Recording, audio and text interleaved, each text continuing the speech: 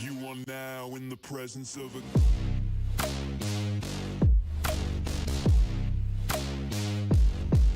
king.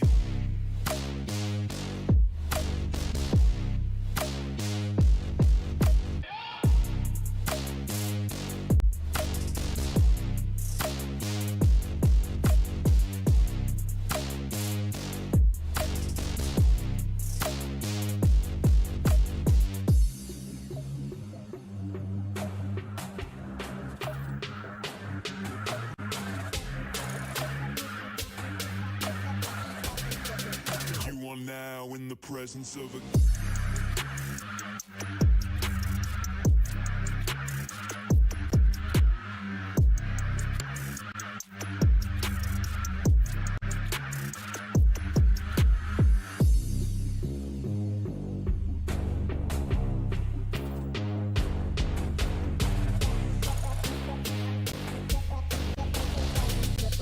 You are now in the presence of a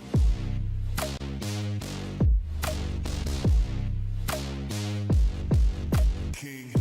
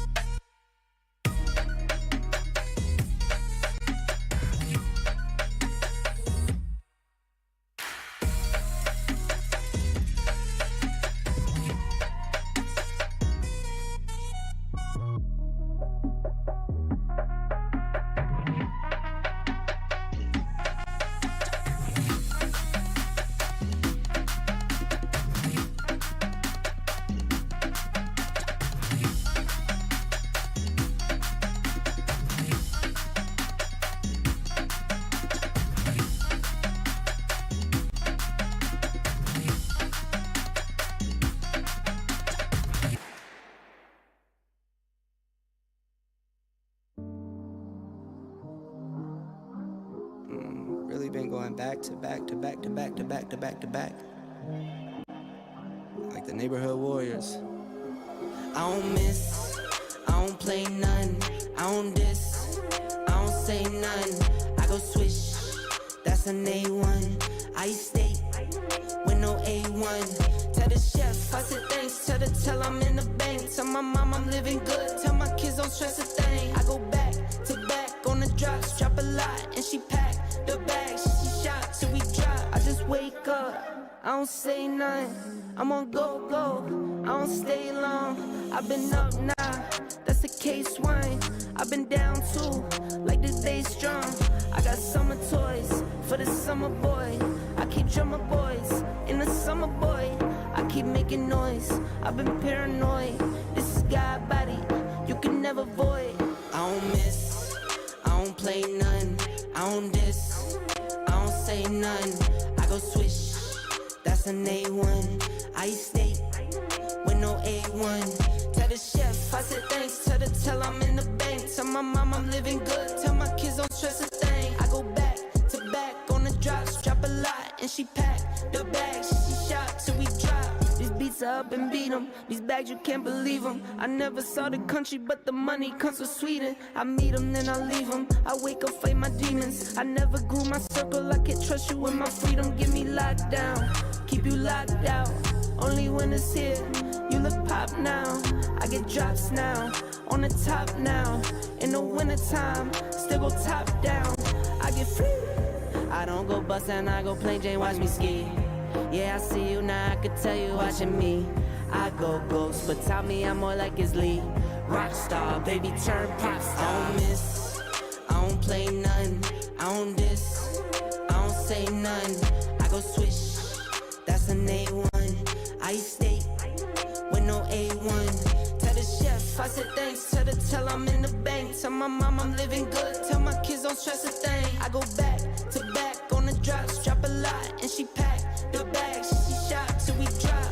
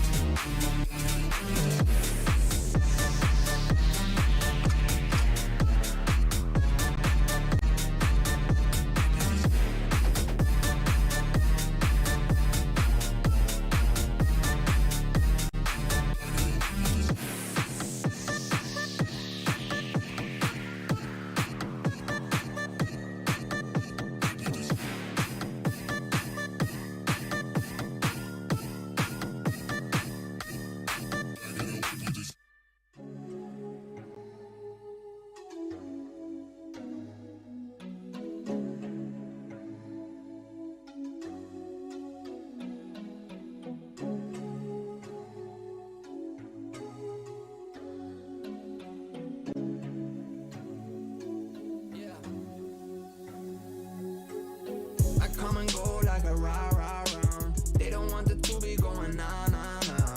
I'm coming back with the money in the bag. The rubies in my lap, yeah, I'm running for the cash. I come and go like a round. Putting in the work like I'm way behind. Still trapping on the low, lurking in the mold like I'm running from the popo. Yeah.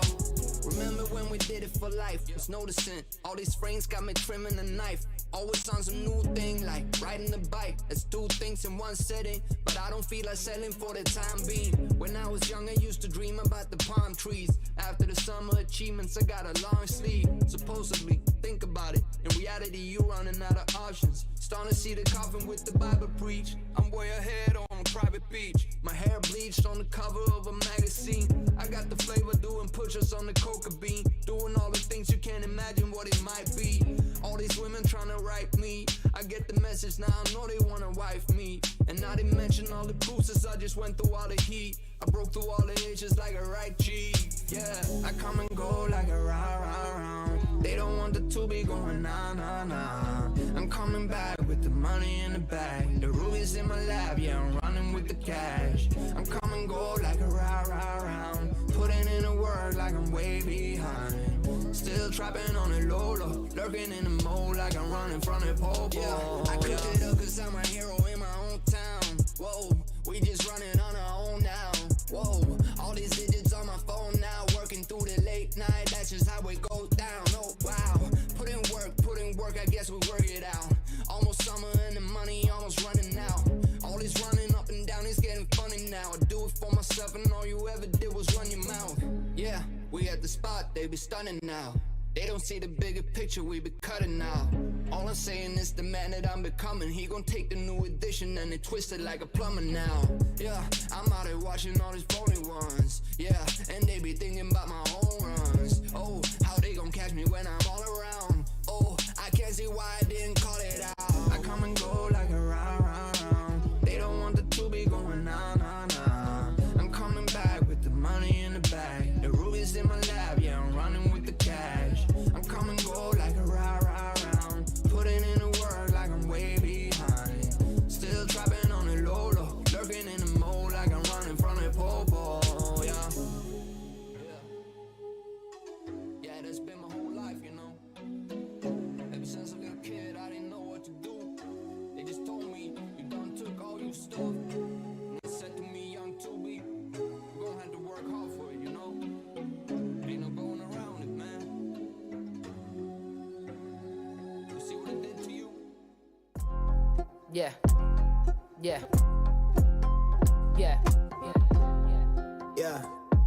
Hey. Hey. Yeah. Tell him, bro. Yeah. I'm staring at the only one I trust. Been down on my luck, so when you see me now, I'm up. I'm fresh up out that mud. I'm a diamond in the rough, so when you see me shining now, know it's anything but luck. I'm looking in the mirror at the only one I with. I've been held me down, so when you see me now, I'm up. I'm fresh up out that mud. I'm a diamond in the rough, so when you see me shining now, know it's anything but luck. It's anything but diamond in the rough, yeah, we had it tough, yeah, we had the pressure and the pressure done its stuff. Oh, I'm not flexing when I'm brushing off the dust, no. All this pain and the tears made my shoulders rust. In this life, gotta do what you must, build your value up, gotta earn trust, avoid fuss. Maybe you don't know the facts, you don't know enough. You can judge me all you want, cause every day I send love. Every day I do me, makes me wanna see you, makes me wanna see more, makes me wanna see through. Maybe we become one, maybe this is the thing. There's an energy and flavor to the things that you bring to the table, any way you're able. Real work turns into gold when you're stable. Now life feels sweet like syrup, like maple. Wouldn't change a thing about my past to stay grateful. I'm staring in the mirror at the only one I trust. Been down on my luck, so when you see me now, I'm up. I'm fresh up out that mud. I'm a diamond in the rough, so when you see me shining now, know it's anything but luck. I'm looking in the mirror at the only one I with. I've been held me down, so when you see me now, I'm up. I'm fresh up out that mud. I'm a diamond in the rough, so when you see me shining now, know it's anything but luck. It's anything but luck now. I'm busy doing me, I'm out their range, I'm out of reach now. Almost let it drown, but they found me off the freestyle. Product of that ground, you seeing her eye me down. She wanna vibe, trying to see if she can slide. It's in the green now, it's snakes from my past. They look at me where I'm at, thinking they could hit my line, and I'ma help them on their feet now. I had a few I looked up to, they showing different shades. They might have blocked a couple rays, but now they watching but beam down. I struggle to open doors to places that come to life if I step inside. I learned to cut the keys down. Got it locked, this demon stirring the pot with pretty faces and plots that try to knock me off my feet now. No new friends, I had so many hit my line for the freebie, but if you see me out, you gotta pay the fee now. All these things you never cared to see me for is what I let the world see now. I'm staring in the mirror at the only one I trust. Been down on my luck, so when you see me now I'm up. I fresh up out that mud, I'm a diamond in the rough. So when you see me shining now, know it's anything but luck. I'm looking in the mirror at the only one I with. I've been held me down, so when you see me now I'm up. I'm fresh up out that mud, I'm a diamond in the rough. So when you see me shining now, know it's anything but luck. It's anything but luck now.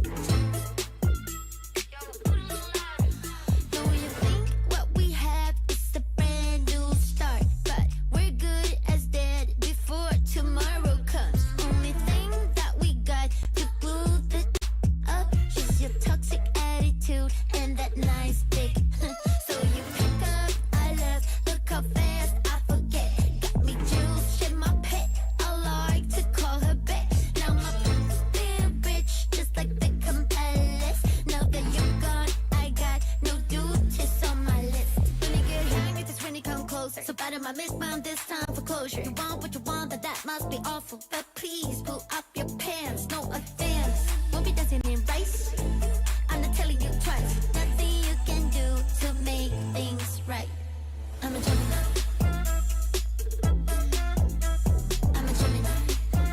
With my Gemini rights. I'm a Gemini. I'm a Gemini. With my Gemini rights.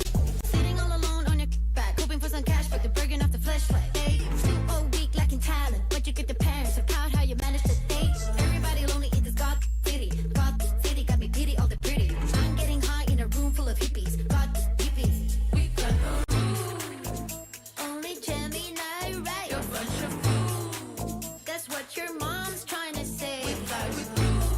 While you rub your turtlenecks. This is what we do. We win and you lose. I'm a Gemini. I'm a Gemini. With my Gemini rights. I'm a Gemini. I'm a Gemini. With my Gemini rights. Free up the gate.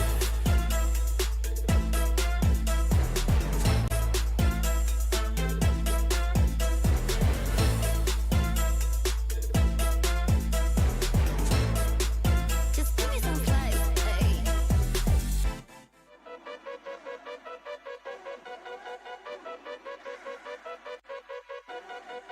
Green light, let's get it. Green light, let's get it. Green light, let's get it. Green light, let's get it. Green light, let's get it. I'm the future, I'm in it. Check score, I'm winning. Green light, let's get it. I just win, win, win, win, win. I'm on 10, 10, 10, 10, 10. Hello, I'm Himothy. I got the recipe. I got the flow. I got the remedy. I know they do. I know they envy me. Feet on the floor. What they gon' say now? We came along from last place, bottom to top of the fast pace. Out of this surf, I get touchdown. I take a loss, get it back 8. I'm in the gym putting numbers up.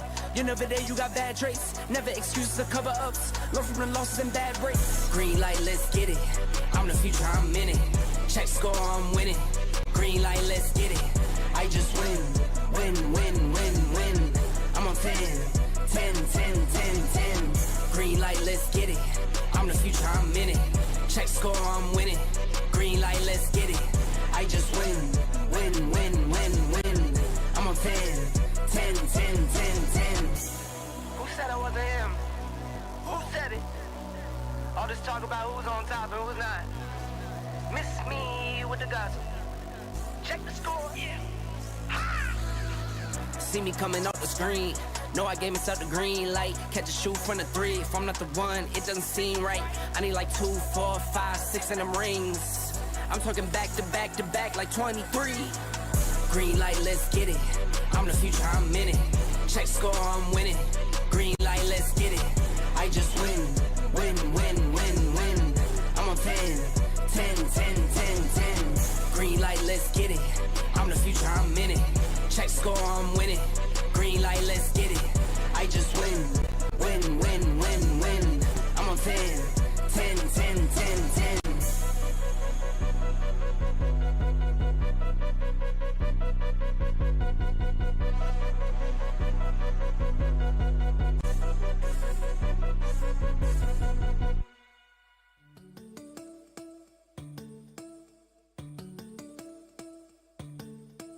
Everything around me looks a little great. Ever since you found out, worry about my brain. I just need a time out, probably just a sprain. It's okay, baby, it's okay. Got a lot of words you don't know how to say. Pull out all your big ones, tryna flip my face. I give you a big hug, say I'm feeling great. It's okay, baby, it's okay. I don't wanna see you worry, but if you come around too early, if you make my toes too curly, and if you really have on me, baby, get hold that roll, how to get it so wrong. Get it sometimes you cold on a big problem though, yeah. Cause to me you're an angel. If you ask me why, I say yeah, yo. Everything around me looks a little great. Ever since you found out, worry about my brain. I just need a time out, probably just a sprain. It's okay, baby, it's okay. Got a lot of words you don't know how to say. Pull out all your big ones, tryna flip my face. I give you a big hug, say I'm feeling great. It's okay, baby, it's okay. I'm alright, everything's fine, everything good, everything nice. Don't pull the curtain to something uncertain, just living your life. Taking a drive, stay in your lane. Don't veer off, like go insane. Think of your brain as a shelter in place. Don't let no one in, just like a push chains. Change to be feared if you hear what they're saying. On the news, feeding us views. Them feel good to be tamed. Taking my feet, treated as truth. Ain't it a breeze to forget how to speak and let them do the speaking for you. Don't it feel free and to give your freedom decisions to be made by the group. Mama told me safer folding. Trying to carve yourself a space. Bend over backwards. Let the assholes run us right down the train. Everything around me looks a little great. Ever since you found out, worry about my brain. I just need a time out, probably just a sprain. It's okay, baby, it's okay. Got a lot of words you don't know how to say. Pull out all your big ones, tryna flip my face. I give you a big hug, say I'm feeling great. It's okay, baby, it's okay.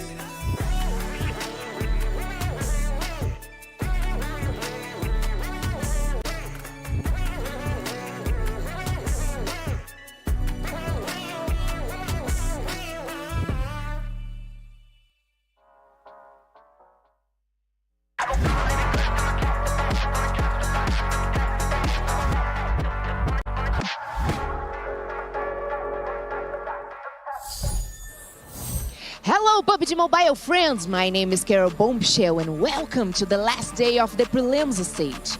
Teams have fought tooth and nails, showing their skills and strategy.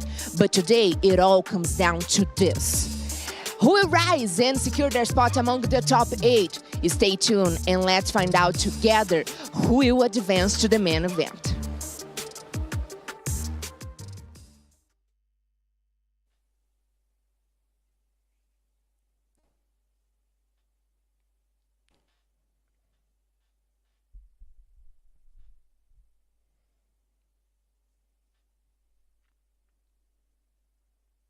Sitting and watching today, 7. Just sitting and watching and hoping that the points that they were able to make are able to hold on enough to make it to the main event.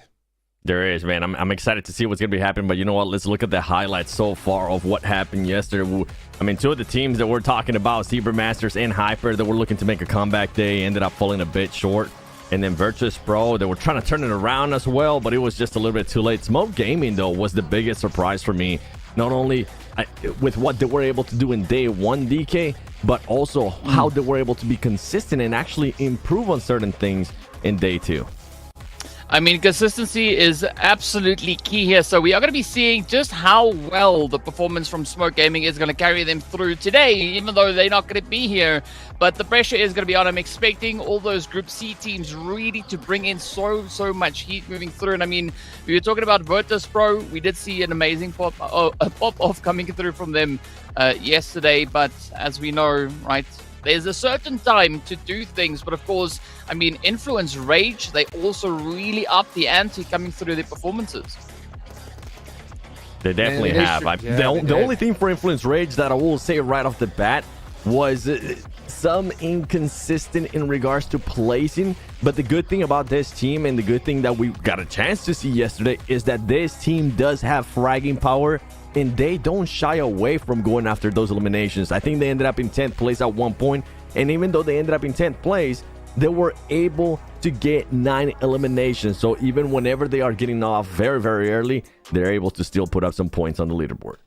100%. One of the big things that was really excited to see was none other than the Death Wolves, right? A prelim qualifying team that actually came in here and just straight dominated yesterday. So I'm hoping to see them continue that trend. As a matter of fact, I think a lot of the qualifying teams just outperformed most of the partnership teams, at least at the start of this one. I mean, we'll see how that happens, and of course, in the main event coming up. But right now, it's all about making it into that top 8, DK.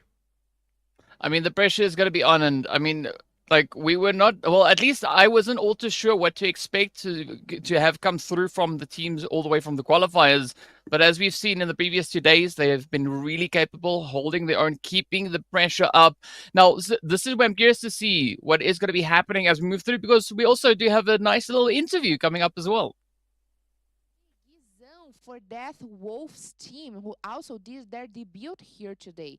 And we want to know what will be the main strategy for the last game tomorrow, because we know that you guys still have a couple of points to go up in our standings.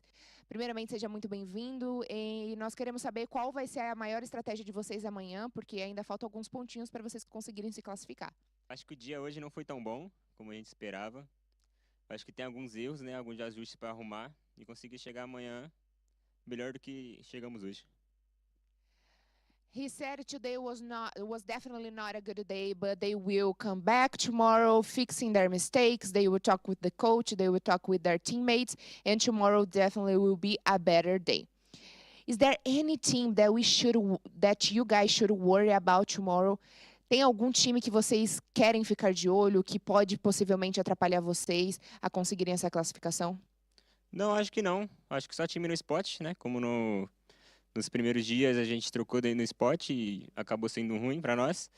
Mas agora que a gente já tem spot sem contest, eu acho que não tem nenhum time, não. Todos são iguais. All the teams are the same. There's no teams that can bother us because the only mistakes that we have, it's our own. So we already have our spots and we will come for it and we will definitely qualify for the next main event. So yeah, thank you so much for the interview and we are looking forward to watch you guys tomorrow. Muito obrigada pela entrevista e até amanhã. Is the same. I don't know about that. I'm sorry, Jukes. What sound does Falcons make? I think that's how it is now. That's right, ladies and gentlemen, and the Falcons have arrived, and they are going to be here today. So for anybody that thinks that they're going to be able to just walk over them, just keep in mind, this team is 4th place still after not playing yesterday at all. That's ridiculous. You know what was ridiculous also is the fact that he said that we had a bad day today, to be honest. I mean, like, out of all the teams that have only played 6 matches, they're in 3rd place, right? Yeah, they're in 10th on the overall leaderboard. So that's because they only played half the matches as everybody else did. So, I mean, Death Wolves are in a great position coming today. Yeah, we see them in the 10th, but they did 45 points in 6 days, out competing everybody else in their group. The rest of the teams, those are the ones that are going to have to put in work today, right? They got to make sure that they make it into that top 8, DK.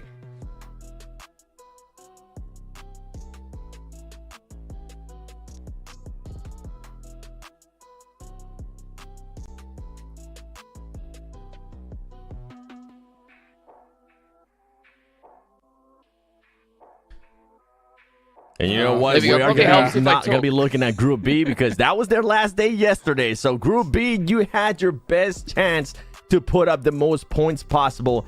And Group A, in case you don't remember, these are the teams that are going to be coming back. And yeah, we were kind of hyping them up because they were able to do so well with Team Falcons. And maybe that's why Death Wolves was saying that it was just such a bad day for them, because they, even though they end up put in really good points, it was nowhere near of what Team Falcons was able to do in day 1. Yeah, then again, nobody else did what Team Falcons did in day 1. You know what I'm saying? And at the end of the day, all that matters is that if you make it into that top 8. So they're definitely in a great position coming today. But I do like to see that, though, right? I mean, honestly, you know, it's a great mindset to come into. Or, you know, when you look at it and you're like, oh, it's a terrible day. Because if they have that thought process coming in, then that means that their expectations is to be in nothing less than 1st place, right? And if you have that main event coming up where that big money's on the line, that is the mindset you have to have. So I'll kind of backtrack a little bit and I'll say, you know what? Okay, Death Wolves, right? Let's see what you can do today. And maybe you might be able to even make a miracle happen and try to pass up the Falcons. But good luck with that, because those guys are high in the sky. And I know you guys are a bunch of wolves and work together, but still, them Falcons, they're no joke.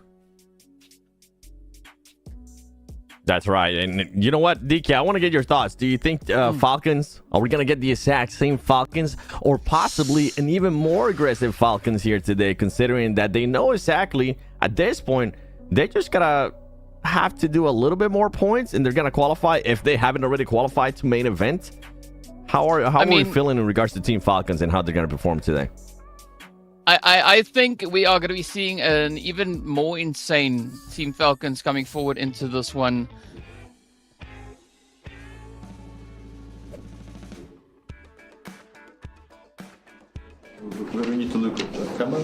Pode comentar, pode zoar o amiguinho, enfim, pode dar uma brincada, tá? Who is always late for practice? Pode mostrar?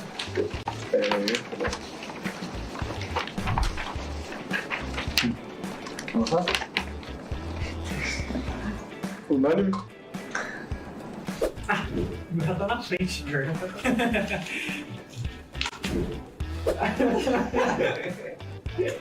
Acorda. Who barely listens to the IGL's calls? Entendi.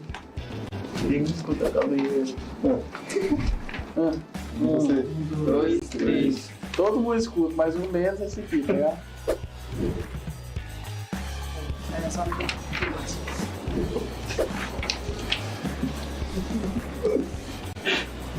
mais nenhum.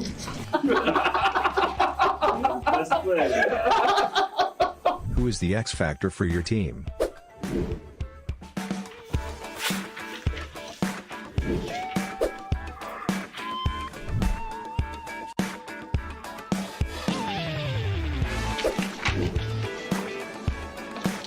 É o louco esse? Não, pô. É o único que eu também. Who is most likely to sleep during meetings? Fazer umas perguntas melhores, Rapaz, aqui, se botar a luz muito escura, ele acaba cochilando da revisão.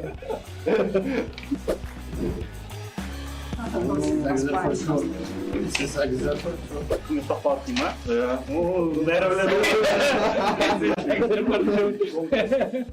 Who on your team is the best at handling pressure?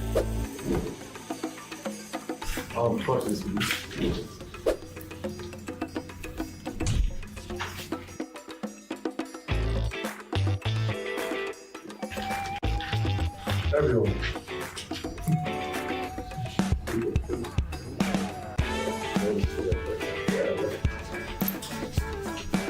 Who is the team clown? Só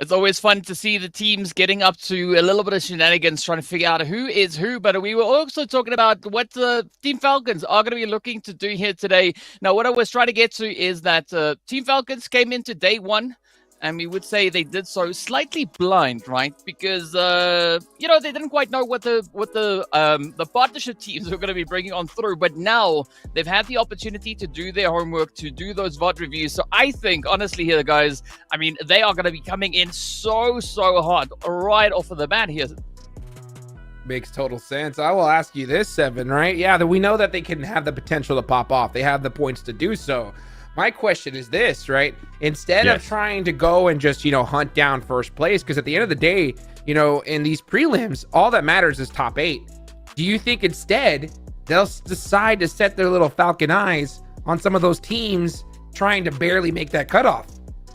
I love that I already knew what you were gonna ask me, and I love that I had already said yes, because I'm hoping that's gonna be the case. I mean, if this team can find themselves in a situation where they don't have to worry about the likes of Influence Rage, they don't want to have to worry about Vampire Esports, and you can make their life a little bit more difficult, and you have such a buffer already, nobody is gonna remember if you ended up first place in the prelims. But you know what? They might end up remembering who's gonna end up winning this first map in Sandhawk for day 3, because we're gonna be hopping in, we're gonna be dropping in hot, and with this plane path, we might end up with some hot drops here, DK.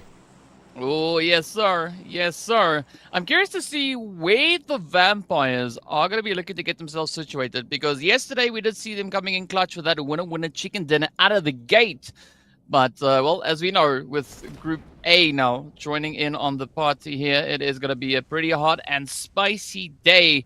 Hot drops would be nice, potentially in this first game, but let's maybe leave it just there, right? Just the first match. So, yeah, Seven will have to wait and see.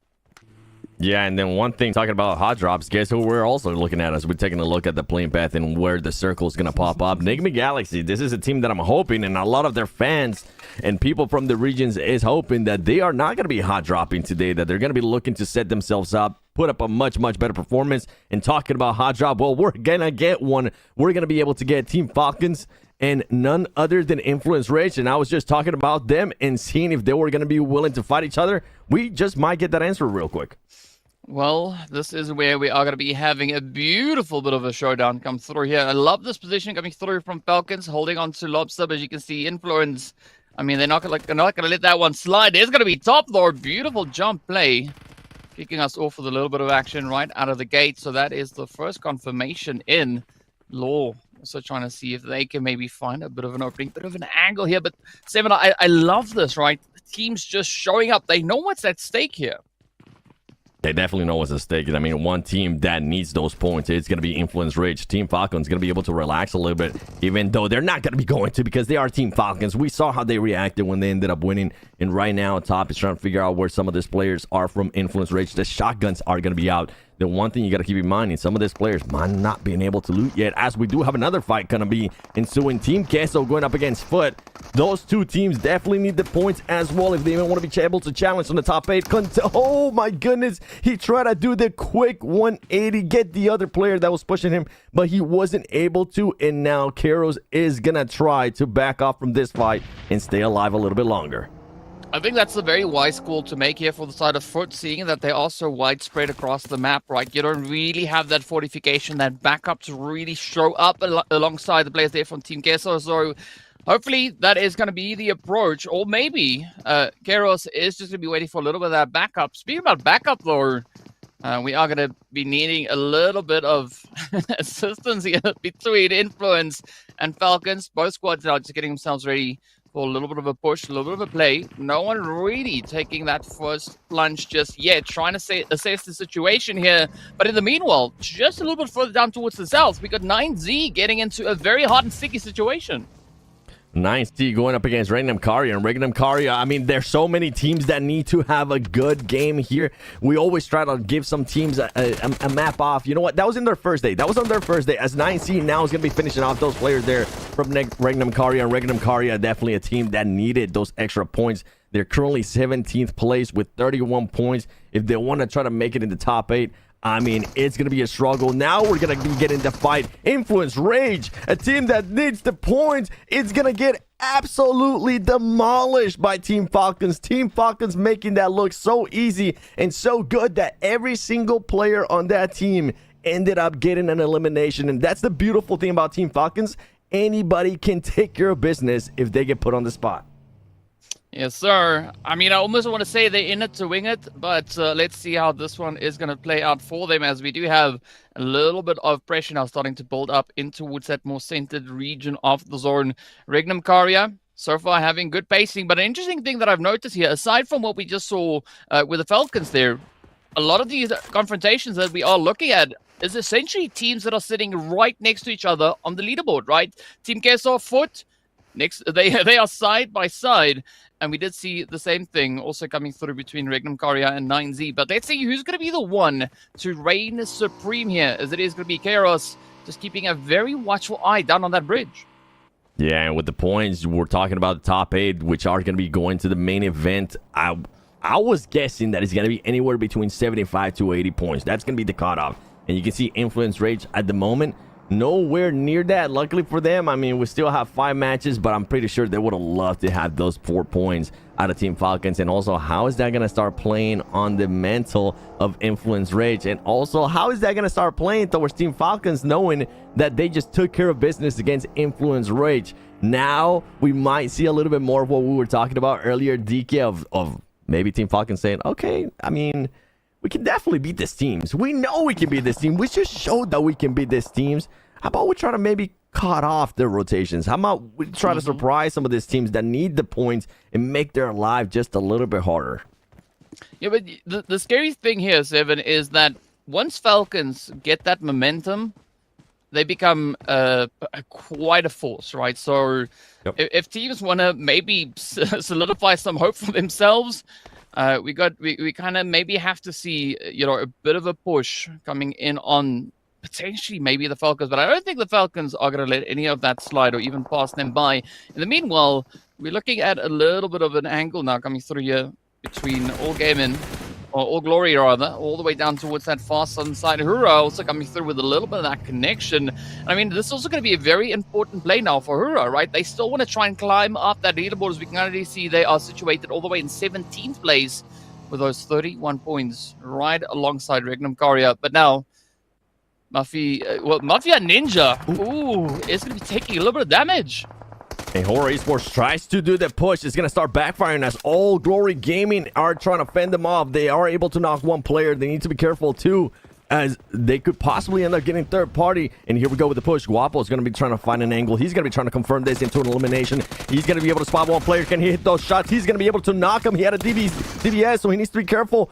He needs to watch out. Here comes Melger trying to get that off angle. It's going to come down right now to a 2v1, confirming those elimination points. And here come Cardi from All Glory Gaming, trying to back up his player. Only 2 players alive from each team. Can they finish off this fight, or are they going to be trying to just back off? And Cardi is going for the hunt. He knows that that player's running, and meanwhile, Guapo is currently getting revived. This is looking good here for All Glory Gaming.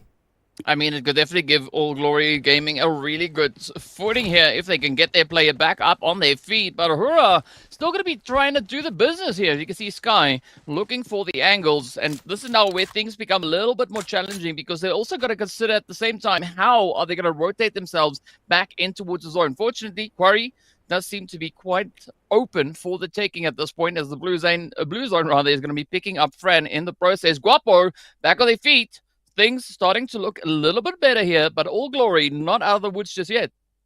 Yeah, All Glory's not. I mean, even though they did ended up winning that fight in a way, they still ended up losing one player. And this was a team that only got 3 points yesterday after 3 matches. An absolutely awful performance to not even keep going is even be more toxic from my side. So that's a team that's definitely trying to make a change here. It is going to be the last day. It could possibly be their last day in the PMGO, which, I mean, if they don't end up popping off like Team Falcons did in day 1, which is going to be very unlikely from a team that ended up getting 3 points, they're going to be sent home. Regna and Karya only having 2 players now. They're going to be looking over towards 9C, seeing if they could possibly spot somebody. And with Team Falcons, you know what? We were talking about everything in regards to them wanting to hot drop or maybe hunting down some of the teams on their rotations too.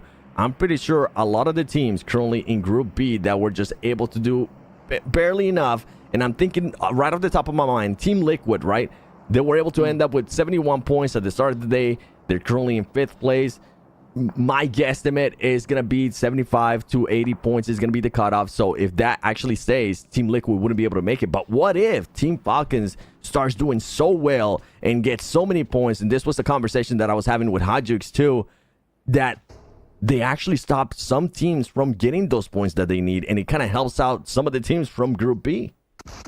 I mean, they definitely have the capability to pull off a maneuver like that, right? And I think it's going to be interesting to see how they plan to play out this whole situation here. But, I mean, you were talking about All Glory as well, right? If they have a good day, you know, things could definitely work out for them. But they also have a lot of power because they find themselves in a very similar situation.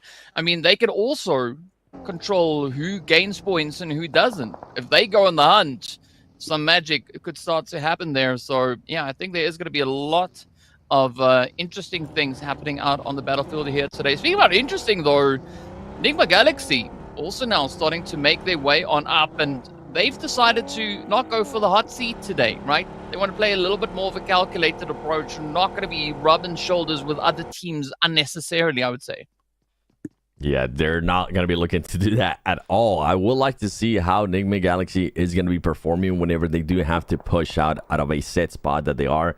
That has been their biggest weakness last year. I kind of glimpse of it on day 1 as well, and this team is just not performing that well in regards to that. Now, Furia, a team that that's going to be looking to contest there on the top 8, looking down on Team Queso. Team Queso from yesterday from Group C, not having one of the best performances ever. They didn't even end up one time in a top 4 situation. They were able to finish in the top 5, but only with 3 elims. So it's not going to be enough. We need to see a little bit more proactiveness, a little bit more urgency out of all these teams that are wanting to do something. But when it comes down to Sandhawk, it's easier said than done because there's just so much madness. Look how close these teams are going to be. And if you do get into a fight, a lot of the stuff that we've been seeing on the first 2 days is you're going to more than likely get third party. So if you do get into a fight, try to finish it as quickly as possible. Yeah, you're definitely going to have to try and do it as efficiently as you can. But I'm going to be looking up on towards the Vampires there as well that we did see sitting up towards the northern side of Zone. It does seem like they are maybe cooking up a little bit of something there, right? They've got a little bit of a setup. I think it's also one of those teams that we are really expecting to start popping off here today. But I think a lot of the focus is also then going to be over on towards the Death Wolves, right? As we did see Guazor saying that they had a bad day yesterday. So, I mean, if they considered yesterday a bad day, I want to see what a good day looks like because, I mean, they were playing quite an aggressive bit of action, bit of gameplay as we saw coming through from those qualifiers. And then, of course, yesterday, they got that first and second place positioning. Yeah, and I wonder if they're maybe talking about possibly being a little bit more aggressive, getting those extra eliminations. So what it was, because as you mentioned, it was a fairly good day. It wasn't nothing along the lines of what Falcons was able to do in day 1, but not bad with their positioning. First place one time, they ended up with 6 eliminations. They ended up with the second place as well at one point in Erangel with the 5 eliminations. But then they have some matches, and these are the ones that I think they're maybe reflecting on. The first Sandhawk, they ended up in 11th place with only 2 elims. And then on the first Erangel, 10th place with 3 elims. So the good thing for this team is that they were able to get points every single match. The inconsistency wasn't as crazy. So we'll have to wait and see if they are going to be making that move and trying to become a lot better, as we do see Enigma Galaxy passing by Falcons, and they're going to be trying to crash Falcons, and guess what? One of the best players there from Enigma Galaxy, Coops, gets knocked, and I doubt he's going to be able to get picked up here, as now some of his other teammates are taking a fight with Team Queso and getting knocked as well. But Steven, I think this is what's so crazy about what we have currently happening in the zone, right? We've got such a concentration of teams all just huddled over on towards this western side of the zone. So a very bold decision being made there by Nigma, trying to get themselves situated a little bit further on forward. They do end up paying the price for that as they get sent away quite early on, essentially just giving eliminations to a few of the other teams here. But now looking down onto Regnum Karya that we had over in that bowl there, it is going to be a pretty sticky play to get themselves out of that and into a good angle. Falcons, on the other hand, though, I mean, they just starting to spread out here in boot camp. They are going to be having to spread out. I mean, the only problem here with Team Falcons is they need to be careful because Vampire Esports does have the high ground, does have a lot of area to work with, and we saw what Vampire Esports was able to do yesterday in this exact same position. Not the exact same place on the map, but the exact same position of them being able to control such a big area within the final circles. As we're looking there at the map feed, Vampire Esports is going to be looking great. They have the high ground. They're going to be able to affect a lot of fights, and they're going to be looking to send a bit of a statement here at the start of the day, because a lot of people, including myself, got catfish yesterday. They started the day super hot. Then we didn't see them at all in the next 4 matches. And then on the last day, Vampire Esports was like, oh yeah, guys, we're still here. 3rd place, 9 elims. We want to start seeing more consistency out of this team. We want to see that PMWI champion status, the performances that they have showed in the past. Well, let's hope that that is exactly what we'll be looking at right here. In the meanwhile, Falcons, Furia getting into a little bit of a hot debate. I mean, I like that setup. Vampires just over onto the edge. And as you've said, right, they've got the elevation, they've got the high ground. But now with that zone shift that we saw coming in, that places them in smack dab center zone. So a very controlling position that they have possession of there. So let's see what the rest of the teams are going to be doing. Na'Vi now taking the plunge, just rushing straight on forward.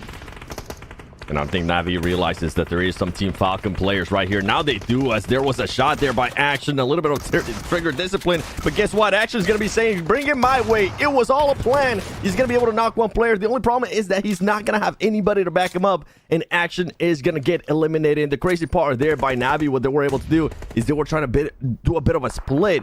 It ended up backfiring. 2 of their players got knocked. I think only 1 got eliminated, and they're trying to see if they can possibly revive this player. As I see, is going to try to make a push and see if somehow they can finish this players from Navi.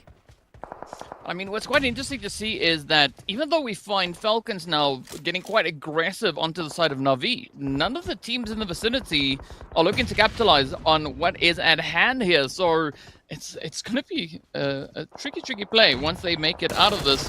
As we move just a little bit over towards the western side, you can see, of course, Furia just jumping at the opportunity. Hura getting spotted out in the open. But we also then have the Devils trying to get a little bit of the action going here. But Furia just having such amazing reach all across the way. And we also then say goodbye to 9Z.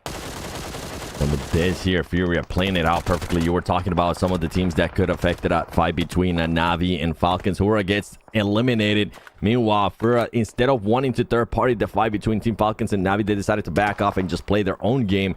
Try to get those angles. Try to focus a little bit more on getting that scouting done. They're able to do that, and they're able to pick some of the fights apart from the other teams. And here we go. The circle's going to be closing in. Look at Vampire Esports currently holding up so much ground. And now a lot of these teams that were in boot camp are going to have to push up. A lot of the teams that are towards the east of the map, which is a bunch, are not inside the circle. So that's going to be absolute mayhem and madness whenever they do start making those rotations as Rules of War, trying to get those extra points. Team Kesto just lurking by. Oh, come on. And of course, who also is lurking in the shadows here is going to be Regnum Karya. Still just holding on to those rice fields. But there we go. The play coming through, though. Solke with an effortless hit right over in towards Rivas. So, I mean, you got to commend the plays. The angles, just capitalizing on the opportunities But now comes the tough part, right? Because as you said, the zone, it's moved up. A lot of teams still need to get themselves situated, and there's not going to be a lot of space really to work with here. We do see the Death Wolves also now starting to hit a few shots home as they find the opportunity over across the way onto the side here of Furia.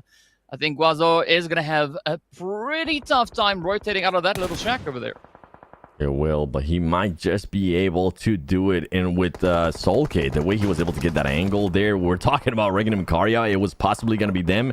Nope, it ended up being Soulcade from so far away, but that's good. That's what we want to see out of this team, is not just be too passive. If you are holding a compound, look ahead, try to be proactive, try to clear your area, and if you're able to get any points here, make sure you get them, because it could come down to 1 point. You guys saw it during the qualifier finals. It came down to the last place team that could qualify here ended up making it just by 1 point, beating Inco Gaming. Here we go, Team Queso now at 4 points, all via eliminations to MB. I think he ended up knocking that player there from Regnum Kari, and I'm wondering if he's going to be able to notice it and maybe convert that into an Illim before it gets stolen. Inco Gaming now trying to make a push. This was a team that I was talking about being able to qualify to the prelims by just 1 point. They're going to try not to make it so stressful for them. Nurse is going to get pushed. Here comes the push. He's going to be switched over to the shotgun. He's going to make that look very easy. And they're going to try to confirm that he needs to be careful because he's getting pushed by another player from Navi. And he gets knocked. And there's going to be nobody able to back him up. Now Icy actually making the push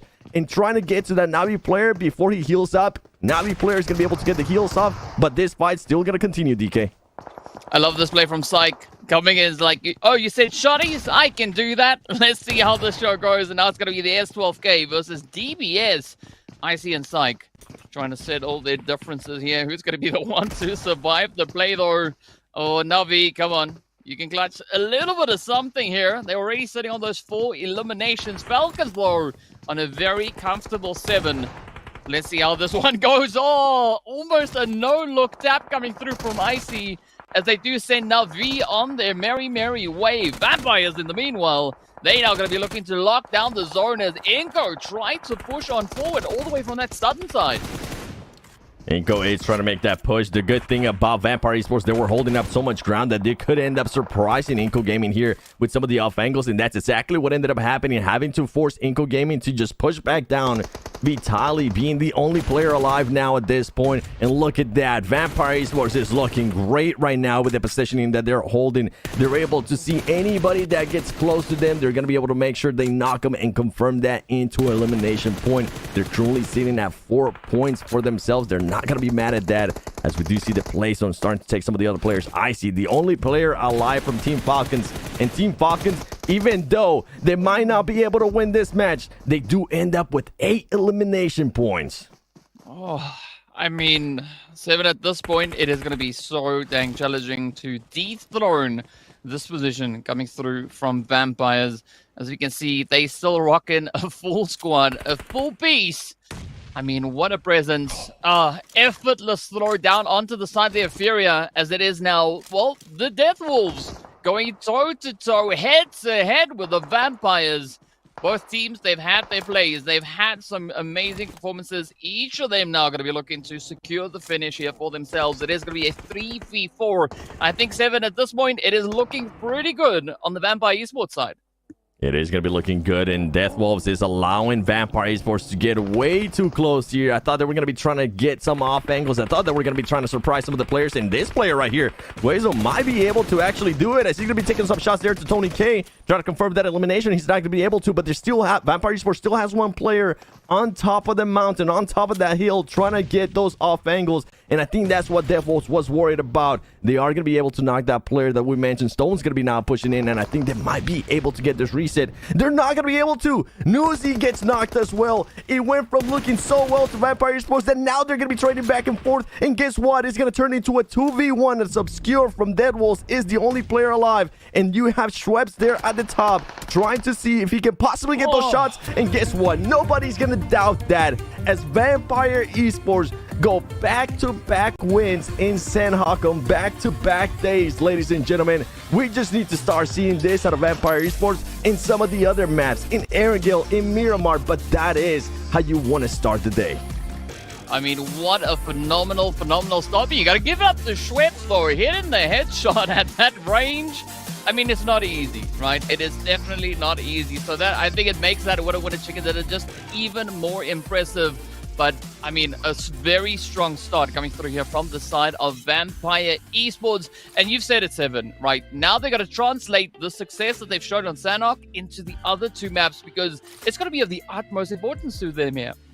Yeah, and the thing is that as surprised as we are with Vampire Esports as their lackluster performance yesterday, they did end up with that chicken dinner. They were able to still put up 38 points. And if the guesstimate is going to be right with 75 and 80 points, this team just needs to keep on doing what they're doing because as much as we are judging them, as much as all the viewers are judging them, it is going to be for top 8 in this situation in the prelims. It's not about who's going to end up being in the first place. The prize pool, as Hajux were mentioning, is not going to be different. You just have to make it to top 8. And if they continue doing this, it's going to be just enough to actually get into top 8. Yeah, that's going to be the goal. That's going to be the aim of the day. And as we saw coming into this lobby, there was only one team secured in the top 8, right?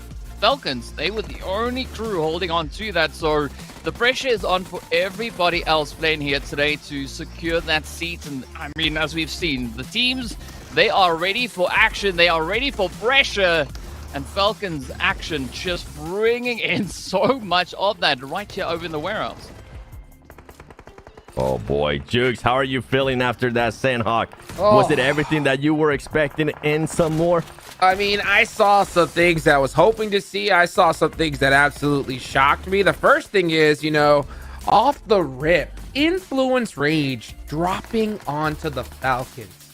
What are they thinking? I could not believe it. I could not believe it. Why would you even want to mess with the team who could literally decide your tournament life? You know what I'm saying? It makes no sense to me. If they win, then they could literally just anger the Falcons, and Falcons can go after them for the rest of the tournament and still make it into the top 8. And if they lose, then you just fed the Falcons and crushed yourself from another game that you desperately needed points from. So that shocked me off the rip. And then you have Vampire coming out with 9 eliminations and the chicken dinner. What more could you ask for? Now, we saw them dominate, like you mentioned, in Sandhawk yesterday. But that game, though, who knows? That could just be enough to already rocket launch them into that top 8. We'll have to see if they're going to be able to hold on, though, here, Seven. It's the same pattern that we're starting to see with Vampire Esports too. If they're able to get in just such a great position, this team is just so well at being able to hold all those angles. Oh man, it's so crazy. When these guys get hot, they are just really difficult to stop. And the first chicken winner in the hands of the Vampire Esports. And I'm here with the coach, and we are going to talk about this last match. Okay, thank you so much for being here. And I want to know, instead to hunt out the top, are you guys focus on you guys focus to make the cut among the top 8, maybe set a new strategy for today, working on rotations, because you got the first chicken dinner, but you still start the day in the 13th position? So honestly, today we just focus only on the top 8 first, because we on this tournament it's very hard to compete. So many team is good, and so many things like a circle is very shrink, and it's so hard. So today I think it's depend on the game. So we try to focus on sometimes playing is, sometimes it's playing on the middle, because you have to adapt in game. Yeah. So I hope my player doing well and we get the top 8 today. Awesome. And people talk a lot about one of your players, who is Tony K. He's probably a star of the team. And do you think it's too early to say, but do you think he can run to be the MVP for PMGO? That's appreciate that, but I think he will do his best, because MVP, anyone want the MVP, but I think if we can do like more teamwork than the individual work, I think it's more better. So I hope Tony K will get the MVP, or maybe someone else in my team. Let's see. Thank you so much, Sir Tanek, and that's it. We will see you guys again in the next match.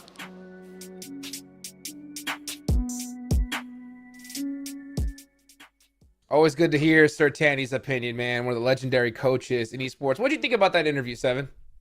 It ain't probably. All right. Tony K is definitely the star for Vampire Esports. And I do love what Sertani was able to say there. They were trying to focus a little bit more towards the center of the circle. And that's exactly what ended up happening here in this Sandhawk. How is that going to translate, though, whenever we start going to Erangel? Yesterday, they didn't have the best performances in Erangel. They were able to kind of save it a little bit on the last match of Miramar.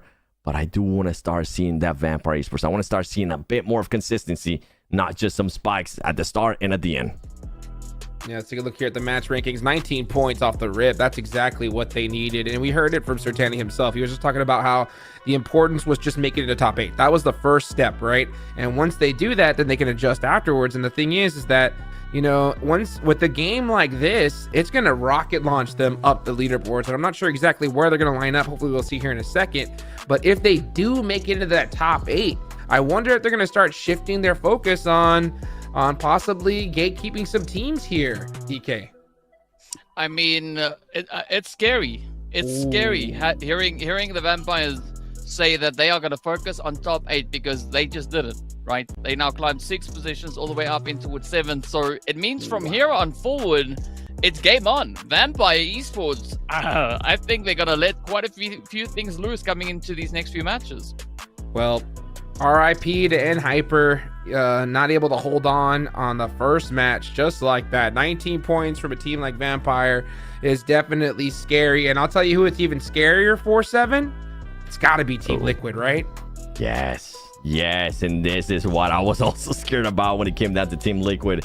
While we were kind of pushing them to get those extra points yesterday, because we knew some of these teams were going to have that urgency. Some of these teams that are trying to get into that top 8 and have the chance to get into the top 8, we're going to start off hot, and Vampire Esports was able to showcase that.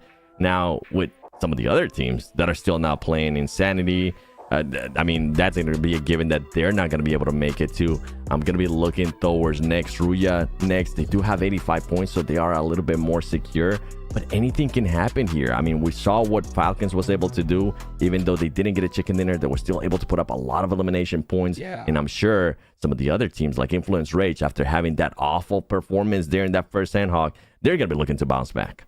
100%. Well, guys, go ahead and check out the anniversary crate that just came out. You have until the end of the month to try to pick up some of the skins that you guys have been hunting down for a long time. I'm talking about the full M4, a whole bunch of other bad boys, and it's only 30 UC for your first draw. So definitely go check that out. Also, of course, we have to give a big thank you to none other than the Realme 12 Pro Plus. It elevates your photography experience with 120x super zoom and performance in games. Go check it out today. How to be a portrait master. One,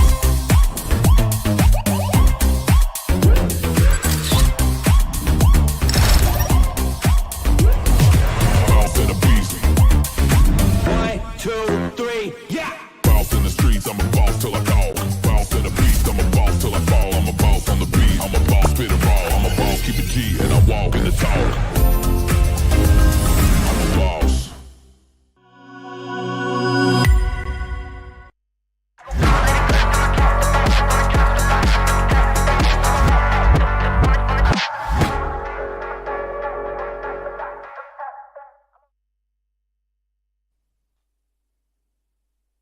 Welcome back, guys. Well, you know what? The next game is about to get started here. I am so excited for it as we're going to be heading into Erangel here, 7.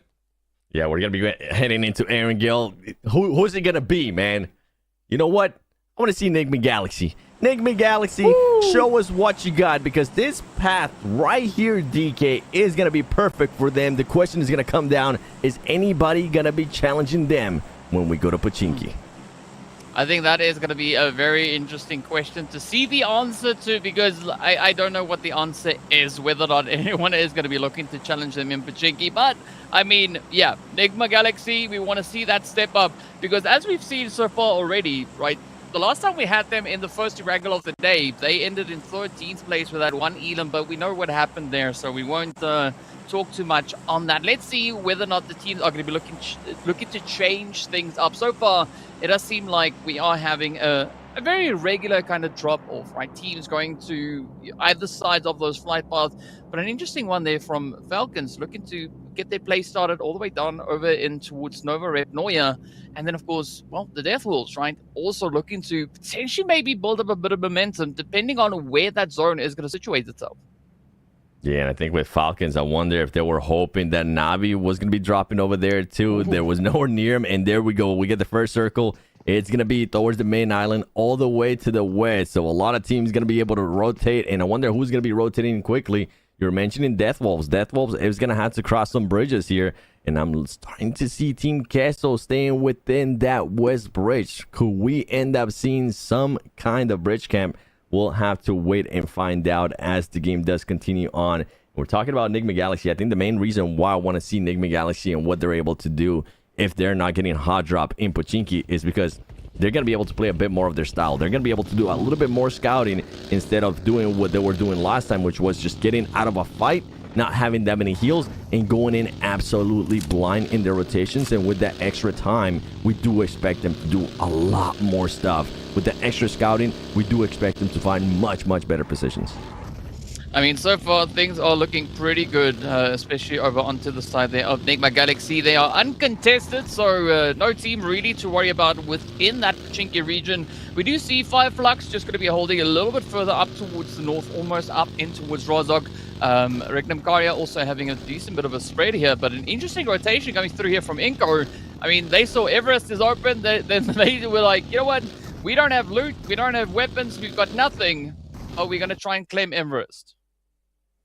And they're going to be going for it. Remember what happened last time when Team Falcons was able to take advantage of that Everest finish? Boy, it worked out wonders for them as they were just clearing teams left and right, and it was one of their biggest wins. One of the biggest wins that we have actually seen in this tournament so far in the prelims. I think they ended up with something along the lines of like 18 elims. And here we go. This is just...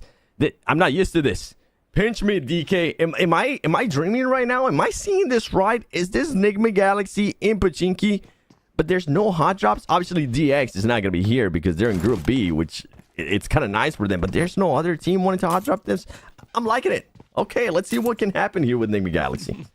I mean, I'm squinting my eyes to just make sure that what I saw was 100%. And I mean, it turns out that's true, right? It's just Enigma there with the whole entire Pochinki for themselves.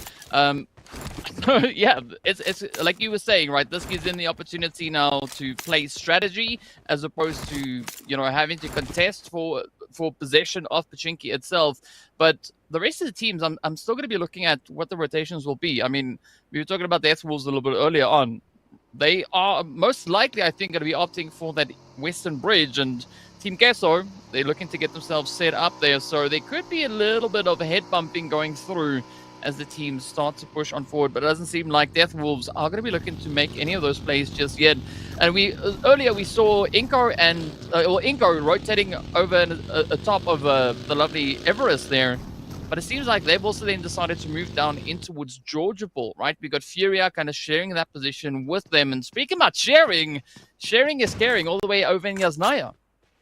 Yeah, we're at Esports there against Influence Rage, and a team that wants to get those extra points, especially after getting a little bit embarrassed there with what Team Falcons was able to do to them in bootcamp on that first match of San Hanakini. Here we go. The battles of Everest. Are they going to be friendly? Are they going to be having some kind of peace treaty here for a while until they are having to absolutely fight, or going to be they try to establish, you know what, this is our side. Do not even try to peek our way. Do not try to do anything silly because we'll come after you. Regnum Karya, a team that needs those points, a team that before this match started, they were in, let me just double check, 15th place with 37 points. So for Regnum Karya, honestly, to start having even a chance with the top 8 with how some of the other teams might end up performing, I need to start seeing a minimum out of 10 points every single match out of Regnum Karya.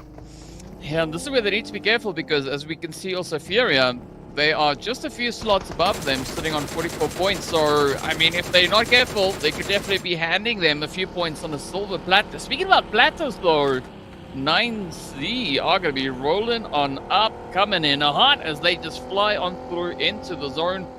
not taking any names, any questions. They just going to be pushing.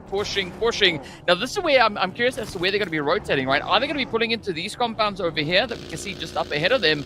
Or are they maybe going to be opting for position a little bit further up in towards Headshot Hills?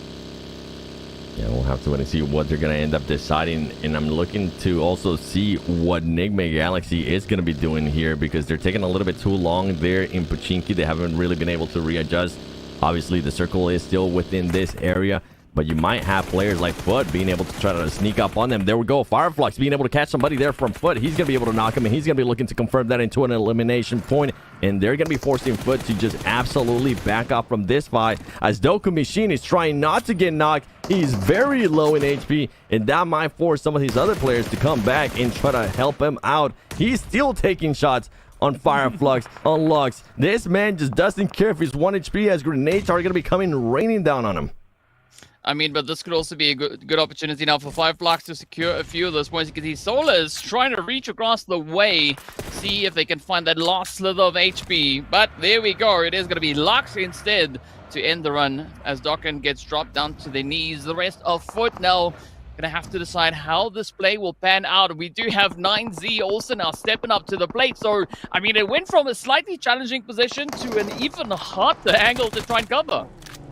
Yeah, and even though they were throwing all those smokes, it is such an exposed area. And right now, 9C's got everything going for them. You also see Choco trying to get a little bit closer towards this team. The grenades are going to start running down. And if he's able to hit one of these nades, it's going to be massive for that team. As I say it, and it ends up happening. Choco being able to knock somebody, but he needs to be careful. He needs to make sure that he doesn't end up getting knocked, because you know who's going to be one third party this fight. Fireflux. We saw what they were able to do there earlier with some of the players there from Foot. And here comes the push by 9C. Is Rookie going to be able to clutch this up? He's going to be able to clutch up at least one player. Fireflux is now getting involved. Fireflux is going to be able to clear them out. And 9C have to rethink their strategy. They need to rethink if they want to stay here or if they want to back off. Wow, they coming in hot, right? Nobody's even backing off of any opportunities. Now it's going to be Solkay looking to see if they can reach across the way. The nades flying in. Simple is going to be finding a good connection there. Well, not the kind of connection that they were looking for, but, well, it is happening nonetheless.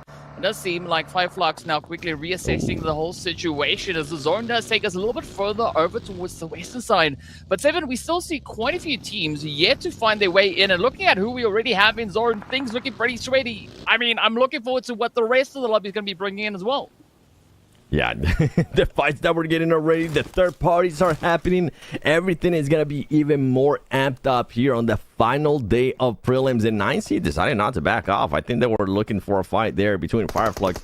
Meanwhile, we go back to Everest. Furia is still going to be here. I think Regnum Karyamata ended up backing off. 9C Choco taking on those shots there to the Fireflux players, trying to help out his teammate Simple to get out of this area to make sure he doesn't end up getting spotted. They don't want to end up losing more players here. It's going to just keep putting them in a bigger disadvantage when we do end up rotating even into the later circles. And 9C just slowing it down a little bit more. This is kind of what we want to see. Vampire Esports, we heard them. They're going to be trying to prioritize the center of the circle. But how are they going to be doing this? Sometimes we see a lot of teams prioritize the center of the circle, and then they try to full send it to the middle without actually doing any scouting. It backfires as Choco ends up getting knocked right there by Solkay. It doesn't end up working out there by 9Cs. They're going to have to abandon them. And Solkay, once again, Fireflux being able to catch people on rotation, being able to get those eliminations, those easy eliminations. But as I was saying, I'm just intrigued to seeing how Vampire Esports is going to be playing this, since they are trying to focus into the center of the circle. I mean, for now, I think we're going to have to wait a little bit for that Vampire push to come up into Woodzone, as they are now playing a little bit of a PUBG GTA alongside the players there from Inco all the way up into Woods North George. In the meanwhile, Team Kesso, they've moved up into Woods Center Zone, so they find themselves in a very hot and contested position. Influence Rage also now starting to pull in. We got Foot also going to be holding it nice and steady, and this is where things just keep getting more and more challenging. Regnum Karia, so we can see them up on that mini-map just over towards the northwestern side. There's so much contention up into Center Zone. It's like the teams decided, they were like, you know what, it's the last day, let's just play an insane game of PUBG here today. And I'm all for it, as Furia is going to be getting caught there, trying to go for a vehicle. Risky push, man. Trying to do that without putting down any smoke. 9C currently has 2 players down. You know what? Make that 3 players eliminated, as it's only going to be just 1 last player there from 9C. Regnum Karya currently getting absolutely cooked, though. Could this player from 9C could scream, clutch up this 1v4? Anything is possible. We've seen it before, but he needs to be careful because there are teams close by. Influence Rage being one of those teams, very close by, trying to third party this fight. 9C not being able to turn that knock into an elimination, but you know who is going to be looking to turn this knocks into eliminations? Influence Rage, as they're doing just that, being able to knock some players from Regnum Karya. And I wouldn't be surprised if right now we see Influence Rage just full sending it to these teams and making sure that they collect those extra points. I mean, they're cooking, they're getting ready for a pretty crazy play. It does seem like, well, instead of pushing up, they were actually just trying to alleviate some pressure. So they have a much more comfortable rotation up in towards that zone, but they are just playing a little bit of leapfrog here, trying to get themselves just ahead of the way of Regnum Karya. As you can see, still quite a few teams yet to push on through. We got Nigma as well as the Falcons now pushing in from that southern side. Navi going to be opting, I think, maybe for a much wider rotation in the meanwhile. But Regnum, they've been able to get themselves a steady hold on this compound, right? Furia not going to be contesting them all too much, but instead it is going to be Furia now running over in towards the Death Wolves. Team Kessler also right here alongside them. Everybody's just going to be fighting each other here as Death Wolves currently has 1 player knocked. They're going to be trying to breach this compound. They're going to be trying to see if they can possibly pick up his teammate, but I don't think they're going to be going for it. He's throwing those Molotovs. He needs to be careful. His teammate's still right there. And on top of that, he's getting nades thrown at him. Nigma Galaxy going to have to push off there with that sniper tower. And here comes the push. Death Wolf now having a lot more players there to their advantage. Pappy Potro trying to peek, see if he can get an angle. He's going to just barely evade that grenade, but he is going to get spotted. Here comes the other nade from Rataboy. He's going to get knocked. Great play there by Death Wolves, as now the numbers are on their advantage. They need to try to make this push, and they need to try to make it quickly because Navi is on the horizon. Navi is looking to third party this fight, and they're doing just that. Yeah, the play is in their hand now. They got to make the magic happen. It's going to be Obscure quickly just trying to reposition here. This could potentially maybe even be a breakaway opportunity, but Kupslo is going to be met with quite a nade all the way there from the side of Influence. Navi also out in the open trying to pop off at whoever is moving ahead of them. We also did see quite a bit happening down on towards that southern side of the zone, right? We did have a little bit of an altercation between Nigma Galaxy and the players coming through from the side of Falcons. Now, Navi, well, they're done with waiting. They're going to be looking to break down a few doors. And, well, Team Kessler, they're going to be on the receiving end here. Yeah, and if Navi was one of those teams that's trying to be hopeful, trying to show a good performance here, this is what they need to do if they want to make it into the top 8. Because you can see there in the leaderboard to your right-hand side, only 26 points for this team.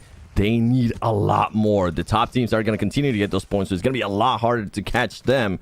But anything is possible here in PUBG Mobile Esports. They got some good points on Death Wolves, and now they're trying to secure this extra points here on Team Queso. And earlier, we did end up seeing Coops getting eliminated as he was trying to make a rotation. That is now the second time that Coops is the first player from his team to get eliminated.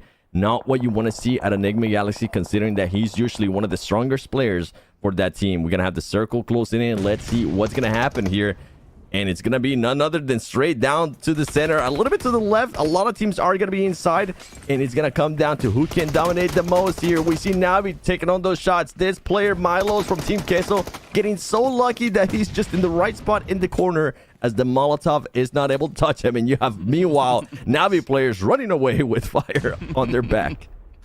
I mean, Psych getting psyched down on that one, but up comes Puncher King now looking to follow through a little bit. I mean, some interesting parking that we see here with the vehicles up on the roof. I guess that's free parking all day long, but now let's see whether or not Milos can actually hold on to the defensive here. It's going to be M2MV rather, right there behind them. Push coming in. All right, so the first compound is clear. They now know where they need to go. Milos trying to just uphold a little bit of the position here, coming through with the DVS. It's going to be Molly's, but it doesn't seem like they found any angles just yet. Navi, though, getting ready to jump. And they have the numbers. They're trying to get the angles here with 6. Are they going to be able to do it? Milos, though, he's going to turn the numbers around as he ends up getting one player knocked. And there you go. That's all it took. Navi had to wait for them to get one of their own players eliminated.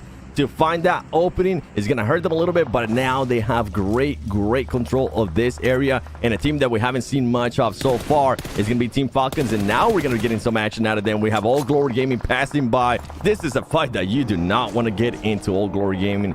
Just keep going, keep driving, and get out of there as Team Falcons is looking to secure a lot of this area and control pretty much the southern part of the map at the moment. Well, they're going to be making the push here to Old Glory Gaming. Here we go. They were able to spot him. They didn't let him go. Those shots are going to be coming in. Action is able to back up his boy there, Isia. He's going to be getting picked up. A little bit scary there for Team Falcons. They don't want to end up losing any players right now. But now that they were able to clear that team, they're going to have just a lot of control there towards the side of this circle. I mean, that was just to get the blood flowing again, right? They just want to make sure that they are as hyped up and ready to roll as they can be. Interesting position coming through here from the Wheels of War. Also just going to be holding on towards Gatka over on towards that eastern side of zone. If the zone is going to be kind of pulling in towards this eastern side, this could be quite a bit of a position to utilize, but we'll find out soon enough where it is going to be taking us. Meanwhile, decent spread. Inco also about to bring their contribution as they are dipping up in towards the zone. Quite a contested region that they're deciding to rotate up, right? We did see Hura up there. We got Fireflux. We got Nigma also just off in the distance, but it does seem like Inco Nene Bete finds themselves a little bit of that Malik action. 1 down, 3 more to go. Nene Bete and Inco team looking to get a lot of points. Hooray Esports, another team that's looking to get a lot of points, but it's not looking good for them. As you mentioned, one of the players is currently knocked. He's going to end up getting picked up. Inco now making a push. Vitali trying to get those off angles. He's going to be able to knock one player right there. He does end up getting knocked, but they do end up trading. 2 players are still alive there for Hura Esports, still standing. And Inco now trying to make this push. Now trying to clear this area. And if they do end up doing it, they need to do it quickly. This man is an absolute magician as he was able to run there through the fire. And Hura Esports making sure that they clutch up all these points and try to recover as fast as possible. Fireflux trying to get a little bit lucky here and see if they can possibly get some cheeky eliminations. Yeah, that was Nene Bete now deciding to get the heck out of dodge, but it is going to be Fireflux looking to clean it up as Lux and comes in quite aggressively. It is going to be Ketch also setting up a beautiful position just over towards that southern side, but let's see whether or not Fireflux can flush them out. The first hit is in. That is going to be Nofia down on their knees. Ooh, a little bit of a trade through the window. Malik looking to see if they can find even more of a continuation here. Solus quickly having to patch themselves up, but it's going to be Sky letting the nades loose. Lux is dodging all over the place as Mafia Ninja gets dropped to their knees, but now it's down to 1. Fireflux, they know it is just around the corner. They just got to make that extra little bit more of a push, but let's see whether or not they'll be able to get it. Up comes the opportunity now. The angle is there. 1 now is all that stands between Fireflux and yet another squad wipe. Sky trying to figure out a way it's going to be the best place to hide. But the trade-up is there on towards Lux. 1 more coming through. Absolutely insane play coming through here. Sky tries to defend, but it's going to be a 2v1, and they will not be making it out of that one. And honestly, Hura Esports right there with the way that they were able to control this building, defend these 2 buildings for the longest time. I am impressed with what they were able to do. Sky, the main player, the main MVP out of that team, trying to clutch up those extra points there. He was able to clutch up at least 1 point there from Fireflux, and Fireflux not going to be happy that they ended up losing that 1 player. And guess what? We're talking about earlier about Vampire Esports, what they were going to be doing if they were going to be prioritizing the center of the circle here in this match. They're playing this out very, very well, because right now, with the way I'm looking at the map, you don't want to be anywhere near the center of it. And they're looking to get into other fights as well, trying to see where Navi is going to be coming in from. And keep in mind, Navi is down 1 player. Vampire Esports will have the numbers advantage. Another team we haven't really seen much of, Royals of War. I mean, this team, we've been wanting to see more and more and more, considering that they were able to have just such a good performance in day 1. And here comes the push. They're going to be pushing Influence Rage. This is going to be a massive fight, because Influence Rage, they end up getting a big old donut in the first match. They don't want to end up getting another 0 here in this match, even though they do have 3 eliminations. Here comes the push. Influence Rage Federal being able to clutch up some of those eliminations. Roger War now trying to find the different angles. Little Boy trying to spot the other players. There's so much commotion happening right now. Players from Royals of War, players from Influence Rage are currently getting knocked. Little boy's just spraying and praying in the smoke and hoping that he hits with something. And another player there from Royals of War trying to make it through. Only Law is alive from Influence Rage, and he is gonna get, at least he's gonna get some of the other teams confirmed. And there you go. Influence Rage gets knocked. Royals of Wars end up winning that engagement. Wow, what a floor, what a play. Royals of War on a 3-piece split, but there's a nade coming through the door. Fireflux, looking to capitalize on the carnage. Already finding that first bit of a pickup here, but let's see, is there more of it along the way? Royals of War super low on HP. Rivas is down. It now turns to Aragon to see if they can survive, but Fireflux, they out here. They're looking for those elims, and I mean, so far, they're sitting on 9 already. Keep it going, Fireflux. Right now, if I was to name this team instead of Fireflux, I will call them the third-party kings because they've been able to third-party absolutely everything. And on top of that, they're going to be looking to gatekeep here some of the players that are going to have to exit out of that building from Royals of War. Meanwhile, you know what other teams are currently chilling. Absolute chilling. Team Falcons, they have had to not do anything, and that's what I was kind of a little bit impressed earlier when they were able to take care of that one player from AGG, because they were just going to have so much time to work with. A lot of these other teams were going to have to fight it off and make it a little bit easier for them. And here we go. Grenades there from Soulless from Fireflux, trying to find into anybody, but that surprise factor is gone. And guess what? I feel bad here for Royals of War, because not only did they have the third-party kings of this match already on them, on top of that, they had to worry about Team Falcons coming up from the top of the mountain, making this push and getting them eliminated as well. Well, let's see whether or not Rivas can survive the onslaught. As you can see, Ketch now just cooking up a few nades, looking to get some cooking going. And well, there it is. Royals of War at least managing to get those 5 eliminations along the way, but they do go out in placement point territory. Now it's going to be Vampires coming to life. You can see the shots connecting on through it. Is going to be Psych, the next one to get dropped. Oh, but a cheeky follow-up here. I mean, Falcons, everybody just so active. Nigma also pushing on forward over on towards Vampire. It is chaos all over the zone. Absolute chaos, and that's what we want to see. Nigma Galaxy now getting into the mix with this. It is going to be only 2 players. Navi making sure that they're going to try to see if they can possibly revive that player, that we're able to win the engagement between them and Vampire Esports, which that's going to be massive for them. But grenades are just going to start raining down as Freak and the squad is going to try to turn it up. But Freak ends up getting knocked and he switches it up. Lord, with that ghillie suit, gonna have to lay down. But guess what? It's not over, because you think it's over? No. Furia Esports is close by as well, and they're gonna be looking at third party this fight. Meanwhile, Team Falcons are just chilling in the background. Regnum Karya chilling in the background as well, as they've been inside those buildings. Here we go. Lord, can he clutch up this? He's not gonna be able to clutch up. He does get Artisan very, very low, but that is going to be it for Nigma Galaxy there. Now we switch it up. Furia trying to control this area. Navi, though, they've been able to pull things off. They're going to tell them to slow down as they send one of their players from Furia back to the lobby. I mean, Navi, it seems like they've now caught their second breath, right? They are starting to pace, starting to build.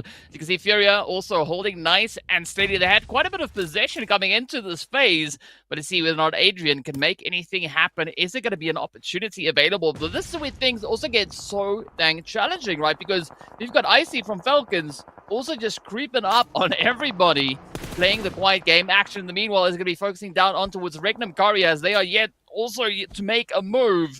The plunge comes through. Silias going to be moving right on up. Meanwhile, Axa, Puncher King, and of course, well, the players here from the side of Furia trying to settle the dispute, as this is such a very, very risky zone, right? I mean, 70, if you overexpose yourself too much, it could be the end right then and there. Yeah, with the way this area works out, I mean, even you saw it there from King on Navi. He tried to peek that a tiny bit. He thought he was safe, and then he had to just run away and hit the deck because he was just getting peppered. They are trying to be jumping into this car, seeing if they can possibly find the snake that is left. Anybody that might be trying to surprise them. Meanwhile, Adrian just throwing those smokes, throwing that utility nearby that team. Team Falcons making the push over. They're going to be able to spot a little snake there in the grass. Take quick care of them. Action now, driving around, seeing if there's going to be any other snakes. And now it's looking bad for Adrian with how he was positioned. He needs to be careful. Those smokes are going to be coming down, but he's going to let them know that there is a team there. And now Regnum Karya finding the right place, finding the right timing to make the push here towards Navi. And Navi, we saw what they were able to do. They can definitely make those pushes here so far in this game. They are able to defend it as well, as we saw earlier what happened with them and Furia. And Adrian needs to make up his mind. How does he want to be able to approach this situation? Because Falcons and the squad is going to keep running people over, and that's exactly what Action does. Action just needs to be careful and not overextend. Navi players are right there. He's going to hop out of that car because it's burning, but now he was able to gather that information. He knows that there's 2 players there from Navi, and he knows that they are pinned. Ooh. Navi up to double digits, and what a Nathor coming out here from AXA. But I'm looking at an interesting development here, right? Regnum Karya, what a setup this is, because I mean the other 2 squads, they just fighting it out left, right, and center, right? But now this opens up the opportunity for Regnum Karya to come sneaking on through and capitalize on a beautiful third-party play. But it's all going to be down to how they play these next few shifts. You can see Navi looking pretty strong over on towards that edge, holding steady, as it is going to be Puncher King and AXA. No, just trying to at least clear out their region, but we are going to be stepping over into Zone 8. Right, that is going to be the last one before there is no more. There is, and you were talking about Regnum Karya being able to get those angles. They're currently working this out perfectly. Things ended up backfiring there for Team Falcons. They were wanting to get aggressive. They were driving around. They're going to be able to go from 3 players down to just 2 players. Navi has just been so good at being able to defend this area, and that's why you're starting to see a bit of a slowdown there now from Action. No longer having access to that vehicle, no longer having access to being able to look over and just try to run over the snakes in the grass. Instead, he's gonna become a snake himself, as everybody is trying to find anybody lacking, anybody that's gonna peek a little bit too much. You were talking about earlier about the terrain, how crazy this is, and boy, it couldn't get any crazier than this. Everybody waiting to see what's gonna happen here. King hopping into that car. Luckily for him, he's not. Oh, he actually ends up getting shot. He was able to get spotted there by Wild77K. That's going to be a knock, and he might end up being able to confirm this into elimination. Axer, I don't think Axer is going to be looking to move. I think he's going to end up sacrificing that player, because in the position that they're currently at, you just want to stay as a surprise as possible, as long as possible. I mean, it does seem like Regnum Karya here are going for the divide and conquer approach, but it is going to be a little bit of a risky play still, as we do have AXA just keeping it nice, cool, calm, and collected. And of course, you got to remember who you're going up against, right? You got Falcons also just holding over on towards that eastern side, as they're now starting to take aim over towards Regnum Karya. Here we go. Action, Icy. Starting to roll on up. The buggy is out. But again, not a super aggressive push. Just a slight little bit of improvement on that positioning. But here we go. Action. Not realizing that Silias is right in front of them. Getting a quick shotty to the face. Yeah, Silas, one of the players that has won the PMGC before. The experience is there. He makes them back off. Here come down the nades. Action and Icy. It went from being non-aggressive to now making it be aggressive. But they need to be careful too, because they have Navi on the right side, and that's exactly what's going to happen. Navi's going to be able to spot him. There goes one player from Team Falcons. It's going to come down to Action, and on top of that, you do have still players from Navi that were able to recover that player that got knocked. Action shooting back and forth. He's not going to be able to knock anybody. He's going to come down to a 3v2. Navi trying to take care of Wild77K, which has the off angle, and they don't want that player to be in the back. DBS from that far away, he's gonna be able to hit it. They're gonna have to turn around, and now it goes from a 3v2 to a 2v2 situation here for Navi. Navi has played this game so well, and they're looking to try to secure extra points. They're looking to try to make it into the top 8. Meanwhile, Regnum Karya is looking to also try to get into the top 8. They want to get as much points as possible. Axer is going to be able to confirm that knock into elimination, and now it becomes a standoff here between 2 versus 2. Who's going to end up winning it? Navi or Regnum Karya, as the grenades start rolling down? Well, this is looking like Navi is out here taking care of business. Now, taking down the competition from a 3-piece to a 2-piece. Silias coming through with the nades, though, is going to be reaching right up into the side there of Axer. But AXA now quickly just patching themselves up as they are prepping for a full-on rush here. As you can see, it is going to be a very decisive decision play coming through from the side of Navi. 2v1, at least on the opening start. Oh, bringing it down to a 1v1 puncher, down to super low HP. And now it's going to be reliant on Kismeet to see if that nade can bring in that winner chicken dinner. No, it seems to be a flat. Ooh. All right, it was slightly overcooked. Not a bad call, but here it comes, and that is it. Regnum Karya stepping on. I'm locking in that winner chicken dinner. Regnum Karya with a bit of inconsistency there from day one. They came back in today and saying, you know what, even if we are going to be a little bit inconsistent, we want to get this chicken dinners, and they're able to do just that. Team just doing some quick high fives, saying good job, guys, but the job is not done.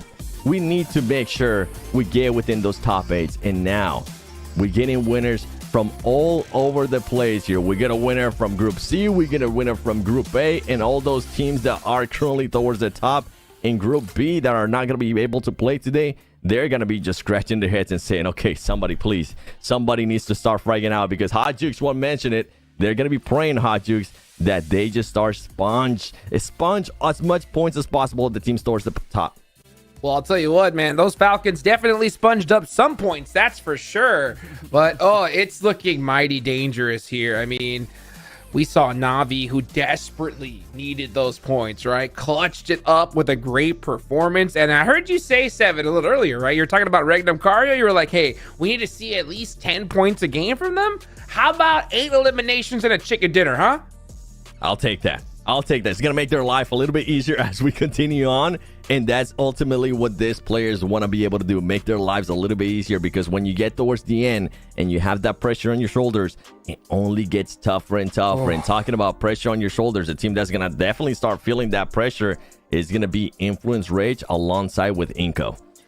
Yeah, I think that was perfect timing for Regnum Karya, to be honest with you. It's going to make their life a lot easier, because to pull off, 18 points here, they do not want to be right on the cutoff on that last game, DK, right? Because then you really leave that door open for the teams at the top to, try to take you out early. And not to mention, the teams at the bottom who unfortunately you're going to realize at that point that they have no chance. They could just decide to be toxic, right, as well. We don't know what kind of shenanigans are going to happen in the last game of the day. So you definitely want to put yourself in a solid position as fast as you possibly can. Yeah, I think this play coming through from Regnum Karya, it could have been their top 8 step up, right? That could have been exactly that. And I mean, what a way to come on through. But you also got to give it up to the players coming through from Na'Vi, right? Na'Vi also looking so good with the flow coming into this Erangel. So I'm really looking forward to what we'll have as we step over into number 2. But I mean, sweaty performances right out of the gate here. And they needed it. I love to see teams be able to put up points right at the exact right time. And this couldn't have been a better one, right? The fact that they are just been so consistent thus far, and to be able to put that out, man, these got to be excited. And not to mention, it's always, you got to give shout outs to Team Falcons, man. These guys are just running away with this thing at this point.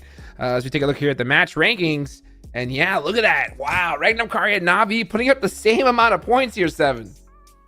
I'm just kind of laughing at myself here. I'm like, Team Falcons, just stop it. Actually, don't stop. Keep it going. I'm loving it here.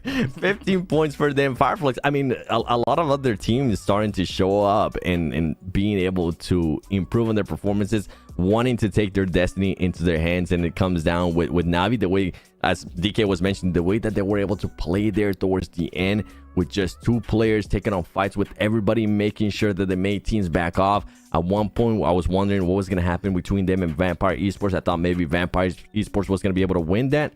It didn't end up happening. They were able to hold up a lot of teams. So great match there for Na'Vi. Yeah, well, we got a nice little interview with Silas. Let's take it over to Carol. Here with me, Silas, the player from Regnum Karya Bra.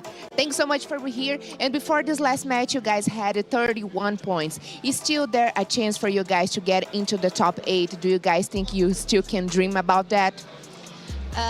Bu maçtan önce 31 puandınız. Buraya gelmeyi tahmin ediyor muydunuz? Bu maçı kazanmayı tahmin ediyor muydunuz? Ve bu maçtan sonra ilk 8'de olmayı hayal edebiliyor musunuz? Ne düşünüyorsunuz bu konuda? Yani tabii ki ilk gün biraz özgüvensiz geçti bizim adımıza. Yani biraz özgüvenimiz eksikti. Bugün de yani normalde bütün çalışmaları yapmıştık. Üstüne bir şey katmamıza gerek yoktu analizde falan.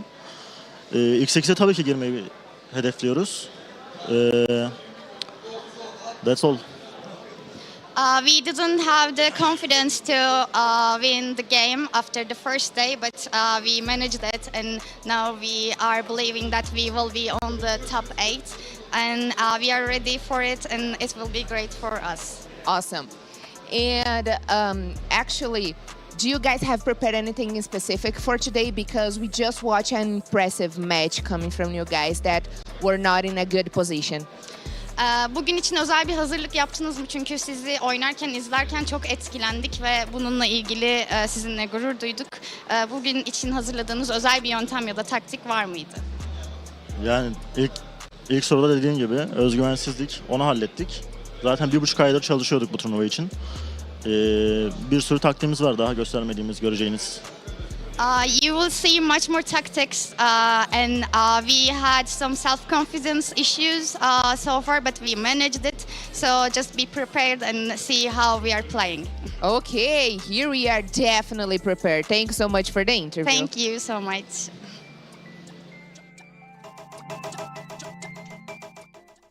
Good to see a little bit of a sigh of relief there from Silas, because man, that is a game that they needed so desperately. And you know, that's the thing, is that when you get that opportunity to win the game, you can't just win it with, you know, 1 or 2 eliminations. They did it with 8, which was so critical at this time here. So, you know, you said 10 points a game, you know, 7.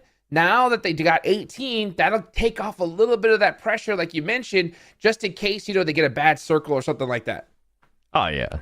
But let's keep it at 10 points a game, okay? Let's just make sure it won't hurt. That you guys actually get through. Don't slow down, baby. Keep it going. That's right. They definitely cannot let up off the gas, that's for sure, because you got teams like Na'Vi, DK, who are even further down the leaderboards that had a pop-off game as well. So, I mean, it's only a matter of time. We're going to see somebody else step up here as we take a look here at the top 5 players. And right now, it's Axer on top. Look at that. With 6 eliminations, my boy putting in work. I mean, they coming in hot, right?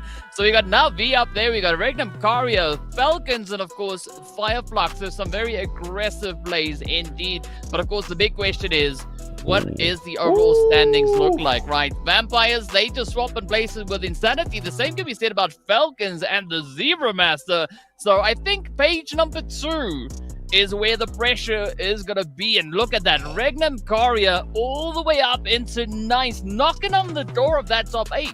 Wow. A massive jump, and not just them. Look at Na'Vi as well with the performance that they were able to put up there in the last match, making that massive jump as well. We do see some of the other teams just falling down. I can see it right here. Inco Gaming, they just have not had a good performance here so far. We need to start seeing a little bit out of them. And earlier we were talking about teams that could possibly make a difference when we get into the later matches. If Inco Gaming is at a point where they know that they're not going to be able to make it, we might get some of that jukes. We might get some of that bad juju that you've been talking about, some of that toxicity, trying to hunt down some of the other teams and make their life a little bit harder. And I'll tell you what, they are in a position for their life to be really hard, that's for sure, because I mean, if you look at it, the cutoff now is Death Wolves, right? 8th place with 58 points.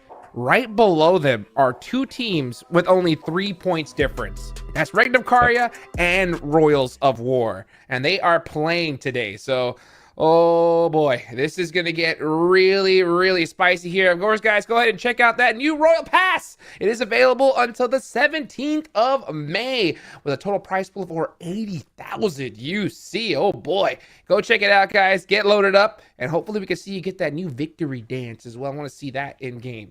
So, man, things are going to start dancing, getting spicy here, because we still got a lot more matches left to go. This whole leaderboard can get shaken up completely, DK. Yeah, it can indeed. But of course, speaking about shaking it up, we are going to be shaking our butt over into a break. So be sure to stay tuned. We'll see you guys back in a short few moments.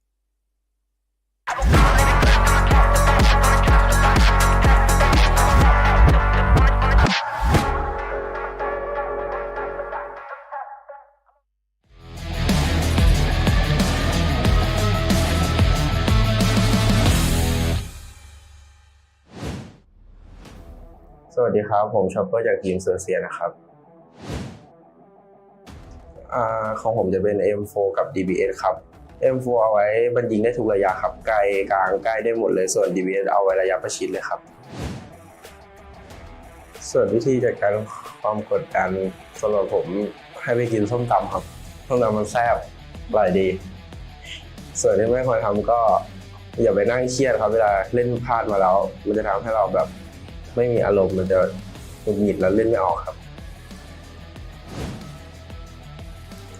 ก็คอทีมเราจะไม่คอแบบสิ่งที่ไม่ควรพูดไม่คอเปลืองเกินไปพูดให้ชัดเจนค่อยๆพูดอย่าเร่งในการพูดจนเพื่อนฟังไม่รู้เรื่อง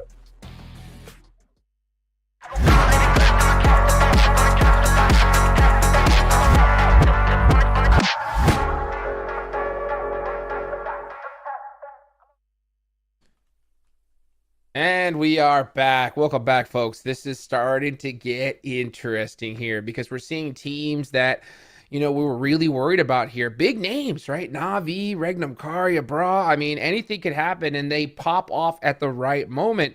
Now, we're still waiting to see that from quite a few other squads. One team in particular, Seven, I know you're really excited about that seems to have a little bit of a struggle here at the start. It's going to be Nigma Galaxy. What do you think about their performance so far?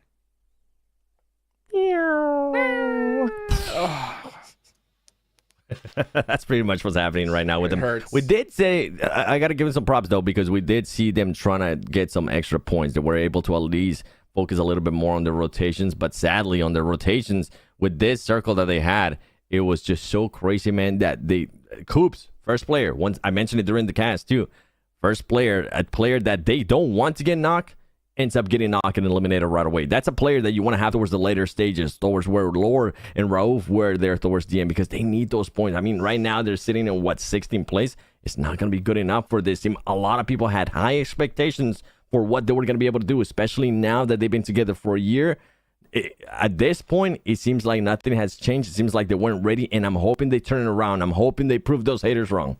Yeah, likewise. We saw in that video, the little content piece earlier, where they had to put up a page of like who they thought on the questions that they were asking, and the question that they asked was like, who is the most clutch player, right? And you saw them all kind of have different answers, right? You saw Coops say Lord, we saw some of them say Coops, and I'll tell you what, it's going to take all of them stepping up at this point and really putting on those clutch pants, DK. I mean, it's going to be important, right? If they want that top 8, they're going to have to work for it. And what we've seen already being the flow of the day here, the teams, I mean, everyone is here. Everyone is trying to run at their A game. They're bringing as much heat as they can. So if Nigma wants to be in contention, right, they're going to have to play a completely different game, really amp up that aggression.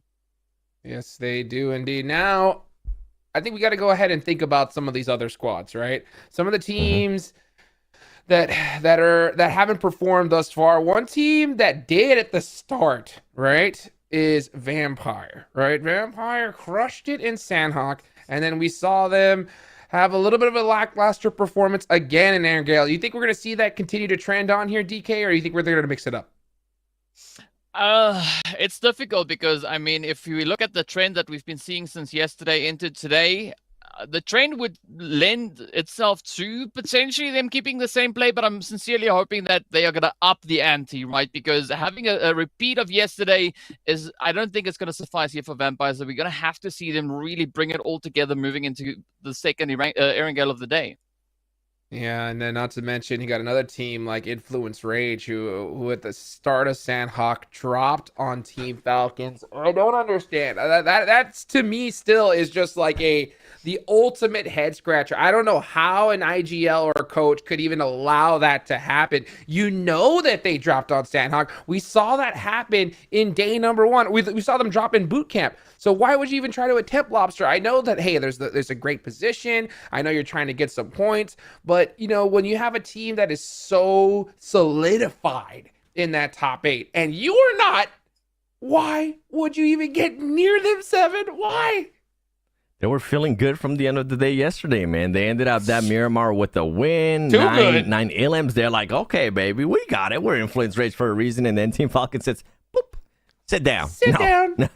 Completely different groups here today. Completely different teams as well. So, I mean, overall with Influence Rage, that's the thing, right? Like consistency. That's always been the big question mark for this team. The fragging is there. We know you guys can pull the chicken dinners. And I feel like sometimes whenever we do get to these Brazilian teams, they kind of rely a little bit too much on that, on just being able to be like, okay, we got that clutch factor. We know what we're able to put up the points when we need to.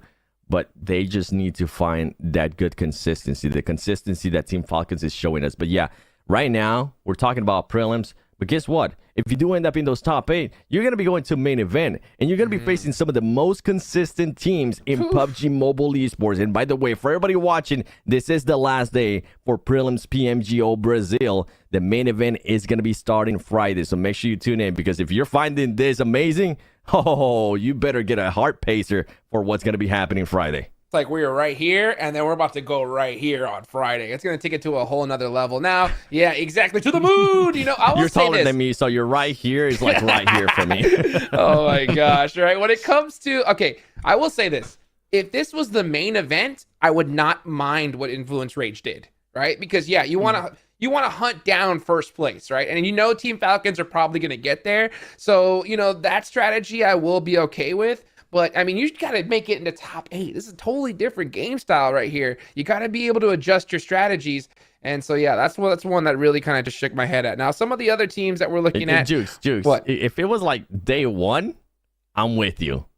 But on day 3, you know, like if we're talking about like main event, if there were 2 in main event, like I would not want to be doing this in the main event if it's on the final day. Like, and that's something that these teams need to realize. I was getting a little bit hopeful there by the way they were playing some of those fights in this first Erangel, because they decided to back up from a certain fight. And I was like, okay, I'm certain Influence Rage is going to be making this push. And I think it was in Regnum Karya, if I'm not mistaken. And instead, they just took 1 point. They just took some knocks there towards Regnum Karya. And instead of making the push, which we are so used to seeing out of Influence Rage, they decided to back up. So there could be a bit of a change here between this team. Totally possible. Yeah, the only reason why I said on the main event is because, you know, every single standing is going to be a difference in prize pool, you know, and if you see Team Falcons with such a huge lead, you have to figure out a way to stop them yourselves, right? So I was like, if you're going to do it, maybe on Sandhawk, that would be the only time it'd be okay, you know, but, you know, this, like I mentioned, is a totally different scenario, and that's why I get shocked when I see people not adapting those strategies, DK. Just like we saw, you know, in the qualifiers, we actually saw a team adapt their strategy, and they're going to be in the main event coming up here on Friday. I mean, we actually saw they come through from 3 teams, right? Or 2 teams leading into that final match. We've got 2 of them, or 1 of them here, right? It's the Death Wolves. And they've also just been bringing in a super consistent basing. The other team, of course, that you were referring to is the Hi-Fis that we saw really just amp it up in the final match to clutch that pole position from the hand of Falcons. So I'm going to be looking over on towards Death Wolves to see what they're going to be looking to bring to the table here, of course, because they are now currently the gatekeepers, right? They are situated in that 8th position. They have control as to who will be allowed in and who won't. So I'm expecting like Regnum Karya, Whales of War to really try and amp it up that extra bit more to push on forward. But that in turn then, as I said, is going to be pushing and putting the pressure over on towards the Death Wall. So Jukes, I think as we get into the next few matches, even just the next game, I mean, I'm expecting the gameplay to go just through the roof.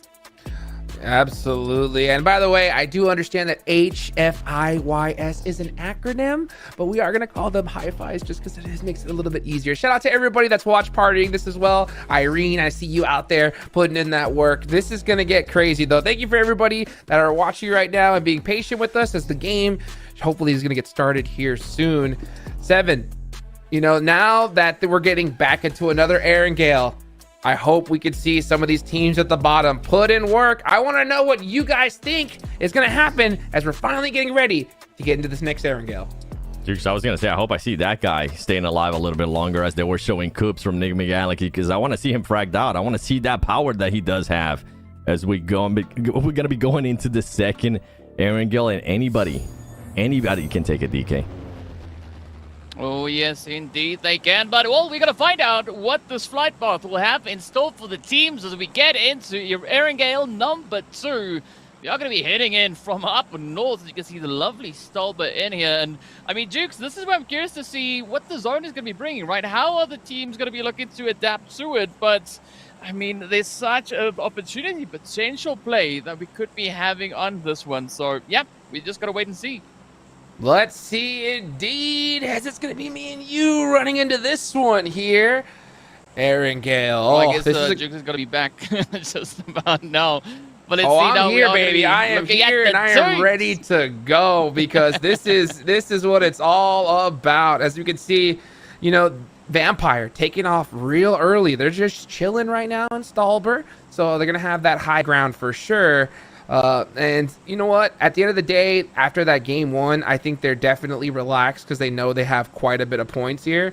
So, I mean, we should see them in that top 8 for sure. But there's a lot of other teams, like I was mentioning a little bit earlier, that need these points desperately. And one team, you know, that we haven't really talked about a lot, but definitely has a lot of eyes on them is Fireflux. What do you think about them so far? I don't know. Like I want to see the Fireflux that we had in PMGC, right? I want to see that kind of. I want to see the team play, right? I mean, because sure, yes, we did see them get a 4th place, but that was yesterday, right? As of today, sure, they were able to lock in a little bit more of an aggressive play, but we want to see those placements. We want to see the points. We want to see consistency being secured. And I mean, we know Solkay, the team, they are super, super capable. We just got to see that happen now. Yeah, let's see as we have the first circle coming on over to the west side. So it's going to be an opposite circle of the playing path. I wonder which teams we're going to see try to get some vehicles, maybe head on over to that hardship side. Gatka right there, dead center. There's so many great locations to hold here. I wonder which teams are going to try to take them. You know, everything is wide open. You got, of course, Death Wolves all the way at the bottom. That's where they like to drop. Team Falcons over there in Nova are going to have a fun trip on over. You know, with zones like this, you definitely want to prioritize that position as early as possible. Yeah, position is going to be key, but I got to say the zone is looking kind of similar to what we had in just the previous match. So I wonder if the teams are going to look to maybe adapt their gameplay, or are they going to stick to what we saw in the previous match? Because, I mean, for a few teams, as we've been saying, right, you definitely can't look to replicate those exact same efforts. You definitely have to up the ante. I mean, if Navi comes through with the same flow from the previous game, it could be their ticket, right? Much, much closer to the top 8, because you can see it's currently sitting on 58, and Navi, they're only 14 points away, and they can easily make that up if they have a repeat of the previous match. So the pressure is definitely going to be on, but I want to see even more action, right? Because we're getting closer to the end of the day here. Oh, yes, we are. I mean, and the end of the day is where you don't want to be. I mean, I can't stress this enough for everybody watching. Every single tournament I've ever casted or hosted, been a part of, the last games are always not near of what we see at the start, right? Because we see teams that are bummed out because they realize there's just no mathematical chance or even possibility that they can make it in. And we see sometimes those teams decide to do some crazy pushes. Maybe they go and try to take out some squads, whatever, right? Maybe they just let out their frustration on a team that pushed them early on or made their tournament difficult. So that's the last place that you want to be in that scenario. You do not want to be in that 8th, 9th place right there on the cutoff during the last game. So, and I think that's why we see so many of these teams try to get these points so desperately. One of the teams that needs them was going to be Royals of War, and a team that is right next to them on the leaderboards is Regnum Caria Bra. So for them to be able to take out a player, especially from that squad, is going to be super beneficial for them. Yeah, they could definitely be a great opportunity to just try and capitalize as best they can. It's interesting to see Royals of War taking a little bit of damage so early on, so hopefully they'll be able rather to bounce back from this, because I mean, Royals of War, it's a team that I'm really excited to see play as best, play a really, really strong game here. I mean, we've been watching them all the way back since the qualifiers, right? They've been just showing such capability and such prowess moving out through this battlefield. We want to see even more of that. We want to see that flow continuing. And I mean, they showed it back in day 1 of the prelims as well, right? Getting themselves that 4th place and 2 second place finishes. So they have what it takes to play really strong games here today. Yes, they do. That's for sure. Every single one of these teams have it in them. You know, it's just sometimes it's more difficult than others for them to turn around a couple of bad games. And we look at the bottom, and we know that Foot can do it. Team Queso, All Glory Gaming even as well. But just, man, they have not been able to get their tournament started here. And, for some of these teams, it looks like it is too late. I mean, if you are Team Queso, even Foot, you need a chicken dinner in this game. if you want to stand a chance at this point, at least in my eyes. What do you think? Yeah, I mean, you're definitely going to have to amp it up, right? Because as we get further and further along, the opportunities, the chances for a team to really try and clutch it out, we're running out, right? So if Team Queso, they want to be there, rubbing shoulders in the top 8, they know what they have to do, and they're going to have to play a few amazing games. This match, the next one, and the game thereafter, they can't afford to make any big mistakes. They got to just keep their eyes on the prize. And for now, the prize is going to be a slot in the top 8. So we can see Team Queso off in the distance. I'm curious to see how they're going to be looking to respond to the presence of Regnum Karya over on towards this western side.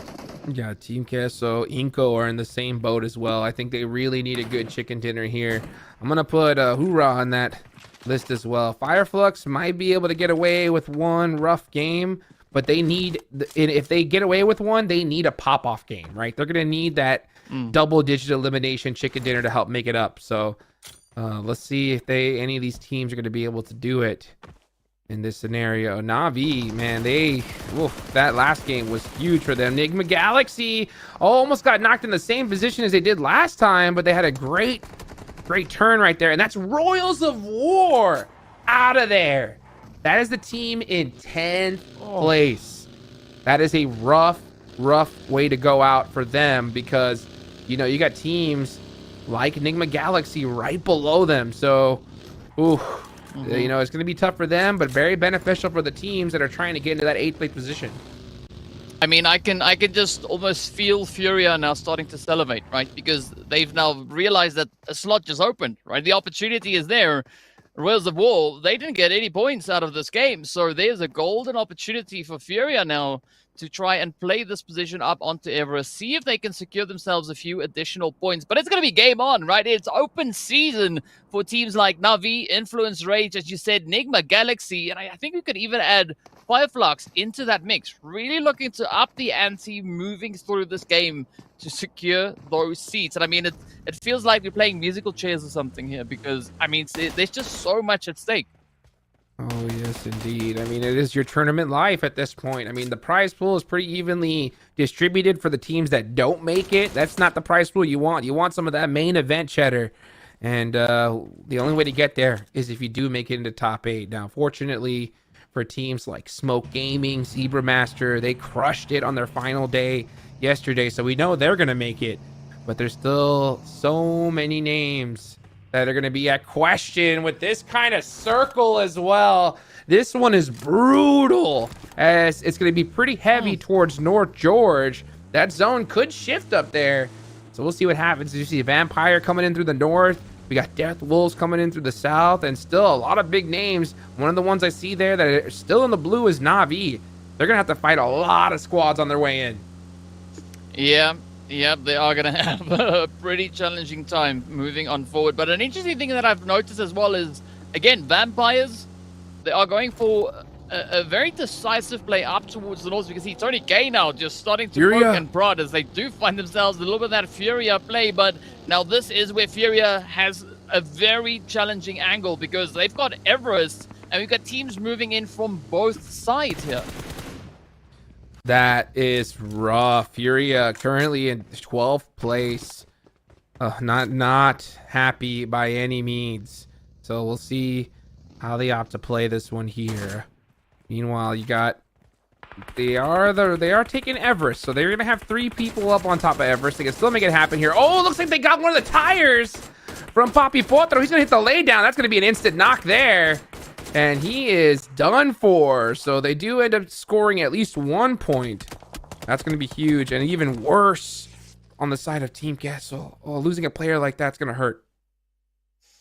It's going to sting a little bit here, Shooks. It is going to sting a little bit. One team that we usually also see taking a little bit more of a calculated approach, of course, is going to be here from the players of All Glory Gaming, as we got them chilling over on towards that southwestern side. We got quite a bit of opposition just holding in front here, but this is the opportunity for a team like All Glory Gaming rather, to really get the jump in, right? Have a bit of a say. I mean, you could even see them look to maybe make a move over on towards Enigma Galaxy, who's right there alongside them. But I think at the end of the day, it's all going to come down to what their strategy is moving into a second Erangel here of the day. Yeah, this is a very tricky circle here, for sure. I mean, because the zone could still go in any direction. So I think the priority from these teams should be to find a position that they could still eject from easily in case of a hard shift, right? So you want to make sure you protect your vehicles, you put yourself in a spot where you can still rotate. That's why I really like locations, like what we see from Hora Esports here, because they're pretty well set up. I mean, if the zone somehow hard shifts to North George, they still have that bridge, and they're in a good position. So now Team Kessel, those warehouses that they secured themselves in are very difficult. There's nothing but open field around them, and they're very easily sighted. So you can see they have that buggy, but they're gonna have to time this person like perfectly if they have to eject. Fortunately for them, they don't. The zone landed right on top of them, so they're just gonna be, sitting and waiting for a little bit longer. I mean, this is almost a little bit of that deja vu that we've got creeping in here. I mean, we see 9Z again approaching that Everest position. They are going to be having to fight alongside Furia as well as Foot. But Falcons moving up from the south. Kessler still going to be trying to establish some kind of a controlling position here. But as you said, right, this compound here, it's going to be quite challenging. A lot of vulnerable angles that they will need to try and keep in mind as they move on forward. Regnum Kari in the meanwhile, right, they just perched up in hospital. They got the angle, Fireflux down below. So again, trying to line themselves up here, and I think this was a good read on what the zone has brought. Yeah, hospital is a great place because it's kind of difficult to enter it. There's only a couple different spots where you can actually get through there. So you have that wall securing the place quite a bit. Helps, slow down pushes. The problem, though, is it's one of those places that could also be a little bit difficult to eject from if you have teams on that hill, which they do.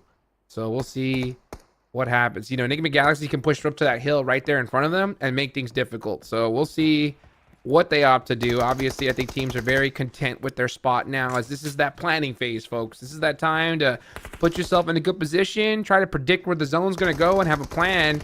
And it looks like Influence Rage does have a plan, and that's going to be to push up on 9Z here. Ooh, come on. The angles are in, and of course, Falcon's not going to let an opportunity pass them by. Third party? Nurzed reaching in, getting the hits in. And this is now a very tough spot. I mean, Falcons, they just causing so much damage here. They're in the vehicles. They are so weak at this point, so vulnerable. That was 2 knocks, and I wouldn't be surprised if we see Team Falcons push, because guess what? Influence dropped on them in boot camp, and if you're going to drop on me in boot camp during the main event, we don't want to deal with you. So why not take them out right here and now? They have enough points on the leaderboards, and here they go. This is what happens when you touch us on lobster building. It's 9. Leave it alone. And here we go now. Nozed just 1 nade away from ending the run there for Influence. And there it is. Top's going to be filling up that bottle as they take names and kick butts all over the place. But what a play, though. Falcons, I mean, you think they turned up aggressively in the previous game? I mean, they taking it 1 step further. No, they turned up right there specifically because they knew it was Influence Rage. They saw the elimination feed. They knew who was fighting each other, right? And because of that, I know for a fact they push extra hard. They got a couple knocks. They could have stayed, right? They could have stayed.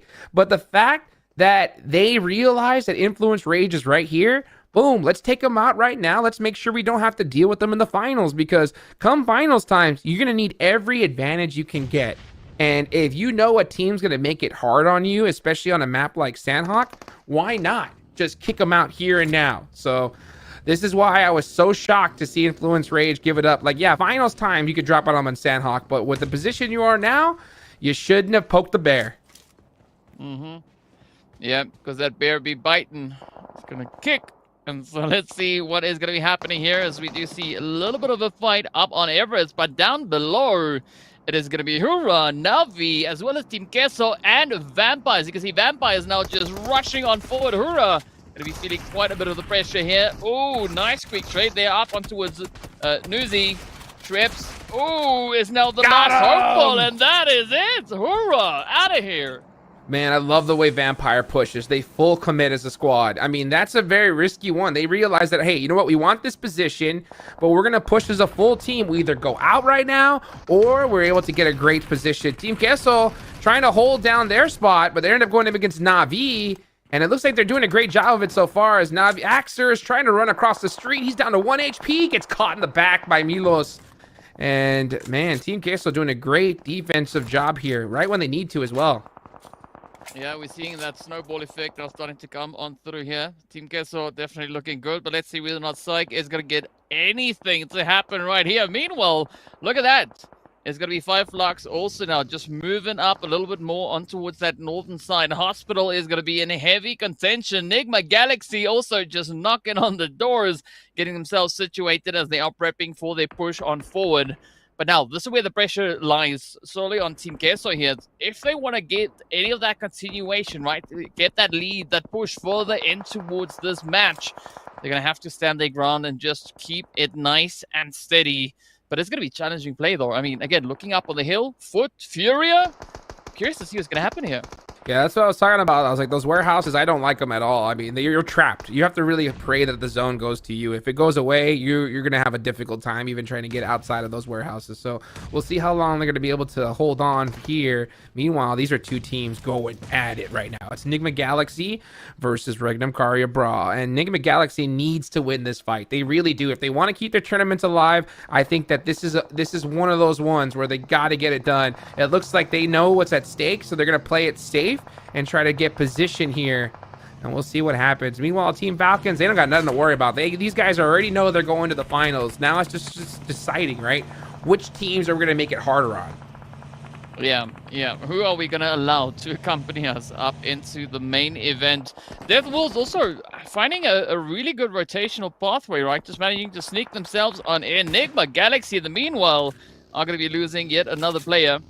So now this is a little bit of a troubling play here. Enigma holding on to a 2-piece, but Regnum Caria Bra are going to be pushed on over in that hospital, looking to make the most out of the situation as the zone is going to be committing over into Everest. And this is where I think Furia and Foot are going to be feeling somewhat comfortable with their current positioning.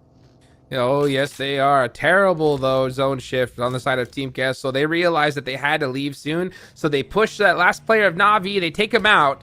So 4 eliminations, 3 players up on the side of Team Kessel. And I did say, like, if they want to make it into the main event, they need to win this game. I think they really do.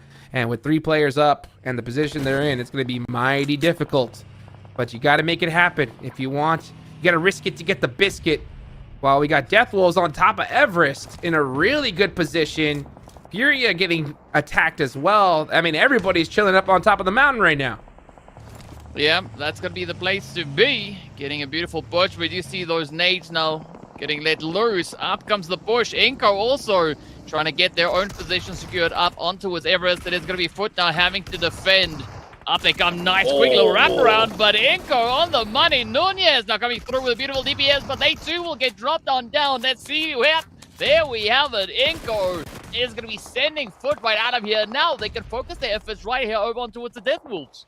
Inco desperate for some points as well. I mean, so many of these, every single team pretty much alive at this point are just desperate, trying to make sure they can get to that top 8. Inco need a dinner just as much as Death Wolves do, and you can see how they are pushing together as a squad. That finish is going to definitely pump them up.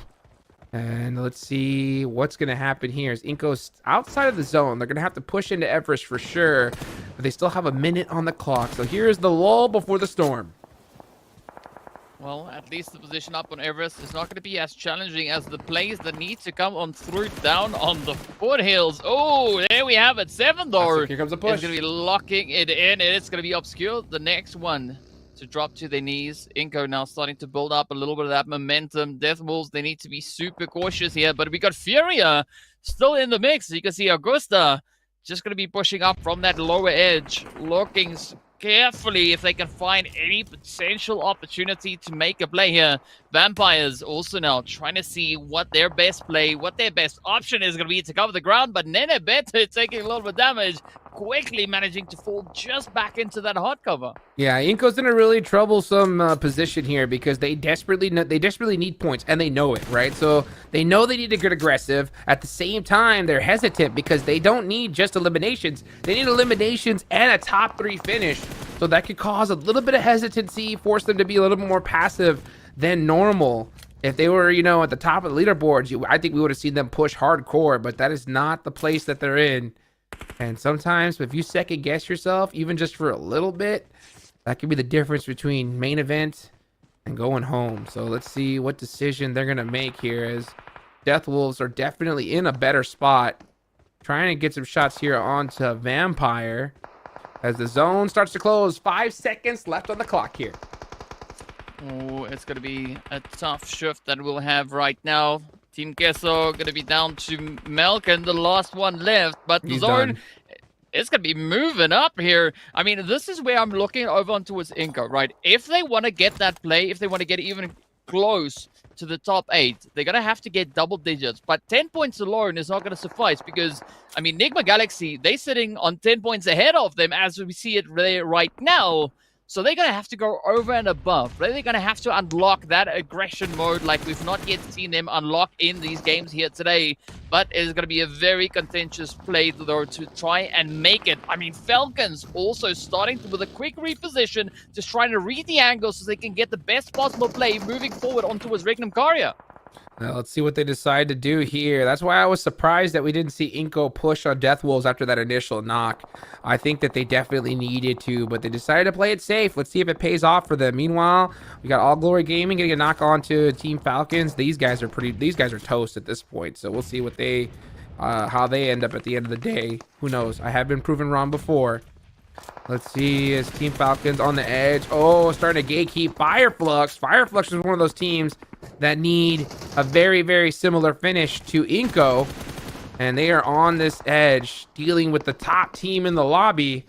They're going to have to hit that crucial knock to get that opening. Ooh. All right, so the action is going to be heating up on Everest as well. Inco now just trying to dip dive, duck, and dodge all the nades getting sent in their direction. As Obscure is going to be found out. Nunez now getting a little bit of a sniff in the wind. Let's see. Will they be able to lock in the blaze? Oh, here goes now. Back. Oh, the shot, the pop is there. 7 now quickly trying to secure as much of anything as they can find right here. But the Ernest is going to be right over onto the side of the Death Wolves. Nunez got put in the washing machine. He had no idea which way was what. There was so many players, shots in every direction. But here we go. As you can see, Vitaly getting a nice shot on the Tony K. That's a perfect Molotov right there. It looks good, and that's going to get him knocked. Oh, such a crucial one as he's the last player up for his team, trying to keep their tournament hopes alive here. And he's going to have to do it against some of the best squads in the lobby. He's going to get this res on 7. He should be able to do so. But this is why I was hoping to see them push Death Wolves. If they had that control, they would have had this entire Everest side to themselves, and they would have dominated it. But they took too long, and now it's up to Vitaly, who is down to 1 HP, and here comes All Glory Gaming to just clean them out, and that's exactly what's going to happen. I mean, All Glory definitely going to be playing the upset here, but let's see Vitaly quickly getting themselves patched right back up. So there's still a bit of an opportunity for that BBA, right? The bounce back ability. But let's see whether or not it is going to be on the cards. Vampire is also still going to be hanging down on towards that lower edge. So Vitaly needs to be super careful as to how they play this position here. But they do find Nuzi down below. Beautiful connections being made, but not going to be finding that knock just yet. Vitaly uses that as they Q, but unfortunately, it is going to be All Glory Gaming ending the run right there for them. Yeah, I think they should have played it a little bit more active in that mid game. Once they got that knock on the Death Wolves, they needed to push them. They needed to clear them out. And yeah, if they go out, it is what it is. They still got some decent points, but they're going to need a lot more than what they got. That's for sure here in the future. Meanwhile, let's see who still has a chance here. Fireflux have 5 eliminations, but only 1 player up left. Enigma Galaxy have 2, and Furia with 1 as well. Vampire, they have plenty of points so far, and it looks like they're only going to add to that total here in this game.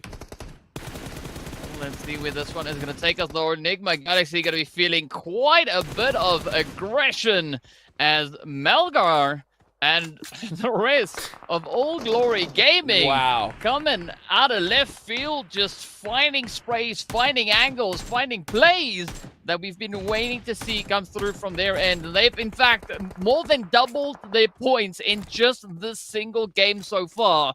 But now, it is going to be Regnum Karia also now trying to get back on their feet, right? Trying to recover a little bit of a position over on towards the southern edge of the current zone. All Glory Gaming has averaged less than a point every match they've had so far. That's right. They played 8 matches with 6 total points. They've more than doubled it. Schwepp! Woo! Schweppes with the absolute laser beam straight to the dome right there. That's going to stop that momentum. Let's see if they can turn it around here. CQC fight. They do get the 1 knock, but Stone was right there to help support him. Oh, and now All Glory Gaming in huge trouble. As Vampire looking to do exactly what they do. Just suck that lifeblood out of All Glory Gaming's just beautiful little run there. I mean, it was interesting looking at the Vampires there. It's like they were asking All Glory Gaming, like, are you done having fun now? Here we come. We're going to let it all loose. We're still going to watch out for Furia, right? They still have a player up here, so they could still be a potential bit of a setup at hand. But Furia, at the same time, needs to be cautious of Regnum Karia coming in from that southern position. Angles are going to be the thing that counts at this point in the battle. So here we go, Nuzi letting one loose. Down it goes. Easy claps Furia out of here. We're down to the final 3. Regnum Karia, bra, man. These guys are doing exactly what Seven told them to, right? Get 10 points at least every game. They had 18 in the last one. A top finish here. I mean, they could have asked for a better performance. 8 eliminations. Still 2 players up. Top 3 finish. Make that 9 eliminations as they shut down All Glory Gaming. And now it's Vampire versus Regnum Karia, bra. Both these teams. With this game, this could solidify them already. As now they're only going to need a few points after this to definitely lock in that top 8. So let's see who's going to get these last final eliminations and the chicken dinner. I mean, it's going to be a hairy, scary fight, right? Both these teams now just trying to get a little bit of that confirmation going here. As we saw, Regnum Karia, they are very well within the points now to get their foothold in the top 8. As we know, Vampires, they've already made it in, but nothing is guaranteed at this point. But with a performance like we're seeing from both these teams coming through here, I think we could maybe have quite a bit of a change at hand. Shrebs now starting to make things happen. We've got a Wild and Loxy trying to just hold their own here. Regnum Karia had the positional advantage, but they had to give it up to Vampire because they just have so much pressure with those three players still up. Now, the thing is that they have an advantage of is the fact that it's so difficult to throw nades on this kind of elevation. The nade molly has to be placed perfectly. Otherwise, it's just going over the hill. So they don't have to worry too much about that. But, oh, they have been backed into a corner now. And you can see Vampire starting to close on in. Regnum Karia needs a crucial knock. The fact that now they're at the bottom of these trees, now they're very easily nadeable. But Vampire, I think, used all their utility already. So it's really going to come down to who can hit those shots. You can see Vampire doing a beautiful 2-1 split. And I think realizing that, you can see the smokes come on out to Wild to try and buy him a little bit of breathing room here. Beautiful shot from Wild, though. Oh, my goodness. Make it 2. Regnum Karia shutting down Vampire. Here comes the gun switch. It's a 1v1. Wild versus Stoned. Who's going to win it? Stone switches to DBS. Wild, wide on the open, no cover, has to hit the shots, and he can't do it! What a beautiful attempt, though! You can just see the hugs coming out from Vampire. That's the most emotion they showed so far. What a way to finish it, though. That was intense. I mean, yesterday they were looking pretty cool, pretty relaxed, like it was effortless, right? Now they weren't that sure. It was a pretty dang close call. But you got to give it up here, though. I mean, Regnum Karia, they brought in the heat, sticking it to the side of Vampire Esports. But Vampire, at the end of the day, that quick little sneaky flank that we saw come up from Vampire Esports, that is what secured their position here. So what an insane clutch up that was. straight up 1v1 action. Hey, you know what, folks? DBS still OP. You know what I'm saying? That's what it's all about right there. What a way to finish it up. And honestly, just two huge performances from teams that definitely needed these points. 100% there, Jukes. I mean, come on. Those shots from WoW 77K. I don't want to be biased, but I was kind of hoping he would clutch up that final fight right there because it was just so hyped up, man. But overall, Vampire Esports showing the Vampire Esports that we are used to seeing whenever we do end up going to PMWI. This is what we want to see, and we saw them high-fiving, as DK was mentioning there after they won. We saw them laughing with each other like, they thought it was the same Vampire Esports as yesterday, but we got to slow down. It's just prelims. But with that performance, as you were mentioning, I think they are more than likely going to end up going to that main event. Yo, yeah, I mean, it was just perfect timing, and I was talking about how like they desperately needed to put those points on early as possible because we don't know what's going to happen in the last games. They don't want to leave themselves in that middle, you know, right on the cusp of making it position because it's just going to get so intense. But one question, speaking of intense, Seven, what do you think about Team Falcons, huh? Team Falcons? Keeping an eye on Influence Rage? What do you think about that? I love that, man. As soon as it happened, I even sent you a message. I was like, I think they realized it's Influence Rage because 9C got eliminated. And if I remember correctly, the elimination feed doesn't actually show them until the players do get eliminated. As soon as they realized that, as soon as they got that knock, they were like, full send it. And that's what we want to see that Team Falcons. I mean, this was a team that in the qualifier finals, they experienced some of this in the final match. They could have been in the main event. I think they're looking for a little bit more revenge. I think they're looking to make the lives harder of other people. Absolutely. Well, you know what? We got an awesome interview with Sir Tanny, the coach of Vampire Esports. Winner, take it over to him. Double chicken dinner, and I'm back here with Sir Tanny, the coach from the Vampire Esports. Congrats in this last match. Was incredible. I can see the smile on your face. And let's talk about one important thing that last year you guys have some troubles qualifying for the PMGC, but you guys came for the PMGO with a totally different strategy. What have changed from last year for now? So it's about the in-game leader. So we changed from Ravenclaw to Stone. So that's why you will see our playing style is changed a bit. So we are not playing at the edge only anymore. We can play on the center of the circle, on the middle of the circle. So and also we are still focusing on playing on aggressive style to make the players more confident and more the good moral for them. Yes. So I hope it's continue like this. And right now, you guys are practically qualified for the main event. What are your big expectations from the main event? I think I'm focusing on the moral first and the confidence because I think this PMGO is just like we can play together with a strong team around the world. So I think it's the biggest stage that we can try to maintain our morale and confidence first. So if we won the tournament, it's just the second thing. But the first thing is we focusing on teamwork and the confidence. Awesome. And because of your last results, the team last results, are you guys not afraid of any team comes for you? I think it's, as I say, it depends on the circle. So if you have more confidence and you have a brave to play, it's better than the other team. So I hope they will continue and maintain this morale. Awesome. Congratulations. And we'll see you guys in the next match. And hopefully, maybe a third chicken dinner. We'll see.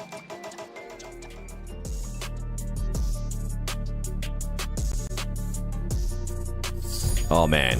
I think I'm going to be Sir Tanny's translator. We're going to end up showing you the MVP, and there's no surprise there that it was Wild 77K. But as Sir Tanny's translator, what he meant to say after he was asked if any team's going to be targeting them, he wanted to say, bring it, baby. Because right now, we have gotten 2 chicken dinners today, and if you want this smoke, we'll deliver it to you.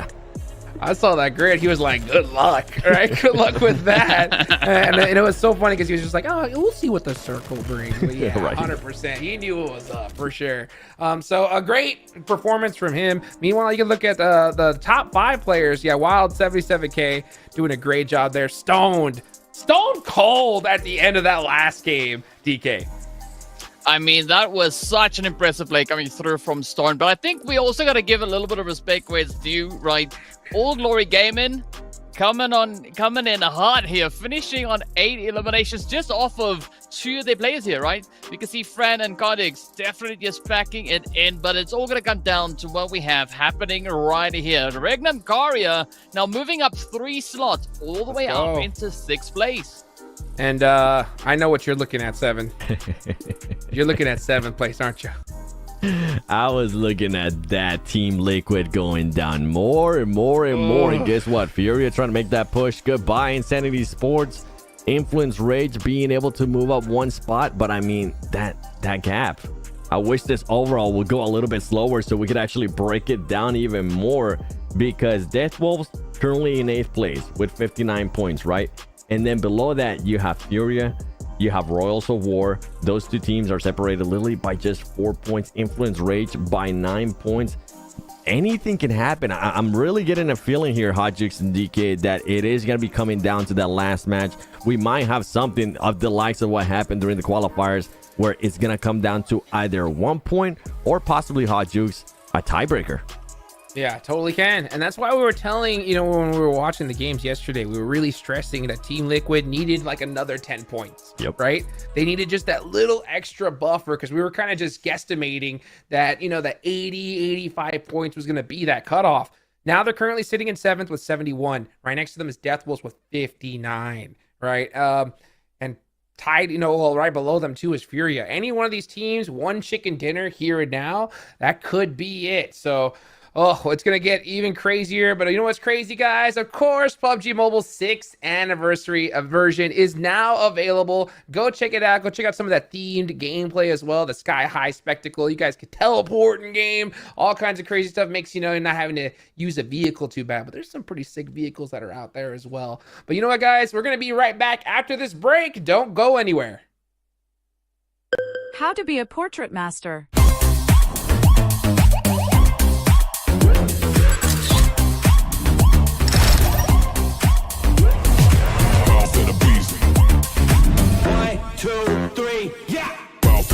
I'm a boss till I call. Boss in the beast, I'm a boss till I fall. I'm a boss on the beat, I'm a boss, spit it raw. I'm a boss, keep it G, and I walk in the talk.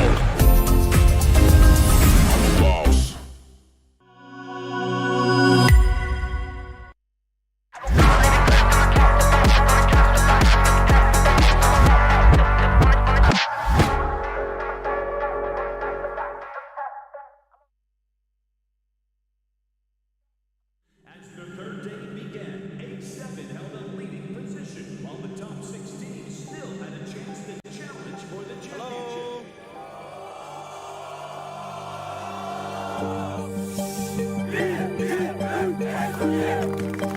Salve, rapaziada, a gente continua tranquilo pro último dia, focado, a gente conversou sobre as partidas ontem e se Deus quiser hoje, ele vai deixar a gente levantar essa taça e levar esse título pro Brasil. Энэ тэмцээн төрүүлэхийн тулд бид нар өнөөдөр чадахгүй нэх болно. Ингээд юу ч хийхгүй ингээд хожигдчихснаас юм хийгээд хожигдол бас санаагүй. Гэхдээ бид нар хожигдохгүй чадахгүй.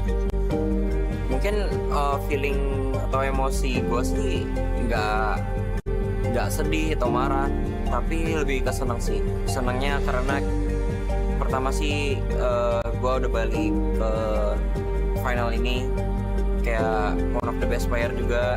Gue senang udah bisa balik dan gue senang aja sih kayak udah kemarin gue bisa ngasih gameplay kayak terbaik kita juga. Nggak buruk-buruk banget. Энэ үргэлжлээ. Одоо 3 дугаар байрлалыг бичигдэж чинь дэше 14 оноо. Тэгээд өнөөдөр хичээгээд хийдэг зүйлээ хийгээд чаддаг бүхнээ гаргаад аврагыг авах болно. За миний бодлоор бол энэ тоглоомны уусаа агуулга нь одоо өрсөлдөгч бага eliminate хин сайн байлдаж чадсан байлдааны талбар дээр хин давамгааллыг илүү багтаа үүсгэж чадж байгаа энэ бодол үлдэх чадвар Мэдэн жолторгүй ямар ч мэдрэмжрээгүй тэгэл дараагийнхаа тоглолтыг бодоод дараагийнхаа тоглолтод фокус авсан. Яг тухайн моментээс болж амар их өөрчлөлт болохоор яг өнөөдөр хэлсэн мэдэхгүй байна. There's not much more left for these teams. They need to put up a good performance here and now, and they'll have their first chance. With the final day's games underway, who would emerge as the ultimate champion? A7, despite their points advantage, was eliminated early by IHC. Red Force versus Godless, who has had a very lovely run yesterday. They will be taken out in third place. Only 4 eliminations on the match. Not enough to catch up to the Xavier. Stalwart fighting now. 6 eliminations blank. They want to push up towards the top of the table, but they're right next door to the Xavier. What a nice little play there coming through from Lamborghini. And a close range push. Levi steps out wide, and he gets completely put down to pieces. Lamborghini stays. But a lot of those top teams still really need to win it. The major talking point, though, Alpha 7 going out as early as they did. Yeah, and even when I was watching that fight, I was like, okay, this could be the championship fight for Alpha 7 right here, depending on if they're going to be able to win it against IHC or not. And it didn't end up happening. This is realistically exactly what I was talking about. The hard even shift allows Stalwart not only to maybe steal away some eliminations, but also pick up some more of these placement points. A third place for Stalwart right now would be very beneficial towards their rankings. They're still currently behind IHC. Taking a lot of shots from Titans. They go down. And there's a real possibility now for Stalwart to take this. 97 down low. Top looks for it. Another nade. It looks good. That's enough. For Stalwart. A crucial juncture here in the finals. If we fail, we cannot beat the champion. So I told my player, like, until now, what you learned, like, use all the things today. And we cannot call 100% who's going to be the team up there to claim the trophy. It just makes it so intense every single match and super unpredictable. Well, we can see here, Alpha 7, a bit of a struggle there. But at least they're able to survive and get some points, right? 3 eliminations, the 1 placement, better than DXavier did. As DXavier did get wiped out by Stalwart. And we're back. It's time to hop into our next Air and Go of the day. Stalwart Esports started off strong here with a victory on our last Air and Go. Can they do it again, Max? Mafioso, that's found by Top. Basie looks for the flush as well, and they'll find it. Alpha 7 are starting the ball. A roll on forward in the buggy, and Stalwart one more. It's all up to Revo, but he can't do it. He cannot make it happen. And Stalwart put the double digits on the eliminations. Take down Alpha 7 and take off the top spot. 10 eliminations. IHC coming in though very quickly. Looks over towards with the 4MV play. Pops offsets with the nade. Now the last man standing for FaZe, and Godless wants to shut this one down here and now. It is IHC making their bid for the top of the tables. Stalwart claim it from Alpha 7, and now Mongolia. That's the name of the game pretty much for this match. And I do think it might be a little bit downhill from here for Alpha 7. Likely not knocked out from the top 3, but that trophy. Estamos muito perto do título, né? Tem mais 2 partidas ainda. Vamos dar o nosso melhor nessas 2 partidas e vamos tentar sair daqui campeão. Fé em Deus. The way that Stalwart's been playing, the way that IHC has really changed up the game at the end of the day, it is fantastic. And I mean, I only want to see this continue going forward, John. And Carrillo now has to hold it together. 1 goes down, 2 face him off, and now 1 more is just too much. Alpha 7 fall, 3 eliminations on the match. A lot of damage sent back to 33Z now. 433Z to take it home. 4628, he steps up. This is bold, this is too late for 33Z. Chucked the bits with that one. Blows up the smithereens. Just focus up here on the game because we don't have much time. Well, we don't have any time actually. So let's get into Miramar. 2 matches left to go. Let's find out who our New Year champion's going to be. Waiting to set off right now. The burning heat of the desert will beat down on these teams. Sweat on their brow as they try and lift it for the first of 2 on Miramar. The plane path right down the middle. Not just yet. Revo through the window finds Boboho, but Alpha 7, they're down to just set up now, and the knock is crucial to keep them alive. 3 players on the inside, gets through the window. Good spell disaster, and Alpha 7 have more to worry about. The need, it doesn't find him, but there's Garou to shut it down, and Alpha 7 out for the first of 2 Miramars. They make a good crossing, but Morph are just too quick. Incredibly holding on to their never-give-up spirit, STE managed to survive to 4th place in a dire situation. At this moment, STE still led IHC by 1 point. Looks for the challenge on flats with the DBS on the cliffside, and it will be good. The road rash is strong, and FaZe dragging to victory. 13 100% didn't quite get the elimination, so maybe it's going to be a bit different. Oh, 1 point.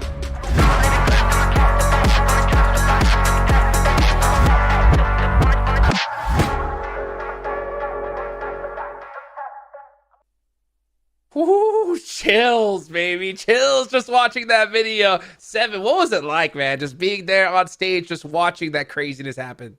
It was amazing, man. Heartbreaks, excitement. You see the fans, too. By the way, we're sitting right next to S2G, the hometown heroes, and they had drums in front of us. I was showing an Alpha 7 jersey. I was getting flipped off. It was awesome. Absolutely Hey, you know awesome. what? Hey, the passion, right? You know it's there, and it's there from people at home watching right now. You know, the teams that are just barely holding on, Team Liquid, I guarantee you they're wearing a Falcons jersey right now saying, you know what, just keep going, boys. Keep on going. You know, start taking out some of these teams because Death Wolves and Squad, they're coming for that spot, DK. I mean, they're hunting, right? They caught wind of some of that opportunity, and they are just grinding. And I mean, they've been doing quite a bit of grinding if we look at their overall performance that they've been bringing through. Today, they started off on, I would say, on an interesting position here, but as we know, they still have quite a bit of a way to go if they're going to be looking to solidify their position in the top 8. Oh boy, yes they are. Let's take a look here at the standings one more time and get a look at this here, right? So Regnum Karyabra doing a great job, right? Them as well with Vampire. Look at that. They're right next to each other, and they were literally right next to each other in that last match, 7. So they are pretty well set. I mean, they got 3 more matches left to go. All they got to do now is just put up some decent points on the board, and they should be good, right? Team Liquid trying to hold on with those 71 points. But Death Wolves and the rest of these people on the second page are coming right after them, 7. Yeah, with Death Wolves having those 59 points, Team Liquid having those 71 points. But this is the scary part, right? Insanity Sports not going to be playing today. They already finished off all their matches. But Furia is playing. Royals of War is playing. Influence Rage. If this team even wants to have a slight chance at making it to the main event, they need to get a chicken dinner here in this next match. We need to see a lot. If they don't end up getting a chicken dinner, Jukes and DK, we need to see a lot of eliminations out of this team because today, so far, Influence Rage has just not had the day. Started off with Hot Drop in boot camp. That was a big old donut. And then going to the first Erangel, they ended up with 4 eliminations, 9th place. Then the second Erangel, 3 eliminations, 14th place. So yeah, they're able to get eliminations whenever they're not getting Hot Drop. But I mean, we just need to see a lot more out of this team. I want to see a chicken dinner out of them. Absolutely. Now, DK, right? I know you're good at math, right? I want a good guesstimate, right? A good estimation of what do you feel, right? Those 3 teams are going to need to go into this. Need in order to get into this next game because you got Fireflux, Enigma Galaxy, Influence Rage, right? They are very close together on the leaderboards. How many points do you think they need if they want to keep their chances alive and make it into the top 8? I think if they want to stand a really good chance at it, they're going to have to aim for not just 10 points, but they're going to have to aim for like 15, right? Because I think 10 points alone is not going to be enough. It is not going to carry enough weight because then they will have to play 10 points a game for each of the 3 preceding matches, and that is going to be applying quite a bit of pressure. And you can't necessarily rely solely on a performance, across 3 games. It's tough. Looking at this lobby, we've been seeing teams attempting to step it up, but then faltering along the way. So I would say if you aim for at least 15 points, that would help catapult to much further up that leaderboard, because also take into consideration, as we can see, Influence, right? They sat in 13th position, but they've got 15 points to get a good foothold in the top 8. You're going to have to aim for 60 plus points, right? So that's where you need to get it, because going from 7th to 8th place, you're also looking at quite a bit of a gap. There's a 12-point difference there between 7th and 8th position. So yeah, the pressure is on. Oh, and not to mention 7, right? The team Liquid and a team like Influence Rage, that's a 21-point difference, right? So what do you think about that? 15 points, or do you agree, or do you think they should aim for something else? I mean, I already said it. I want to see a chicken dinner out of this team. It needs to happen, and they need to at least just start some momentum, because the run that they're currently in, they're getting some hopes up by the eliminations that I mentioned earlier that they are able to get, but it's just not good enough, man. The consistency isn't there. Now you're starting to get some of the other teams that are currently within the top 8 get those extra points. Vampire Esports now being able to get 2 chicken dinners today. Then if they do end up deciding to get more chicken dinners, Team Falcons could get them, and that's a team that doesn't need them. That's a team that's already at the top. And then on top of that, right on top of all those point spawns and all this stuff that we're talking about, you have exactly what we just saw in this previous match, and that is teams starting to target you. We saw that happen between Influence Rage and Team Falcons, and that's just going to get worse and worse, because now it's just not just teams that are towards the top that are already set and qualified going to the main event. You're going to have to start worrying about those teams towards the bottom that got nothing to lose. They want to be able to at least showcase their skills. They want to be able to at least set up a clip that they can post on their social media to get engagement and to get other teams to talk about them and hopefully pick them up. And that's when it starts to get into a very, very scary zone. I mean, we already saw in the last match, right, DK? We saw All Glory Gaming pop off a little bit and start to get it happen. And it happens so many times where a team realizes that, hey, we got nothing to lose. That pressure just like falls off them, and they finally start playing like the way they should. And I think we just saw a little spark of that from All Glory Gaming. It could happen here again, but man, it's just these are the championship times here, and the rounds. You got to be able to just grind through it and get that game going, right? Yeah, and I think what Seven was saying about the team sitting towards the lower end of that board, they are in such a sweet position here, right? Because they now can decide who gets in and who doesn't. I mean, All Glory Gaming, they got 14 points out of this last match, going from 6 points in how many ever matches they played, adding 14 points on top of that. So if we see more of that kind of approach coming through, it is going to be so dang scary for anyone trying to get up into the top 8. So if you are Enigma Galaxy, if you're Fireflux, if you're Influence Rage, the pressure is going to be on. Yeah, another team is going to be Royals of War. Royals of War, we've seen these guys kind of stay in that same spot. We can see the players feeling okay, but they're going to have to definitely ramp things up here if they want to get that beautiful top 8 position and golden ticket to the main event. It's going to be coming out on Friday, guys. That's what we're all looking towards. We could just take a look at this, some of the squad rosters here and their names. 7 out of these names here, who do you want to see just kind of lead the charge in these final 3 matches of the day? I could pick 3. I could pick the 3 teams that are on the right side, especially on the screen there. Navi, Regnum, Enigma Galaxy, because those teams, I mean, we were just, at least from my end, I was expecting a lot more when it comes to Navi. I was expecting definitely a lot more when it came to Enigma Galaxy, hoping that Coops will be able to frag out. That didn't end up happening. That's not happening. I don't see a change of it at the moment, and it's just a little bit sad.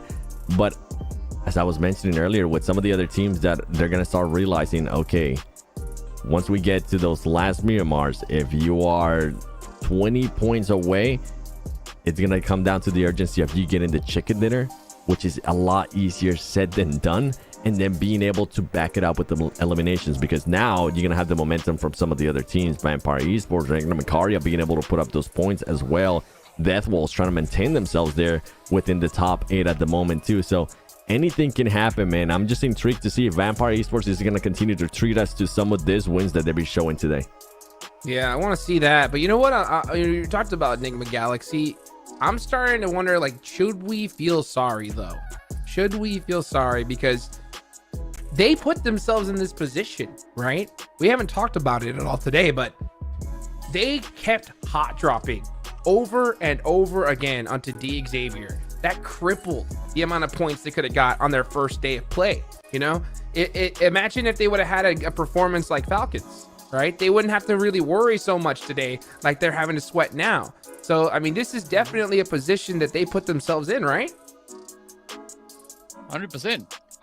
You can see that even looking just at Enigma Galaxy's performance on day number 1, right? You can see a clear distinction between when they were dropping in hard and when they weren't. Because when they weren't, they were getting themselves a 2nd and a 3rd place finish, right? The rest of the way, it was looking pretty grim. So I 100% agree with you. They kind of set themselves up for this one. But I mean, if they're looking to bounce back, they know what they got to do. They got to bring it in. They got to back that heat, and they got to play one hell of the next few matches here. And I mean, it's scary. It is such a difficult position to all of a sudden try and make up all those points that you've been lacking. You can see Coops right there checking out those settings, right? Trying to figure out what's going to help out. As we take a look at a break, and we'll be right back, guys.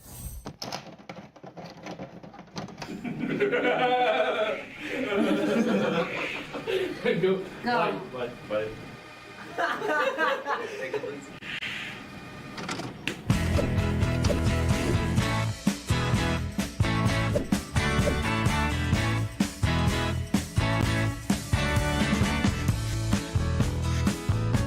Every round, our players can pick 2 or 3 sticks. Whoever takes the last stick is out.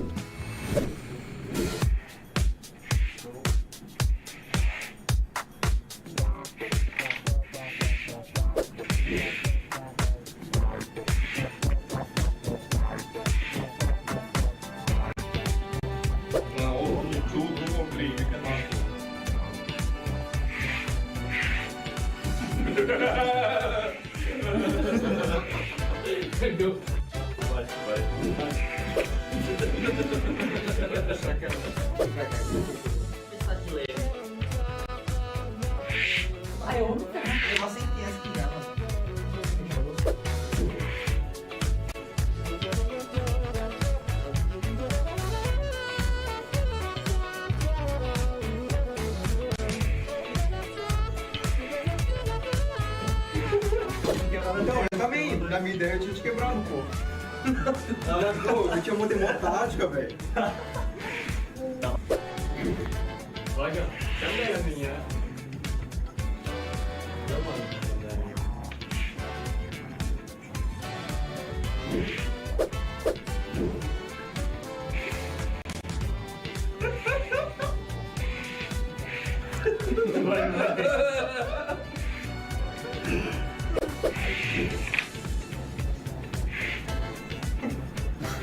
É sorte, velho, não tem estratégia isso.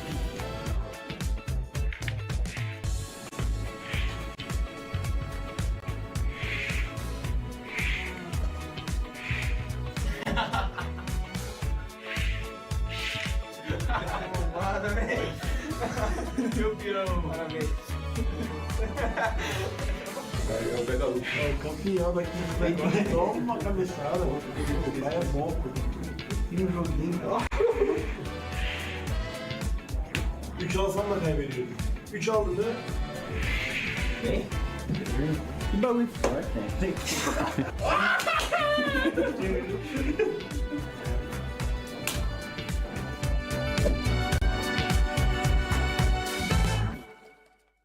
Please pull up your pants, no offense. Won't be dancing in race. I'm not telling you twice. Nothing you can do to make things right. I'm a Gemini. I'm a Gemini. With my Gemini rights. I'm a Gemini. I'm a Gemini. With my Gemini rights. Sitting all alone on your back, hoping for some cash, but they're burning off the flashlight. Still all weak, lacking talent, but you get the parents. So proud how you manage to date. Everybody lonely in this God city. God city got me pity all the pretty. I'm getting high in a room full of hippies. God hippies. We got no room. Only Gemini right. You're a bunch of fools. That's what your mom's trying to say. We fly with you. While you rub your turtlenecks. This is what we do. We win and you lose. I'm a Gemini. I'm a Gemini. With my Gemini rights. I'm a Gemini. I'm a Gemini. With my Gemini rights. Free up the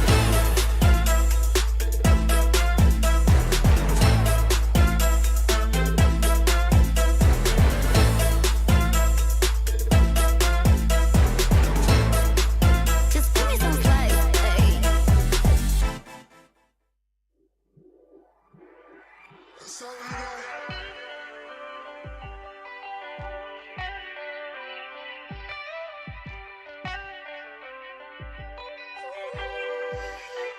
This might be all that I know. think it's okay. I've got a long way to grow at my own pace. Go the long way, no one taught me how to walk, but I figured it out fine. Long strides, long strides, long strides. Every day's your time. You climb, you grow, you fall. Get back up, ask for more. Got a long way to go, scenic route sound fine. Head hanging out the window every time you take a drive. Gotta soak up all this life like you alive. This the only one you got, don't you toss it to the side. Right now's the only time you'll ever be. Right here, on this day, in this moment, in this place. Like around, what you take it all in for a phase, and it's gone, and in place is a place you never thought that you'd be. Where you ask why you went, where you want, that's just all. It's alright, let it fall, we'll rebuild it stronger than it was before. We're resilient, you're brilliant, there's love in us all. You're okay, you're alright. Every day's your time. You alive. Stick around. This might be all that I know. Think it's okay. I've got a long way to grow at my own pace. Go the long way, no one taught me how to walk, but I figured it out fine. Okay, look at how far we done made it. I put it all on the table. I'm a product of cable cars and the soldiers that raised me. A tribe of women from heaven that brought me miracles daily. Now they the ones that he's saving. Moms ain't the same since my grandma faded, then turned to an angel. When she could see me right now, wanted to know that we major. See from all of the angles. Can't ever turn off my brain from everything we done saying. But I'm just shocked that I'm stable. If there's a God, she's amazing. Wave. I spill my soul on the table. I give it all while I'm able. I can't break bread with no stranger. I hold it down for my brothers. Been tight since snaps in the cradle. Since pick up rounds in the park, we found peace and sound to that chain link net. Catch our dreams with each page ring.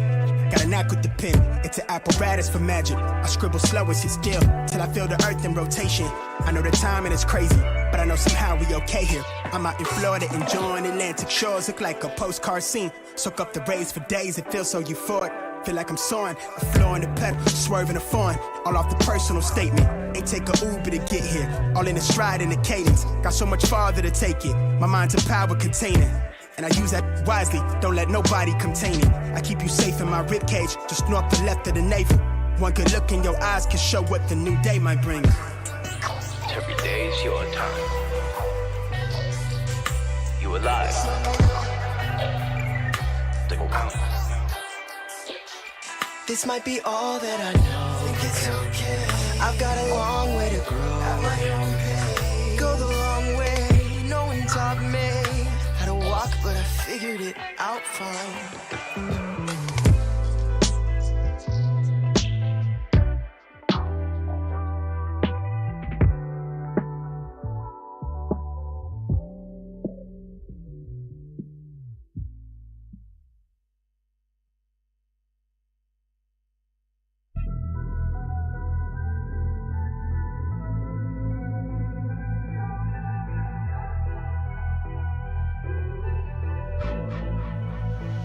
I've been giving you the worst of me.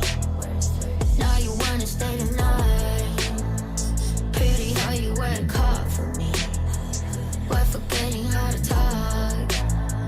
Nah, I don't like no humble beats. Just go and slice it up. Now it's time to marinate. And right after we're done, I like it when you're looking like that. Don't like it when you check. I like it when you look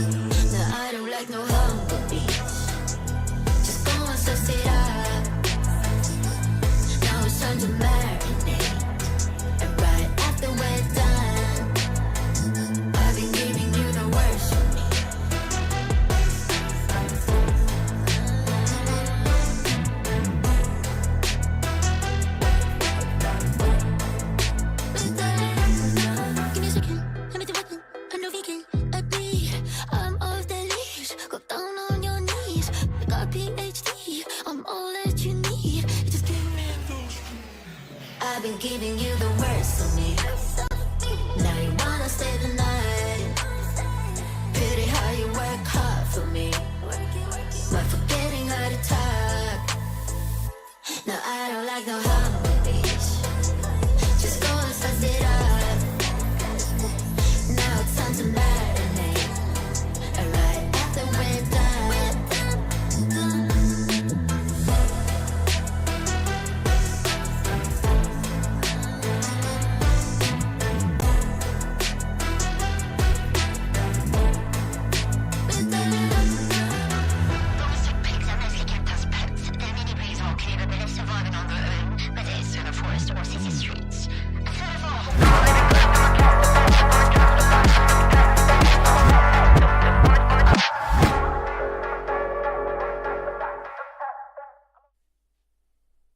Welcome back, everybody. Thank you for being so patient. That is how you do it right then and there, guys. Man, this is it. Last 3 matches of the day. DK, how you feeling?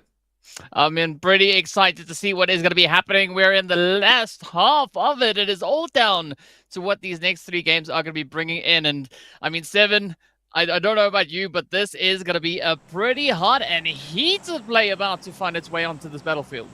Indeed, as we're going to be going into the final Erangel of the prelims. For some of these teams that absolutely love this map and need the points, I'm going to be looking straight at them in the eyes, even though I'm not even there in Brazil, but I'm still going to be looking at you in the eyes and seeing what you're going to be able to do whenever they do start dropping down, whenever they start looting, whenever they get into those fights, because we've seen so much third partying today.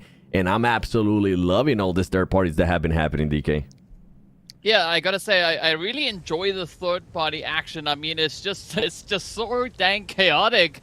But I think the big question is gonna be here is, will we see some teams maybe coming in a little bit hot? I mean, we've not been having too much of that really happen here today, which I think is amazing. But who knows, right? There could always be a little bit of an opportunity. I am looking, however, at 9Z and the players there from Team Queso all the way up towards that Savoni position. Well, let's see what they're going to be able to do. I'm going to be looking at Enigma Galaxy, a team that needs the points, a team that, if they even want to try to do anything, I was talking about Influence Rage possibly getting a chicken dinner here, trying to challenge there for the 8th place. For Enigma Galaxy, is going to come down, at least to this match, at least in my eyes, if they're not able to end up with a top 3 finish, if they're not able to get 10 or more points, man, it's going to be looking so sour for that team. The pressure is just going to be starting piling on. And then on top of that, you're going to have them kind of switch their role, right? You're going to have them at some point switch their role, going from, okay, we're going to make it to the top 8 to now, how can we save face? How can we make ourselves look good here, even though we're not going to be going to the main event?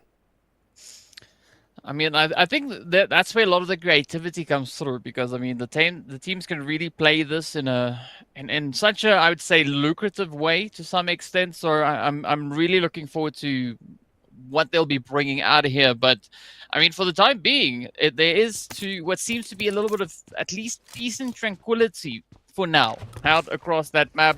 We did see Navi coming in pretty close towards the players there from the Death Wolves, but they broke off. They went to their loot location.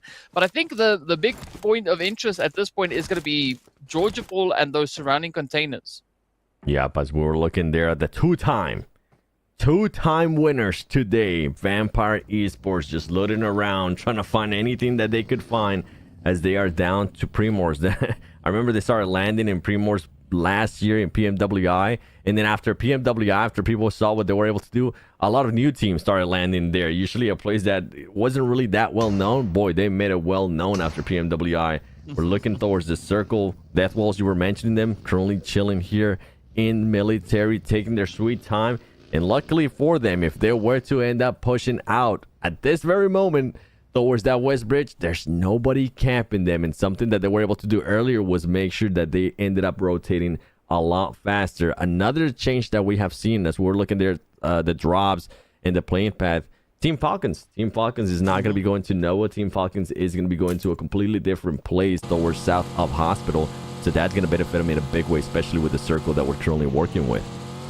Yeah, but I think a change up at this point is pretty good because it keeps the teams guessing, right? So if there was a team that was keeping an eye on the Falcons, you know, just trying to hunt them down for whatever reason, now they don't know where to find them, right? Because you've said Falcons, they've gone over towards the western side, but I think hunting a team like Falcons at this point would not be making all that much sense because there's not going to be any benefit in that, right?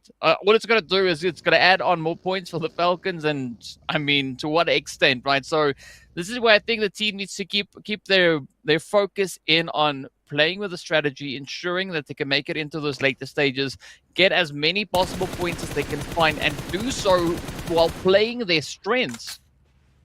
Yeah, 100% no team should be dropping or trying to think about hunting Team Falcons.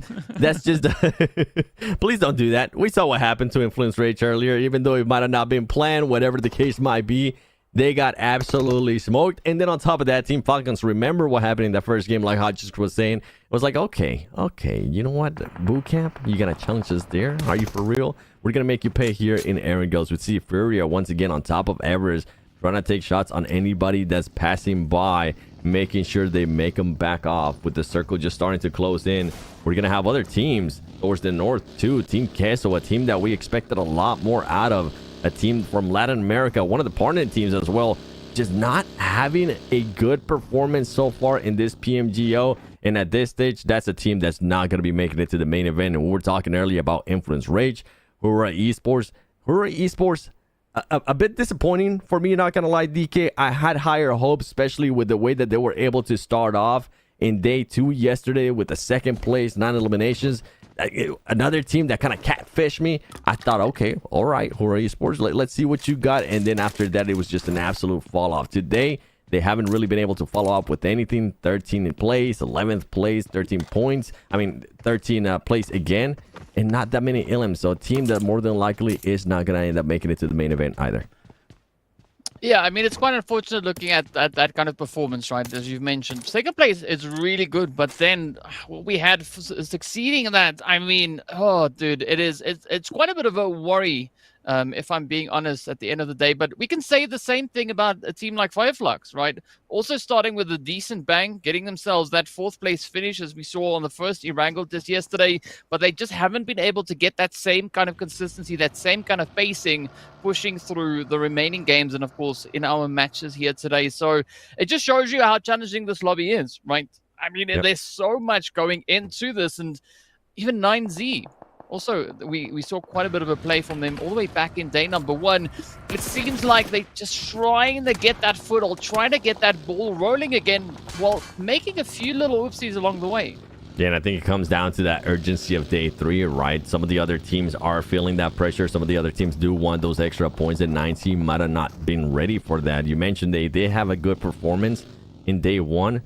So far today, nothing close to the performance that we're able to see out of them. A good team, though, that has been able to step it up at least a little bit in regards to eliminations is Fireflux. In the first Erangel that we saw earlier today, 10 eliminations for this team. They were wanting to third party absolutely everything. And then on the previous one, they ended up with 5 eliminations too. So you can see the urgency is there for that team. But as we're talking about Enigma Galaxy, as we're talking about Influence Rage, Fireflux is currently below them. They're currently in 16th place with 47 points. So they need to continue on with that aggressiveness. But at the same time, you have to make sure you don't put yourself in a bad spot, because all it takes is just you losing one player, and then you could have a team like Enigma Galaxy or a team like Royals of War straight up pushing to you, and there goes your hopes for that game. Yeah, and I mean, even looking at a team like Enigma Galaxy and what their capability is, right? If you give them the opportunity to build up a little bit of the momentum we've seen in the past, that they can really capitalize on that opportunity. But as we've been discussing throughout the day, it doesn't seem like they've been able to find that exact moment to strike, right? They did show a little bit of promise all the way back in day number 1, but looking at what we've been seeing so far, right, in day number 3, things looking pretty tough, and I think the zone shift now centering up towards, right on towards Enigma Galaxy, they could maybe be a bit of an opportunity here. Yeah, and if I'm Enigma Galaxy, I'm currently looking good. I'm making sure that all my players are going to be looking everywhere. See if you can possibly get somebody, with them being on top of that Pachinki Hill. they're going to be able to see just so much. And if you can maybe clutch out some extra points, as we do see Royals of War, even though they're not in a hill, even though they're currently in a compound and the first floor, looking out of a window, trying to see if they can get more shutouts. And this is what I was talking about, Enigma Galaxy. Luckily for Lord, he does have that beautiful sniper with an A time on it, so he's gonna be able to spot any little pixel that is given to him. And then we have Foot landing on All Glory Gaming. Here comes the push. This should be an easy cleanup for Foot, and they do just that, as Foot Chaos is now gonna be taking it here to All Glory Gaming. Alucard, or actually Cardi, is gonna be raining some grenades. They're not gonna end up hitting, and he is the only player that I'm seeing with the vicinity here. I think his teammate ended up abandoning him and rotating out, which might be the smart play because it's not looking good. There you go. You see Fran there towards the end, all the way in the back, seeing if he can maybe provide some support, but that is going to be tough considering that Foot right now is on the hunt. They're taking shots, and there goes the knock and the elimination right away, and they take control of this compound. I mean, it's like Fran got a good sense of what's approaching, right? Fran's like, nope, no, I'm gonna just stay at the back. It's like, good luck up ahead. And I mean, we saw what Foot was able to do on that one, but that also then puts quite a bit of pressure on what is left here of, you know, All Glory Gaming, because it's just Fran. So that could maybe be a bit of a pickup, but we are looking at quite a bit of congestion now starting to pull up in towards the zone. Vampires, of course, going to be looking to get themselves situated a little bit of the high ground, playing the ball here as well. But Schweppes now starting to move out. There could be something about to happen here. It could be. Rangnam Karya there towards the back. And we still have Enigma Galaxy Lord taking on some shots there on Foot, trying to see if he can spot anything. He's not going to be able to. Royals of War currently sitting pretty. A lot of the teams are starting to push in, and I think right now they are set. Nobody got caught in their rotation besides All Glory Gaming. Losing a lot of their players there. Fran nowhere near to where his team was now. He backed off, absolutely gone, and it's good. At least he's going to try to clutch up some points, or he could end up surprising. I mean, you talked about it earlier too, DK, and I'm glad you pointed it out.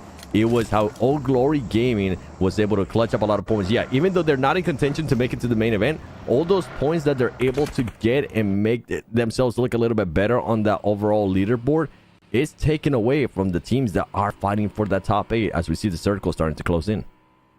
Yeah, I mean, because they essentially are hurting points to some extent. But speaking about hurting, I mean, there's going to be an opportunity down south now. As you can see, Regnum Karya, Death Wolves, Vampire Esports, all finding themselves really well situated up in towards the zone. And I think we're going to be looking at quite a few clashes now coming in, especially towards the edge of zone, as the teams are going to try and get themselves situated, trying to lock down these compounds ahead of any other rotations that are coming in. But look at this, though. Yeah, with how much open space that there was available, everybody is going to be fighting, and you see it right here. Foot Chaos Esports taking on some shots there on Regnum Karya. They're going to be able to knock one player. They have to jump off that vehicle as it exploded in chaos. Foot Chaos Esports is not looking good here for them, as 3 of their players ended up getting knocked, and it's only 1 player left. And he really doesn't have much, and there you go. He gets eliminated, and now we switch it right. Random Karya being aware, having this wonderful split here, knowing that they were going to get crashed. Fireflux trying to find the opportunity, trying to find the timing right to hopefully third-party this team, as they were taking on some shots there earlier to Foot Chaos Esports. Foot Chaos Esports, I mean, that was a perfect example of the madness that I was expecting to see once I ended up seeing that circle. So much open space. You know, a lot of the teams are going to have to drive around. A lot of the teams are going to have to rotate, and you are bound to get caught at one point. Yeah, man, I mean, what a really beautiful preemptive situation that is. But as we are going to be looking a little bit closer towards the bridge, Death Wolves going to be taking up an interesting position, right? Opting for a 2-2 split here. As you can see, half the crew holding on the front line, the others now providing that backup up on the bridge. But here we go, Inko Nunez trying to just maybe get out of something, but it's down to 7 as Inko has been dealt such a devastating blow here at the hand of the Falcons. And Falcons once again showing why this is such a scary team. They saw one not coming through it, and they are pushing it. They're pushing like madmen. Here we go. They're gonna clean it up. As much as I wanted to be biased, just because that man has the same name as I do, Inco Gaming get eliminated, and their hopes just keep flushing away. And at this point, I'm gonna have to pull a hot juice. I'm gonna say Inco Gaming needs to stop thinking about making it to that top 8 and start thinking about how they can maybe save face here in this last 2 matches that they're going to have coming up, because they are just so far away.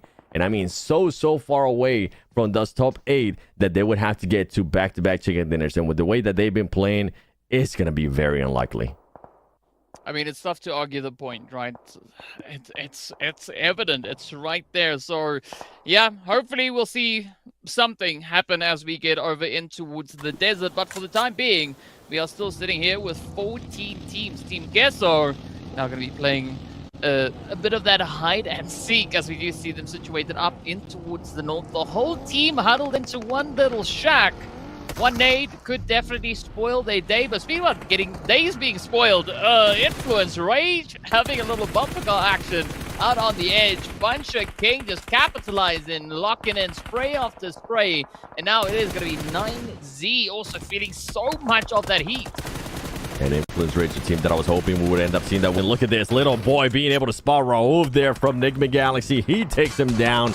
And they are not going to be pushing, because now they're going to be switching their focus over to Navi. Navi being able to find a spot there on Little Boy makes him calm down a little bit, stop peeking. And right now, in the position that Influence Rage is at, it is going to be so tough to be able to exit out of this. Not only do you have Navi, where they more than likely want to be able to rotate, but on top of that, you have Enigma Galaxy. And remember, you already knocked one of their players. They're going to be waiting for you to make this push out. Here we go. Law trying to make that push. He's going to be running in between two players. The 2-2 split there of Enigma Galaxy. And Enigma Galaxy, it seems like they're just letting that team get away with it. The impossible is happening right now, and I'm so surprised. Okay, there you go. Thank you, Coops. That's what I was expecting. I was expecting Influence Rage to get caught in that rotation, and that's what ends up happening. Luckily for Influence Rage, I believe one of their players does end up making it out and surviving, and not for long, as there you go. The hopes for Influence Rage go down the drain as they get eliminated here on the final Erangel of Prelims Day 3 of the PMGO Brazil. I mean, I thought we were getting trolled or something, right? I mean, that rotation is just like, what? How?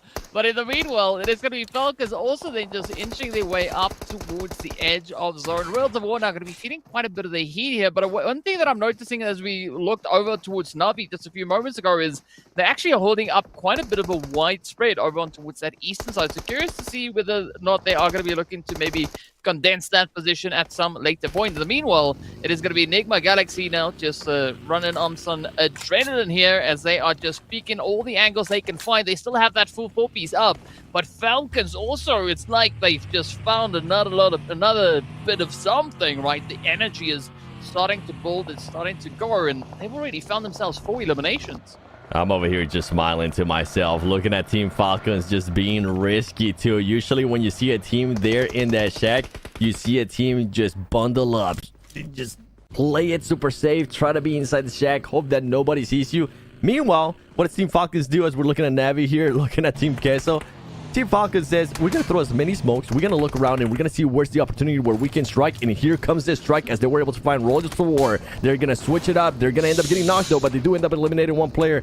I see currently knocked. He might end up getting picked up, but oh, Team Falcons, the aggressiveness might backfire a little bit more, but it doesn't matter for this team. This team knows that they're going to be going to the main event. They can afford to be aggressive. They can afford to take this risk that some of the other teams cannot afford to do, and I'm absolutely loving the way Team Falcons is playing this, not giving a damn and taking it to everybody. I mean, it seems like they are out here having an absolute amazing time. But now, well, it's going to be up to Navi to see whether or not they can make a little bit of something happening here. They came in just 4 points behind the position that we saw for Enigma Galaxy. And as we know, they've only been able to secure themselves that 1 elimination so far. So the pressure is going to be on Navi. They're going to have to just dominate the hillside over towards the southern edge. And it seems like that is exactly where they're looking to go. Now, trying to get themselves set up. In the meanwhile, there's going to be Top now. Found out in the open. Freak picking up some points. Enigma Galaxy already up onto 5. But they still have a long way to go here, 7. Yeah, Freak getting that knock, but luckily for Team Falcons not being able to confirm it into an elimination right here. And now if we know anything about Team Falcons, they're going to be like Michael Jordan. They might take that personal and take that fight to them. We have Vampire Esports getting 2 chicken dinners so far today. I'm sure they're going to be looking for that 3rd one. Just send a bit of a statement before they end up going to the main event. They have Regnum Karya nearby. You can see Schweppes just driving around debating whether he wants to take that fight or not. And look at Icy, not really caring. He's like, okay, I know you guys are far away, but I'm still, if you give me the chance, if you give me the slightest pixel, I will take these shots down on you, as they're doing so right now to Stone. And on top of that, they're making it their rain right there in Schweppes. And that, just as I was mentioning, here you go, Team Falcons. So far away, it doesn't matter if you have 3 times. It doesn't matter whatever scope they have. They're going to be taking out these shots here to Vampire Esports and making the end of the game a little bit easier for them. Oh, look at the rush for Vampires. Getting swept under the rug, right? They might have evaded the Falcons, but, I mean, they pushed on into the Royals of War. I mean, what a play. Looking at what we had coming through there from the Falcon side, it's like they were sitting there pushed and ready to go. It's telling the other teams, like, I dare you to move. I dare you. Try it. And then, I mean, they let loose, right? They got the space, they got the Blaze. And now, speaking of Blaze, though, Ura going to find themselves in a little bit of a tricky situation, as they are also still trying to recover a little bit of the ground. But they do find 2 plays up into action and top. Yeah, Icy there being the last one standing. Enigma Galaxy, I mean, for Enigma Galaxy, this is perfect scenario right here. They do need those points. A team that wants to get on those top 8. And Icy, meanwhile, he sees somebody from Hura Esports trying to be cheeky, trying to sneak up on them there with a buggy. And he says, no, you're not going to be doing that for us. Meanwhile, Freak and the squad are going to be keeping their eyes locked in on Falcons, as Falcons is just continuing to take that fight. I wonder if Freak's going to be able to see this right here with the PP Bison. Okay, all right, if you want to do that, go for it. Navi now is starting to get pushed. We saw what Navi was able to do earlier when they needed to defend one of these compounds. They're going to have to definitely defend this against Deathwolves, the team that's trying to make it to the top 8 and actually stay within the top 8. Navi is going to turn up the heat, though. Here comes the push, as you do have some players throwing nades, trying to get those knocks. They're trying to go on the offensive as well, getting a good knock there from Deathwolves. Oh, and he gets eliminated too. Navi having to slow it down. One of the players, King, does end up getting a little bit hurt by the nade that was thrown by the Deathwolves players. And here comes the push. They're just chasing each other right now, DK. I mean, Navi just out here getting them claps going. Let's see whether or not they are going to be able to find the final blow into the side of the Deathwolves as the blue zone comes up, nipping at some heels. But it does seem like Gonzo and the rest of the crew, they are prepped and ready to soar as they do find a bit of an opportunity through the window. Gas can is there. It goes off. The HP bar takes quite a bit of a chunk, and that is it. The angles have been played. Oh, Deathwolves getting sent on back. And here we are left with 6 remaining teams. And already 3 teams getting themselves situated up in towards zone. Nigma, Navi, and Falcons now have to get themselves situated. Yeah, Enigma currently outside of that circle. Luckily for them, they have some points on their board, but it's not going to be enough. They need more. You have viewers downing themselves. Those Enigma Galaxy fans right now trying to do the math. Is this going to be enough?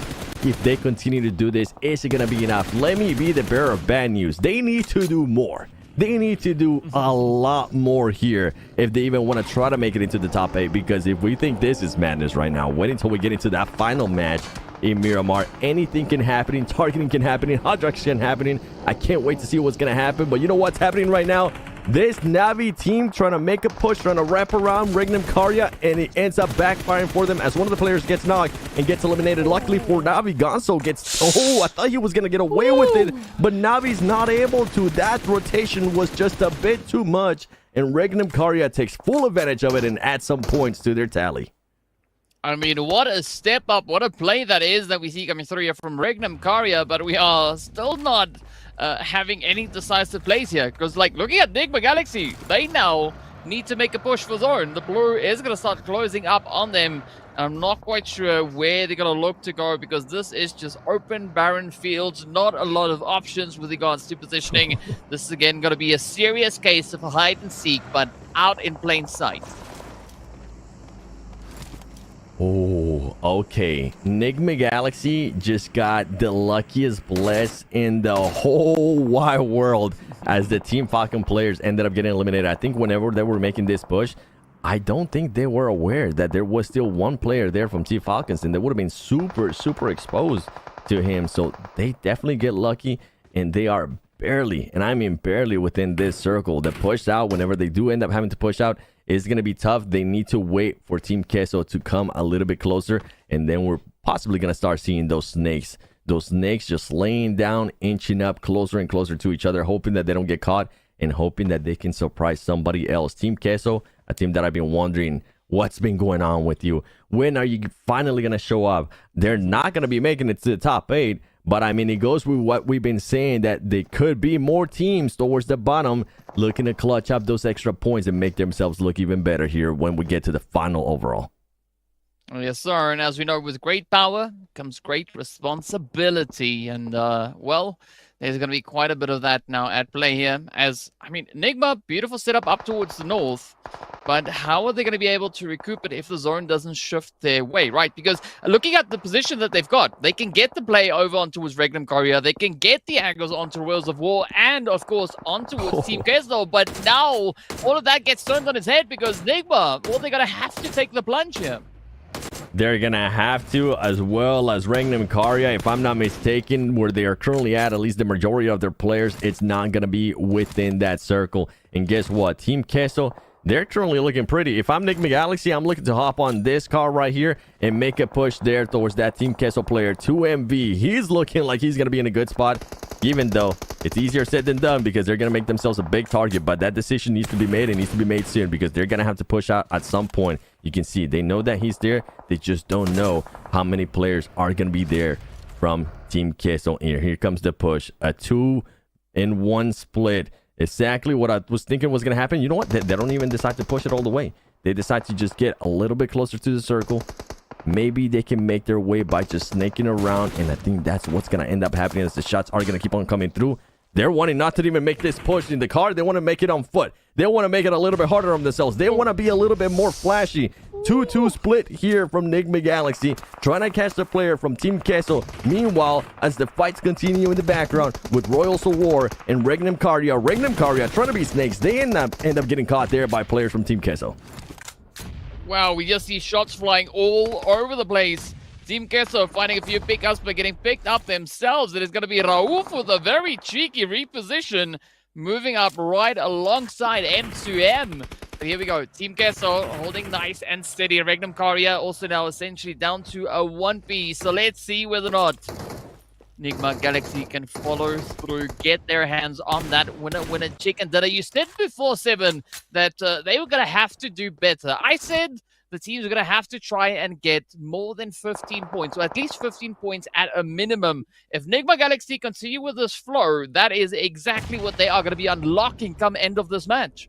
Yeah, this is the perfect foundation that they need for it. This is why I've been hoping that they go and get that win. Right now, I'm enjoying what I'm seeing out of this team. They have 2 in the shack. They have another one split. And then they have another player, which I believe is Freak, currently just crawling around, trying to find where the other team is going to be. They know that other teams are going to be crawling around too. And Freak is going to be able to spot him. Hopefully, he has that trigger discipline. Hopefully, he can find the right spot in the right time. And I don't think he was able to see that player there from Royals of War laying down. And yeah, he's still looking at the shack. He didn't get a chance to see him. They need to be careful with that, as now some of the other players there from Enigma Galaxy are a little bit too focused here on Milos from Team Queso. Ooh, that molly came super close. Coops nearly getting caught in a very uncomfortable position on that one.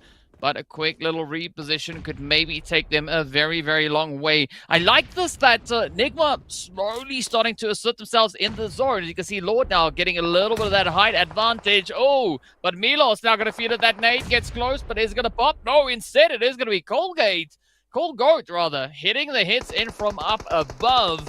Whereas the Wall might be down to 2, but that is not going to mean it's the end for them just yet. They are still going to give it everything they can. And I mean, looking at what the spread that we've got here, it does seem like this is leaning quite favorably towards the side of Enigma Galaxy, but it ain't over until it happens.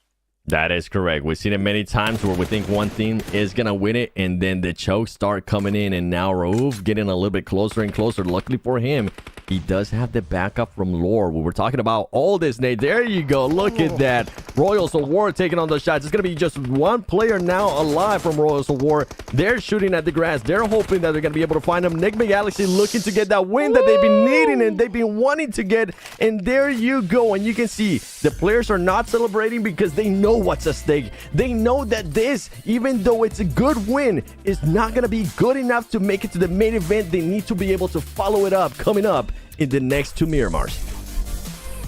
I mean, what a play. Nigma Galaxy stepping up to the plate, bringing in exactly what they needed to try and secure those positions. I mean, 11 eliminations alongside a winner-winner chicken dinner. Oh, 7 a very comfortable 21 points. And I mean, Jukes, what do you say? Oh, man. Oh.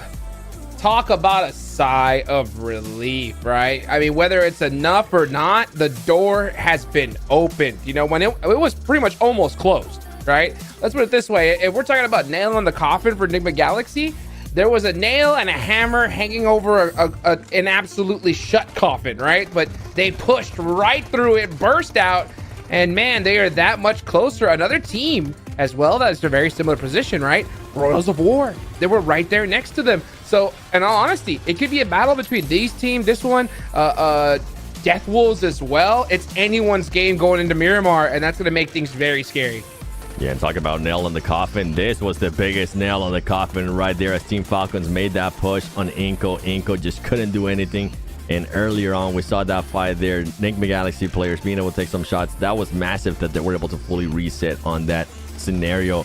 Vampire Esports, I was wondering if maybe they were going to be trying to go for that third chicken dinner. It didn't end up happening. But so far, they are looking good. So far, that team is showing showing us the Vampire Esports that we actually want to see. But overall, man, like we said it, we keep on saying it, this was the foundation that this team needed. As Hajuk said, this was the door opening that Nigma Galaxy needed. Now they need to continue on. Side of relief, no, they know what's at stake. They know that the job's not done. They know that possibly they could end up getting hot drop. But this is how you want to react. This is what we want to see. This is what the fans for Nigma Galaxy want to see. An 11th elimination chicken dinner. And not just that, look at the amount of damage that they were able to output too. Couldn't have been at a better time. Couldn't have been at a better time. It's what they needed to see. So beautifully done for them. But how well that Nigma Galaxy just did, and Royals of War with the performance that they just did, Influence Rage, right? Fireflux, all these names, they're gone in my opinion. They're done with. So we'll have to see what they're gonna do as we get a nice interview with Nigma Galaxy themselves. And I'm back here with Rauf, the player for Nigma Galaxy, the last chicken dinner winner. Thanks so much for being here, and lots to talk about because last year in PMGC you guys didn't go well, and I want to know if what happened last year reflected in what is happening here right now. Are you guys feeling the pressure? Yeah, of course, we're feeling some pressure that we might not make it again to a global final. So we're trying to do our best and not to make the same mistakes like we did in PMGC. Okay, so what are you guys are willing to do here, especially today, to reach the top 8? We're willing to do whatever it takes. We're just going to play our best game, try to make as less mistakes as we can, and we make it top 8 and we go finals. Do you think it's time right now to come for something that is bothering you guys during the matches or even on the standings? What's the question again? What you guys are willing to do? Like, do you guys want to come for some team that is probably ahead of you in the standings? Not really. If we do our best, we just win our games, we're going to qualify, so we're not targeting any teams. Okay, thank you so much for the interview.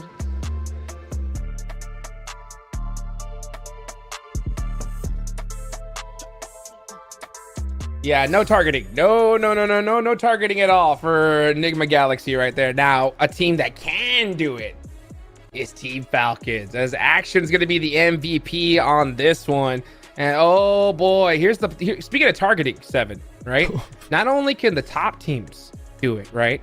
But if Influence Rage, right? And Fireflux, Na'Vi, if any of these teams even wanted to attempt to try to make it, they have to target Nigma Galaxy. They have to target Royals of War at this point if they even want to stand a chance, and they have to win the last 2 matches. So you were alluding to it in the last game, right? I mean, these Miramars are going to be crazy. Yeah, not just that. I mean, you have the teams that are fighting. You have the teams that are so close in those placement points and those just points overall that they do have to start fighting each other. They do have to start targeting. Enigma Galaxy, after that win, they don't have that pressure. And you could kind of see it there from the player interview. You could see him realizing, okay, yeah, we don't have to target. We just have to do our game. We just have to be able to do our stuff. And we're going to be able to qualify towards the top 8. Now, for the other teams, as you just mentioned, for Royals of War, for whatever other teams are currently chasing them, they do need to target. They do need those points. They do maybe need to even target some of the teams that are towards the bottom that might not be having good days and roll that dice, because right now it's just not working out for them. And if they, for some reason, Enigma Galaxy, if this is the wake-up call that Enigma Galaxy needed, I'm hoping that we do start seeing some of the other teams towards the bottom that are also in that hunt take their destiny in their own hands. Absolutely. But also a big shout out to Regnum Karya, bro. These guys, after that performance, that should 100% put them into the finals, right, DK? I mean, they are giving it their all. And what a beautiful change up it has been that we've been seeing come through from them. And I mean, there's the confirmation. They are now up on 87 points, locked in on that 4th place, taking a beautiful 2 slot. But yes, yeah, you see it there. You see it. Yes, sir. They got that nice score next to their name. It's none other than Enigma Galaxy taking a 7-slot jump all the way up into 8th position.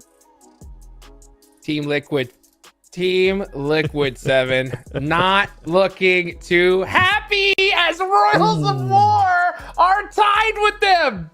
Nice. Very nice. Yo, somebody please go check on Team Liquid right now. Maybe bring a doctor with you and check their heart rate, because it is at an all-time high, especially after they just saw that overall standing. Death Wolves, the crazy part, look, is that Death Wolves is still in contention there as well. Furia, technically, they could try to do it influence rich. Like, all these teams, they're still within a chicken dinner, and their name is going to be put on the list for that final game. That's what I'm saying. It's going to come down to that final game. If one of those teams that are currently in that contention within the 50-something points, they could try to get in there, Jukes. They could try to make it to those top 8, and it's going to be making it even harder for some of the other teams like Team Liquid currently watching. Oh, they could, but I'm gonna have to disagree with you there. I mean, I don't think Team Liquid's heart rate's at an all-time high. I think they're flatlined. They are flatlined. I think they are done with, because in order for them to make it, it's literally going to take a miracle. They're going to have to come back from the dead. Something has to happen, because I mean, it's only going to take 2 points from both these teams.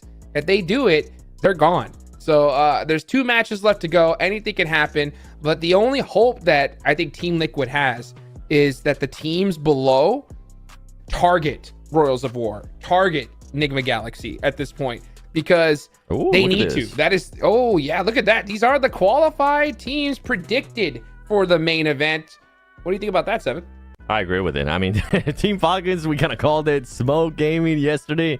Secret Masters, I think at the end of the day, we're like, okay, you know what? You guys did enough. You guys are definitely a lot more comfortable, and set yourself up. You're not going to be falling into the segment that Team Liquid is currently falling into, which is pretty much hoping that there's a miracle happening. But you were talking about maybe teams getting 2 points, maybe teams getting 3 points to try to be able to pass them. With Enigma Galaxy, it's just going to come down to that follow-up. And I mean, I don't know how much I can say this, Hajix and DK, but you know that the teams that are in those 50-point marks, Navi could even make a push, which is crazy. Influence Rage, Furia as well. All they need is just that one chicken dinner. Bye-bye, Team Liquid. And then now you're in contention. Now you're in contention not only with Enigma Galaxy, now you're not only in contention with Royals of War, but it's going to come down to that last game. It is, but I mean, I think at this point, you're going to have to get those points, that chicken dinner, and you have to stop these guys. We have to see what we saw in the qualifiers, DK, right? We saw Hi-Fi's hot drop on Team Falcons, shut them down and get that golden ticket to the main event. They didn't have to even worry about this because they were able to adjust their strategy and be able to make the right play to get it done. Now, the question is, are we going to see those teams at the bottom do it? Out of what you've seen so far, DK, which team do you think has it in them to be able to adjust their strategy and still make it work? How many choices do I have? Because I think I can throw a few names There's in a the lot. pot there. Yeah. I mean, there's a lot of teams that are going to be looking to step it up. And I mean, we were looking at a 2 points, right? 2 point deciding factor here. And I think there's more than one team that is going to be able to secure 1 or 2 points coming into this next bit. So it is going to be absolutely nerve-wracking moving into these last few games. Oh, and guess what, guys? I can hear the pitter-patter of some nervous feet because Miramar is about to get going.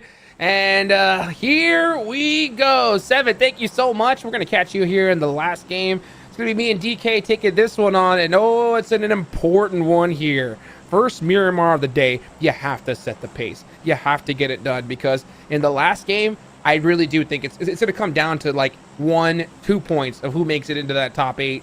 You do not want to be in that position. Now is the time to shine. We need to see a back-to-back performance here for Royals of War and Enigma Galaxy if they want to feel at all comfortable in the next game. I mean, like, we're just sitting here watching, and I'm already feeling my heart rate starting to climb. And I mean, this is such a contentious play. I mean, this is even just the prelims, right? It's not even the finals. It's the prelims. We're looking to see who's going to be making it up into the main event. And I mean, what a lead up this is, getting closer to that. So yeah, talk about pressure. Miramar is going to be full to the brim with some pretty sweaty decisions that have to be made here. Here we go. First circle comes on up, and it's going to be right dead center. So nothing too crazy. El Pozo's not going to be in play, so Enigma Galaxy are going to have to loot up pretty quickly and start heading into this next circle. Meanwhile, we got teams like Navi, Influence, Rage, all the way at the bottom of the map. Royals of War in Los Leones. These are the teams that we're going to be staring at big time here. Now, you know, we're talking about teams that have the ability to gatekeep at this point. Team Falcons, Regnum Caria Bra, and Vampire. They've done enough. There's no way they're not making it at this point, right? So as long they can pretty much decide what they want to do when it comes to gatekeeping, all that kind of stuff. Enigma Galaxy, Royals of War, you know, Death Wolves, Furia. I mean, there's so many names, right, that need to make this happen. Even if I was even Fireflux's coach, right?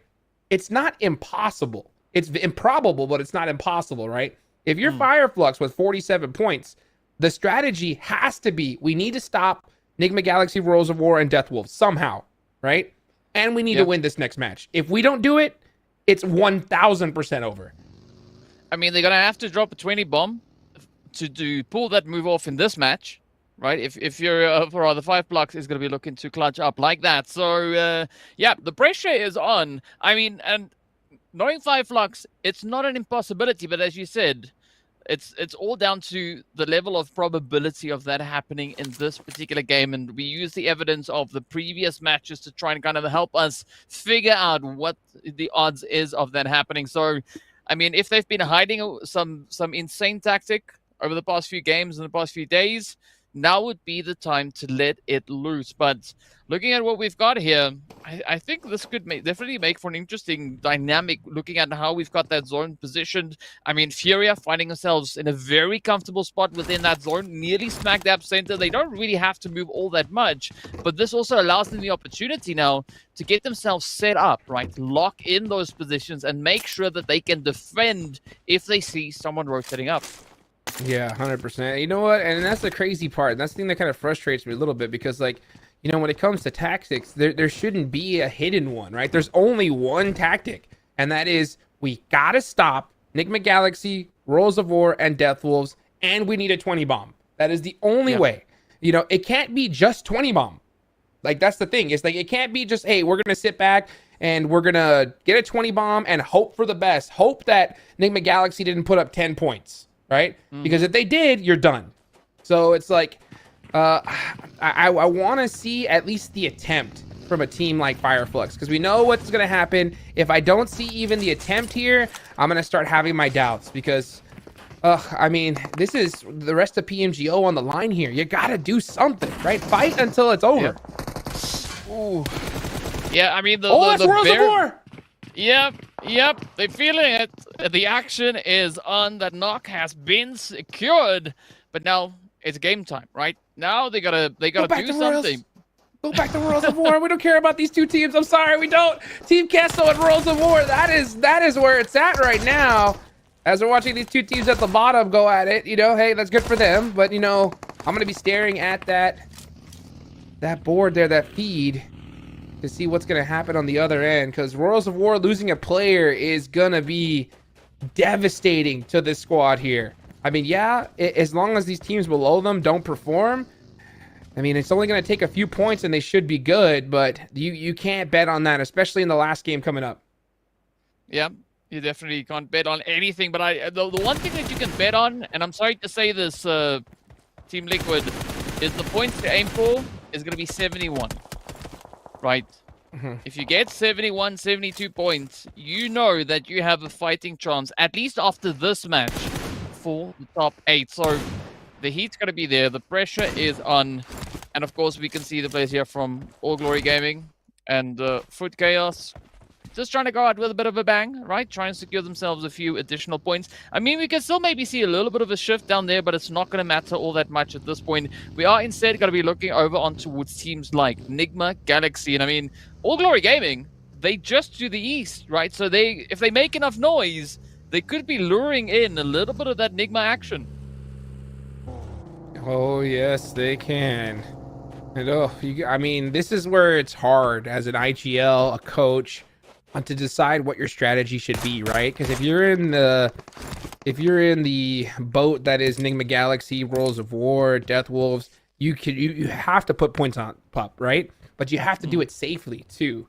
So the problem is at this point, when teams get stuck in this position, sometimes they change their strategies. They're like, oh yeah, you know what? Aggression is what got us here. But because of where we're at, we got to play more passive. And sometimes that changeup doesn't bode well for them. So at the same time, you got to play a little bit, you know, more careful, but not too careful to where it messes with how you would normally play. That makes sense. Yeah, I would say like you could maybe even call it strategic delayed rotations, right? You gotta play the water as it kind of is delivered to you. You gotta test it, see what's cooking. Can you actually afford to make that move? And I mean, I have to agree with you. This is a very, very tough position to be in as an IGL or a coach. But I mean, looking at Godix, that's not a difficult spot, right? Just pull in, get a little bit of cover, ensure the vehicle is going to last a little while longer. But what I'm going to be looking at is Hura that we've got just on the back end here. I'm not quite sure whether or not they're going to be able to secure anything out of this game. It's looking pretty tough, but I mean, they could also just look to have a phenomenal time, right? Step it up, play a good game, lock in some points, and in doing so, deny points from teams who really need it. Yeah, I mean, for them, it's too far because it's more than a 20-point game, and we haven't even seen that once, you know? So that's going to be pretty difficult for them. Fireflux, still, in my opinion, like, for this game only, it's Fireflux on up, right? But like I said, Fireflux, Navi, Influence Rage are in the same boat. They need to stop these teams, and they need a 20 bomb. If they don't do it, then it's over, right? Yeah. And this is the last game they have a chance. So because the final game that's coming up next, we don't know what's going to happen. I mean, we could see 6 or 7, 8 teams just go out early because they're so frustrated that they couldn't make it, and they just wildly push, you know? That does happen. You know, sometimes, you know, these teams are just like, hey, you know what? I just want to go home. I'm just going to hard push these squads. And if we win, you know, we win. Or maybe you have some players that are like, hey, I'm just going to do what I want because it didn't work out with this team. I'm going to go out there and just try to make a name for myself and get some eliminations. And that changes up the dynamic of the gameplay big time, you know? So we'll see what happens. I mean, but it's plays like that that leave a lasting impression, right? Especially on the teams that could have had an opportunity at points. So, yeah, I mean, there's so much riding on this. But, well, in the meanwhile, we are seeing a few nades coming through on the side here of Hura as they are going to be pushing on in, clapping some points up. And there we go, right? All Glory Gaming is going to be having to settle for the first one out this round. But now the zone is going to be moving all the way down towards that nearly center zone, right? I think this is where San Martin, oh, no, that's not even San Martin, that's Pecado. I think Pecado, oh, Casino. That is going to be an interesting setup to look at once we get there. Oh, yes, it will be right here. This final circle is going to definitely kick things up a notch. As we're starting to see these rotations come up. Of course, All Glory Gaming out of there already. They are done for. You know, another little factor that comes into play is, you know, the frustration between the team when they realize they're not going to make it. You know, that's a big thing that happens. You know, it's been a long while since I competed, but I guarantee you it's the same thing with these players. You know, you could start playing the blame game, saying like, oh, this happened because of you or that. And those kind of arguments destroy a squad, right? That's why we see so many, you know, roster swaps after a tournament. Oh, this is huge. Death Wolves versus Fireflux. Fireflux has to win. Has to win if they want to keep the tournament alive. Death Wolves get the initial knock. That is huge. Oh, and the instant thirst. Now they know who it is. They realize this is Fireflux. Death Wolves need to run. And honestly, if you're Fireflux, even if you have 3, you have to take this fight. You don't have a choice at this point. Yeah. You can't leave. That's unfortunate, but yeah. You have to take it. Even though it's a 3v4, you're out of the odds. You have to take it. If you take him out, if you have a chance. If you run away, it's over. Yeah. Yeah. I mean, that is essentially right where we're sitting right now. And I mean, speaking about the importance of engagements, right? Even just looking over on towards Furia, they find themselves in that exact same boat, right? We see them sitting there on 57 points. There is an opportunity for them to make a slot securing play, but now with the zone, that is going to be moving a little bit further down. It adds even more complexity to this whole situation. But I'm just happy to see that it actually moved away from Los Leones and it didn't stay over on that city. You know, I think Fireflux is getting baited at the fact that the zone shifted to them. So they're trying to think about like, yeah, we need those 20 points, but you have to stop Death Wolves. You have to. You cannot afford for them to even be up in this match at all. They can't get any points. So even though you're a 3-man, yeah, you're at terrible odds, but if you do take them out, that's 4 points. You shut them down, and then you still have the chance. If you leave them up here, I mean, it's done for. So I don't know. It's really tough in these situations for sure. A lot of pressure right on these teams, and sometimes you have some IGLs that just route to safe. You know, like they're automatic. Just I don't know what to do. Let's just play it safe. Yeah, the default setting goes right to an interesting one indeed. Falcons, they go down to 15th. Yeah, the points, they're starting to come on in, but now comes the challenging party for Furia because they've got Vampire Esports up ahead of them, and that big bad blue zone is going to start nipping at their heels. And I mean, we're in stage 3. The moment that thing swaps from a 3 to a 4, the damage goes up. Oh, yes, it does, and it really starts to hurt. Zone 4 stings, and then Zone 5 just chunks on over. So we'll see what happens. You know, Fireflux now knows where Death Wolves are at, right? They have 100% knowledge of their position. So they're keeping on that bay for now. But, you know, every single team that gets eliminated is a bigger chance that, you know, teams like Death Wolves on up are going to get more placement points. So, you know, these teams now need to stare at that elimination feed, start counting in their head, having a good idea of who's still up, where the leaderboards are at, and have to apply their strategies accordingly. Because I kid you not, if Enigma Galaxy, Royals of War, or Death Wolf get 10 points here, they're making it. Yeah.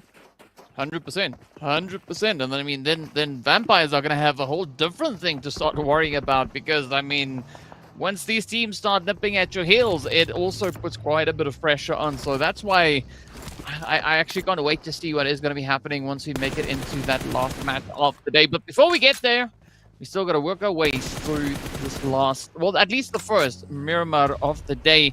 Hura, though, surprisingly taking a very quiet position over onto with the eastern side. Team Gesso, though, on the other hand, they are right there up in the heat, the pressure. 9Z also going to come in, knocking on their door. And again, right now we are seeing points being denied from teams that need it. Yep, and that's the problem, and that's what we were kind of alluding to, because in the next game, you're going to see teams just decide to push each other for no reason, and that's points that are going to be taken away from squads that desperately need him. Now, Furia needs this. So Furia understands the situation. They're pushing Team Kessel. I love to see this from the squad. Yeah, they can play it, you know, safe. They can rotate away. No, they need these points. Every single one they can get. And they're doing it the way they're supposed to. Here they go. Let's see where this one goes now. Krista's just on the edge, trying to peek in through the windows, but there's just so much movement happening in between. Adrian, in the meanwhile, is going to get knocked on down. Ooh, come on, Furia. They could still put this one in the bag. Already sitting with those 4 points on board. Going to go in for a quick pickup while the rest of the team looks to get up the points. There we go, Kesso getting one down. Now, the pressure is building up. Are we going to see Furia land that final confirming blow into the side of Team Kesso? Man, Furia are doing everything that I wish we would have seen from teams like Influence, Rage, Na'Vi, and Fireflux. They're taking their future into their own hands, right? They're taking that early game, and because they know that, hey, we need 20 points, right? We need a huge, huge game here. So 6 eliminations already, all 4 players up. This is how you start it, right?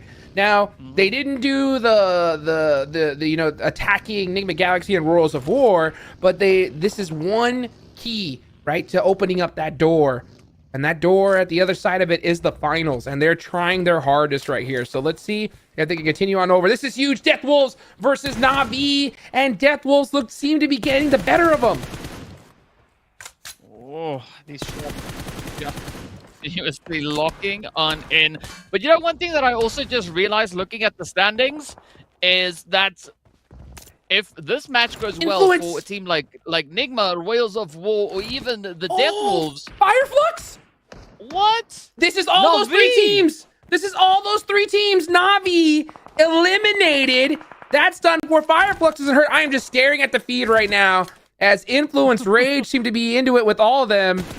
And oh my goodness, what a crazy fight. Na'Vi done for, and that's going to be it, folks. There's no way I think they're going to be able to make it with just 1 game left, especially the last game of the tournament. So Influence, Rage still alive. That's 1 more team out, but that's Worlds of War. This is a huge fight.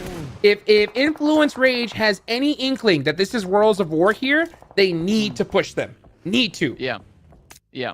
I mean, this is going to be a very, very decisive engagement coming through on that edge. Meanwhile, Furia going to be sitting on the edge, but Federal is going to be starting to push on up. Rivas holding it nice and steady. Influence just trying to find themselves an opportunity, find a bit of a way to get the sprays on in. But looking at what Worlds of War are doing here, I mean, it's so far proving to be quite challenging for Influence Rage to get a good successful landing. Look at that nade, though! That nade was so perfect. Colgolt went down, so it's possible that Influence realizes that this is Worlds of War. With that nade on the Federal, though, that's going to make things that much more tough. Next zone's about to pop, but we really need to keep an eye on this fight between these 2 teams. Next zone goes outside of these 2 teams. So Influence, Rage, and Worlds of War need to get it done. And you can see them, they're starting to press that action. One of the players did get finished, so they 100% know it is each other now. And regardless of Influence, Rage losing a player, they need to take out Worlds of War now or never. Let's see if they can pull that one out of the bag. The heat is on. The pressure is mounting. You can see now Vampires also just trying to get a good assessment as to what is the opportunity at hand. Furia starting to push on up. Also trying to regain a little bit of that ground, a little bit of the territory. But looking at the Vampires' position here, they are not going to look to let any of that slide past them. Furia now getting spotted out in the open. The hits coming on in all the way from 7, but Vampires could actually be stealing those points away. Augustus gets knocked. That's going to hurt for Furia. Furia did a great job at the start with 6 eliminations, but they got to finish strong here. They have that knock. That'll leave them down to a 2-man. They got to get that res if they can afford it. Let's see what they opt to do here as... Oh, no! Inko getting the finish onto... It looked like Influence Rage. They blew up a vehicle. Royals of War are going down as well. Man, these teams that are in contention are in big trouble. Now we see Coops getting knocked by Death Wolves. Death Wolves are putting in work here. And that's INF done for. Oh. Man, it is such a tough blow, but well, it's not going to stop anytime soon. We still have 11 teams kicking it around here. Let's see what the Death Wolves are going to be able to secure in this one. I mean, the scary thing is, like, if Death Wolves make it on up, come on. Oh! Wow! Death Wolves are absolutely shredding teams. Royals of War just went out, and they only had one elimination. What a beautiful return knock, though. Death Wolves have to step it up. Furia trying to keep their tournament hopes alive here. Furia with 8 eliminations have been absolutely crushing it, but now Death Wolves are staring them right in the face. And Furia, you know they're warmed up. They're getting that res off. Need some suppressive fire here. Ooh, beautiful peek down.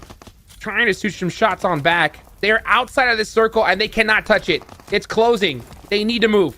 I mean, the pressure is on now. Death Wolves, they're just going to be lurking on the edge. They want to lock in those confirmations. They want to get the Furia team out of the way. But this is going to take quite a bit of work. As you can see, Gusta now also getting met. Down they go. Stone coming through with quite a bit of a contribution on the edge there. Furia holding on to only one. It's going to be up to Arthur to see if they can actually ride the storm. But Vampires coming through on the edge is going to throw the biggest spanner in the works here for Furia. I mean, it is absolutely devastating. Off they go, and the Death Wolves lock in the points they need now just to make it into the Snake Zone. That was crucial. Furia were like a wrecking ball, and the worst team that could stop them was Death Wolves, and they did. So Furia, oh man, they did a lot to start it off, but it ain't going to be enough here. And meanwhile, we're going to watch Enigma Galaxy going to have to defend against Death Wolves. Death Wolves are going to start knocking on their door here real soon. And Enigma Galaxy only has 2 players up. This is a really, really bad position to be in. Yeah, and not to mention that we do also then see Fireflux just holding north of them. So Fireflux definitely in a position to play a major upset here at the expense of either Nigma or the Death Wolves here. So, I mean, quite a bit of power now in the hands of Solke and the rest of the team here from Fireflux. So let's see what their call is. Because also, as we can see just behind them, Regnum Karia also now starting to get a little bit of sense of something happening in the vicinity. But Death Wolves trying to figure out what is going to be the best way to get themselves back into safety. Yes, they are. They are just hunting in a pack. Just like their name has said. And these guys have been on an absolute wrecking crew. They did a rotation, though. Meanwhile, Catch casts his freak out. And meanwhile, Inko gets one of the players from Enigma Galaxy. Coops, the last player up, is trying to keep Enigma Galaxy's hopeless alive. And it's looking very slim here, though. Yes, Coops goes down. That has got to hurt. Death Wolves now in a big position here to get that ticket to the finals. I mean, talk about a stressful situation at hand. I mean, this is such a defensive match that we've been seeing, right? The teams not exactly within reach of the top 8, causing so much problems for the teams that could potentially be in contention. Up comes Fireflux, a quick molly across the way. Doesn't exactly connect up the way that they would have wanted, but look at that. Raton Boy is going to be down as well. Death Wolves having their numbers really taking quite a bit of a beating here. Regnum Karia also holding on to the 3-piece. They are going to be sitting quite comfortably over on towards the southwestern side as well. But again, right, such a decisive play can be made at the expense of everyone ahead of them. Vampires, they just keep on cooking, already sitting with 7 eliminations in their hand. And they're not done yet, right? They are still going to be looking to pack in even more. Vampires just eating at this point. 7 eliminations, just having fun with it.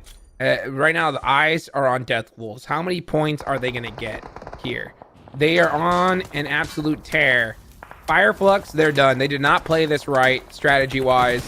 They just tried to play the same game that they normally did, and that is not going to be enough, as Regnum Karia is going to shut them down. So, bye-bye, Fireflux. Better luck on the next tournament as we take a look here at the squads that have really been getting it done. Regnum Karia, brah. Man, these guys are on a tear. Vampire saying, wow, top 5 is not enough, right? We want to make sure that we're in that top 3, baby, as they just keep racking up the points. And I love that switch up, that back and forth now with regards to points between Vampires and Regnum Kari. As you can see, they're just alternating positions over on that right-hand side. But this is where Tony K now finds himself in a phenomenal position, looking to just get that angles in. Quick play coming through there, as we do see the knock now on towards Regnum Kari. But now the big question comes is whether or not the Death Wolves will be able to get themselves back into the safety of the zone. But there we go. The confirmation is in. The cleanup is happening. Obscure can definitely still clutch this one out. But they're going up against World 77K, who we saw play a phenomenal game in the last year angle. And he's just staying there. I mean, I don't think he realizes the situation, and it's totally understandable. We as observers can see what's happening. They cannot, and there's a lot going on. So many players still up. That nade from Wild 77K is going to go ahead and finish out Obscure. But I think they did enough. 7 eliminations and a good, not the best placement, but some placement points as well are going to help out big time, especially considering that the teams right below them, right, that they're hunting them. Royals of War went out with only 1 elimination. Enigma Galaxy didn't even get a single one. Furia, on the other hand, got 8. So it's going to really come down to the last match to see who's going to get that 8th position on into the finals, as we're going to watch 2 teams that unfortunately mathematically don't have a chance of making it in. Are just going to try to have their last little hoorah and put on a show for us here. Yeah, well, speaking about shows, I'm doing the math. Death Wolves, if you take 64, you plus 7, that equates to 71. Right, and that's just on elims. So I think a little bit of something is going on somewhere. What that is, we'll find out a bit later on. But in the meanwhile, yeah, it's going to be Foot Chaos. Ooh. Now it's going to be Vampire. That's what it's going to be right now. Angle, yeah. I mean, there's like 8 players down below for them to pick up more. I mean, they've got 9 elims. It's like, sure, let's go fishing. Let's go get 8 more elims. Why not just like try and pick up the whole entire lobby? Literally, I just see Vampire just like licking their lips at this point, just big chilling. And you know what? One thing that we didn't really talk about, but we heard Sir Tanny, right? I mean, this guy is one heck of a coach for the squad. He stressed the importance of playing central circle, right, in these types of lobbies here. And I see why. I mean, with this type of contention and this many like solid teams, playing edge is just too chaotic. So I need to see more teams utilize that strategy here, because I mean, once you get that central zone and you're in a position like the way they are, look at this. They're just going to be soaking up points like crazy. They're stuck. There's nothing these 2 teams can do. It's right now. It's how many points are Vampire going to get? How many more? Yeah. I mean, well, we've got Regnum Kari also still in the mix, so it's essentially a fight to see who's going to be sat in 4th and who's going to be sat in 1st place, right? But I mean, they're also just widening the gap between that 4th and 1st place, and of course whatever's trailing behind them. And one thing that I was wanting to say earlier is we've been talking about Team Liquid now, having quite a bit of a stressful situation, then flatlining due to points. But next Ria could be the next team to really start, wondering whether or not they've got enough points on the leaderboard. That's a good point too. Oh, it's gonna get crazy here. I can't wait to see the overalls after this one. And here comes Vampire running on down the hill. Oh, starting to get some shot a little bit, but he said, no problem. I got some nades for you. Let me go ahead and send these on down. Hello. Oh, hoorah. Not feeling too good as they are eating an absolute red zone. Here comes Stone. One more nade. Is it on point? Looks pretty good. It's kind of hard to throw. You have to cook it perfectly with that little hill there.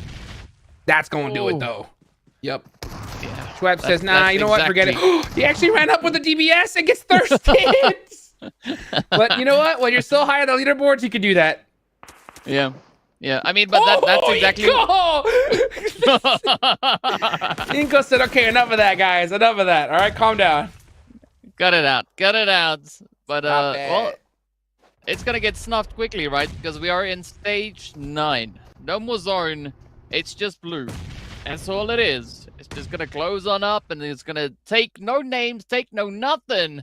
It will just bulldoze its way on forward. But it's gonna be between Inko and Regnum Kari to see who's gonna be walking away with that winner chicken dinner under their arms. And well, yeah, Regnum Kari, they out for it, right? They want that chicken. Uh-oh, finding the toes. Oh, kiss you. That's how you do it right there. Gonna go ahead and finish him off. Regnum Karya soaking up the points. And Regnum Karya, brah, getting the chicken dinner. You can see the frustration right there on Foot, who are, I believe they're sitting in like last place. And that's what happens. You know, this is what I was talking about is when you don't have a good tournament, frustration between players, between teammates goes on, right? The blame game starts happening, all kinds of stuff, right? And when that happens, it, especially in the last game of the tournament, all of what you know is out the board, right? At that point, you're just having to react to what's happening because you're going to have teams push you like crazy. You're going to have single players go off. Right now, I am definitely feeling for those teams that are just trying to hunt for that last spot because it's going to be one hard one to grab as we get into the last Miramar of the day here soon. I mean, you can just imagine how tough it is hunting for points, but you know the timer is ticking, right? That countdown is slowly just ticking away, and it's time that you can't make up again. So, yeah, so much pressure coming through here. But, well, we did see some strong performances here. We did see points getting secured in on the leaderboard, but what a crazy show it was, though. I mean, we were talking about the teams a little bit further down the board having quite a bit of control, right? And there's been so many points that have been denied from the teams that needed them. Oh, so many points denied indeed. Seven, get back in here, bro. Tell us what you think about that last match. I'm actually impressed with the way Regnum Karya was able to play that towards the final circles there. They weren't even close to the circles. They were going to have an awful push out. And they took advantage of the crazy fights going on between Enigma Galaxy, Death Wolves, Fireflux, and just kept inching their way in closer and closer and closer. Overall, man, teams that needed to get the points, I mean, some teams were definitely able to get the points. The other ones, I'm thinking about Enigma Galaxy not really being able to get any. It's gonna be tough, and I feel like it's gonna, once we see the overall, it's gonna be an absolute nail biter, man.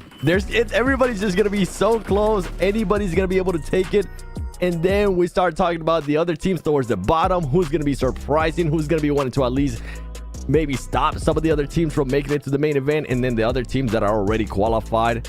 Maybe do you try to BM a little bit? Maybe do you try to be a little bit more aggressive? Vampire Esports, by the way, great game out of them. Wow. 12 eliminations. This is Hot Jukes, the Vampire Esports that we've been wanting to see. Yes, sir, indeed. These guys are feeling really good. I will say it hurts to see Enigma Galaxy with 800 damage and not a single elimination. That is so tough, and it's going to be even tougher here in this next match. I mean, yeah, they had a great one in the last. That really opened the door, but they got to walk through it. They got to walk through it here, DK. I mean, that's what they got to do, right? There's no point in, you know, being pleasant at this point, you know, like casually opening a door. You got to kick it down, just burst on through. And speaking about bursting through, look at these points, though. I mean, Vampires, they got that Sanguine Elixir going, right? Up onto 16 points. Hoorah, coming through on 14. But, I mean, what a sweaty play. We've got to see whether or not the Death Wolves with 9 points on board is going to be enough to maybe play a bit of an upset here. Oh, man. I mean, that's a lot of points. That's for sure. They weren't too far away from Enigma Galaxy or Royals of War. So, I mean, we're definitely going to see a change up in the leaderboards here. The question is, right, who's going to get that 7th and 8th spot? Team Liquid? I think, like I said, Team Liquid. Hold on. Let me just do my impression of Team Liquid. Ready? That's them right now. You know, just it's gotta hurt. It's gotta hurt because they did a lot. But imagine if they were able to get those 10 points that we begged them for, 7. Yeah, they needed to start getting that. They weren't able to. By the way, the MVP, the one, the star. There were doubts. Is he the main star of your team? Here we go. Tony K says, let me just showcase it with a bit of an MVP performance as he was able to take on some players there from Falcon. But going back to some of the teams that needed to put up the points, like Death Wolves was actually quite impressive for them to be able to put up that amount of eliminations too, and then back it up with those placement points, as you guys were saying there during the cast. And then another team that actually ended up impressing me too was Furia. I mean, Furia ended up, if I'm not mistaken, with what was it, 8 elimination points? That's massive for that team. That's what we want to be able to see out of that team to put themselves into contention here for this last match. And that's why I've been hyping up this last match so much, man. I knew it was going to be close. I thought it was going to be closer between maybe 3 teams. But wait until we see the overall. It might be more than 3 teams that can actually get a chance to fight for that 8th place.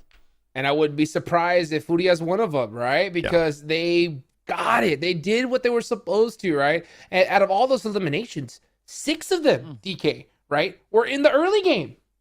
Yeah, I mean, like, what were they up to? Where was this Furia in the days that we needed to see the plays, right? I mean, we want all the action, and it's amazing to think that teams remind you when it gets to the really important moments that they're like, you know what, we can actually play in an amazing game, right? But sometimes they wake up a little bit late, so we're gonna have to see whether or not the point situation is gonna work out for them. I hate it when teams do that. Absolutely hate it. It hurts so bad to watch because, I mean, it's just absolute nail biting, just shivers down my spine action because you put yourself in such a terrible position because we've been alluding to it all tournament long, right? These entire prelims, the last game, shenanigans, right? It's just absolute craziness, right? With the top teams, they know they're going to make it. They can do whatever they want. Teams at the bottom, I mean, we saw just from the players, we could see them kind of arguing and frustrated with each other. So we don't know what's going to happen here, DK. I mean, it's going to be the wild, wild west, right? And what better map to do it on 7 than moving straight into a bit of that Miramar action, of course. Yeah, and then on top of that, you have Deathwolves. Remember what Deathwolf was able to do during qualifiers on the last match for qualifier finals. They ended up winning that match. So they have a good trend, a good pattern here when it comes down to Miramar. How are they going to be able to perform? If we were able to put some, some predictions here up, Deathwolves should be able, based on what they've been able to do in the past and based on what they were able to do just now, get just enough points to put them within that main event. But it's easier said than done. You just mentioned it too, Hot Jukes. Shenanigans can happen here. We can see hot drops. We've seen it already in this tournament during those qualifier finals that I'm mentioning. Team towards the top. Team Falcons, you already know you're going to be first place, right? We see what you've been able to do to influence Rage. How about if they decide to just target somebody else as well? Anything can happen here with the way that this is set up. I love this format, by the way. This format, 24 teams, I'm loving it. Dude, I mean, who knows, too? I mean, you'd be surprised. I mean, maybe, one of the teams at the bottom, they had lunch there, and one of the teams on contention took the last piece of, steak or something, and they're just saying, you know what? We're going to hunt those guys down, dude. You know what? How dare he take that last little piece of picanha? I know they're over there in Brazil right now, so they're eating good. But I'll tell you what. Hungry, bro? I know, dude. I'm hungry right now just thinking about it. But I'll tell you who else is hungry, right? It's got to be teams like Enigma Galaxy. Coops has to clutch it up big time here because I don't care what everybody said with their names. I know Coops picked Lord as that clutch factor player. And that last game, the game before this one, Coops had 5 eliminations, and he needs to have a performance like that here if they want to make it into the main event, DK.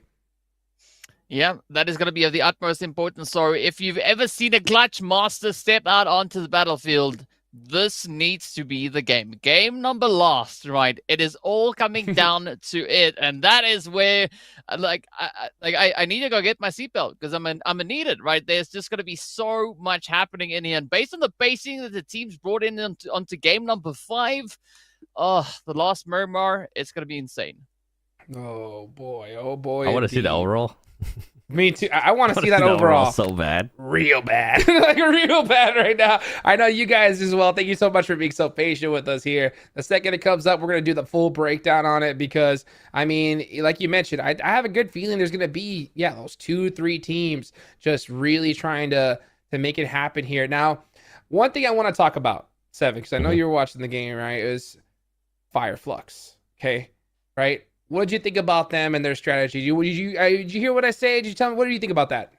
I mean, for a team that was able to get 7 eliminations, right? At this point, it's not going to be good enough for them. They needed to do more. They needed to go for that chicken dinner. They needed those 15 eliminations to even put themselves in contention with some of the other teams that we are talking about, like Furia, like the ones at the top, Deathwolves now possibly being there within the top 8 as well. But now, like, that's just the mental change, Hot Jukes. You need to be able to just make that switch for those teams. Like, you're not going to be able to make it at this point. You're going to have to go for something completely different. And here we go. We've been asking for it. Now we got it. The overall standings. And look who's moving up. Deathwolves makes it to 7th place with 73 points. Team Liquid just barely holding on. How? You were talking about maybe being a miracle if Team Liquid holds on. Going into the last match, barely barely How holding are on. they I can't wait to see that second page though. How are they still alive? Wow. I mean, I think we need 2 teams. Oh my gosh, that's how. That is how. Nigma Galaxy Royals of War tied with 70 points. 1 point being the difference. Now, Team Liquid has 1 chicken dinner, right? So Royals of War, if they tie, they lose, right? Nigma Galaxy, if they tie, it comes down to the next one, which I'm not sure of right now, right? So regardless, right, it's going to take 2 points from both of these teams. Furia, after that last one, have now put themselves in position, and then yeah, Fireflux on down. It's over. I'm trying to think of scenarios here, DK, of Fireflux being able to even get into that. They would need a 20-point game, and even that, you're just kind of hoping that those teams that are a little bit higher, like Nigma Galaxy, Royals of War, don't end up getting any points. So for Fireflux, Jukes, I'm gonna be thinking you might not need to hot drop somebody, but you definitely need to hunt somebody early on in this match. And teams that you're gonna need to hunt are gonna be those teams at the top that you need to stop from getting those points. Nigma Galaxy, Royals of War, Furia, all these teams, they need to be stopped if Fireflux even wants to get a slight chance at making it there within the top 8. Yeah, I will say, personally, I would disagree, because I think that they have to hot drop Nigma Galaxy for Royals of War. Like, you have to. Yeah, because you need those 20 points, and you need them to put up nothing. And you can't hope that that's just going to happen by itself, you know? So if you're Fireflux, if I don't see a hot drop here, then you just gave up. Like, literally, that's what I see in my opinion. What do you think, DK? I mean, we're going to have a super, super intense game, as we saw those points, right? Team Liquid in trouble. Next Rio could also maybe be in a little bit of trouble on that one. So there is quite a bit of play at a hand here. And who knows? Maybe they could change it up. What do you think, Seven? You think I'm right? Ah, man. Like, I like hot drops. This is where I'm like torn apart, because I like hot drops, but I feel like the better strat would be like maybe not like hot dropping. Don't start the fight right away. Just wait a little bit and then try to hunt them down on the rotations. Well, we'll see what happens here, guys. Get ready. Get your drinks ready, as we'll be right back after this short break. How to be a portrait master.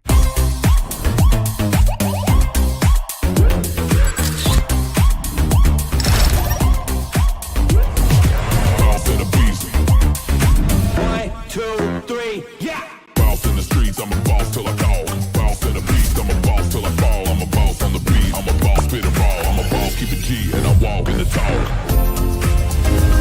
I'm a boss.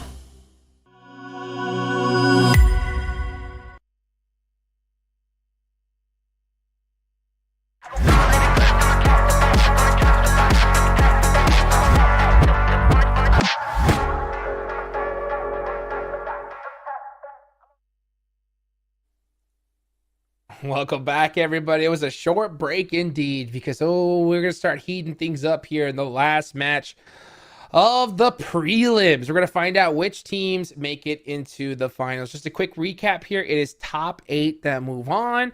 Now, Group B, as you can see right here, they have already played, right? So they're not playing today, and with how Zebra Masters and Smoke Gaming did, they're 100% going to qualify. Team Falcons, we know they've made it as well. Might as well, yeah, I was going to say, Vampire, where you at? You got to have that qualified sticker as well. They're big chillin'. So according to this, 1, 2, 3, 4 teams, 5 teams, right, already have it for sure. It's all about those last 3 slots here, Seven. Yeah, I mean, next Ria not having it there with 85 points. That would mean that, let's put that in a scenario, right? Death Wolves would have to get 13 points to pass them for next Ria, and then on top of that, you would have to have Nigma Galaxy be able to put up 16 points. Yep. And if we go back to what Nigma Galaxy was able to do during their win, they were able to put up 21 points. So it is possible, but I feel like next Ria, it is a little bit safer. It's going to come down to that Team Liquid and also Death Wolves, how they're going to be able to close up this match, because they just put themselves in such a good contention. But anything can happen here. We've seen this before. Anything can happen. Yeah, anything can happen indeed, guys. But you know what? We got another quick video for you guys. Let's go ahead and throw it on over to that, and we'll be right back.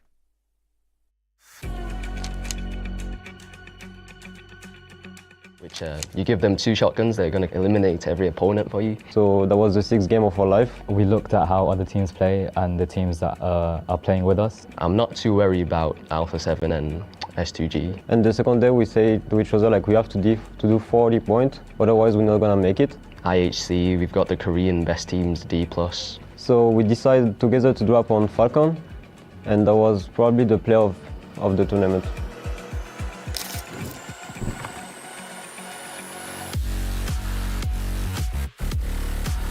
It's our first time to play in a LAN event.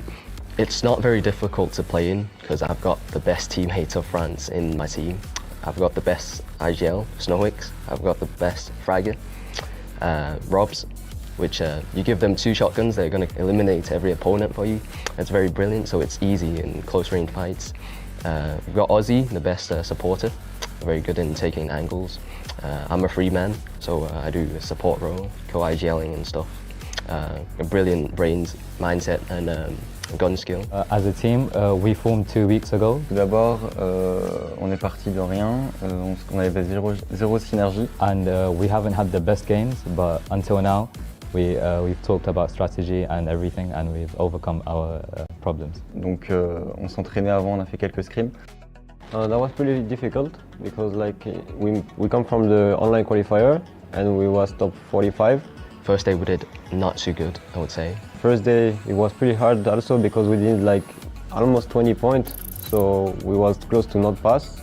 After we went back to the hotel, we studied different strategies. 所以其實喺更多嘅時間就係我會花喺睇唔同嘅比賽，去觀察其他唔同嘅隊伍，去留意佢哋嘅進圈嘅路線啊，佢哋嘅打法，然之後從而去為整個 team 去準備更加多嘅唔同嘅戰術，令到佢哋喺場上面可以有更加好嘅發揮。We looked at how other teams play and the teams that are playing with us, and we made a strategy to overcome them. And the second day we say to each other like we have to do 40 points, otherwise we're not gonna make it. So day 2, of course, we did better than day 1. 然之後喺第2日，我哋由原本嘅12名追到上前5名。Je pense qu'on y allait en mode on n'avait rien à perdre. We was playing like do it or die, like just try to do our best. No pressure because we was outsider. Last game we was second place, so we decided together to drop on Falcon, and that was probably the play of the tournament. This would have to be it right here. We got 3 just off the distance. My squad, they need to be coming in hot right now to help their teammate. And they do, right on time. In big trouble. It's all up the top. The man, the myth, the legend, and get shot in. Donc on a tout donné, on s'est motivé entre nous, et puis voilà, on a réussi l'exploit, un exploit historique, et vraiment je suis très heureux. Obviously we make it, so that was pretty cool. And yesterday that was only 6 games, so that was the 6th game of our life, and we basically did everything possible for do it.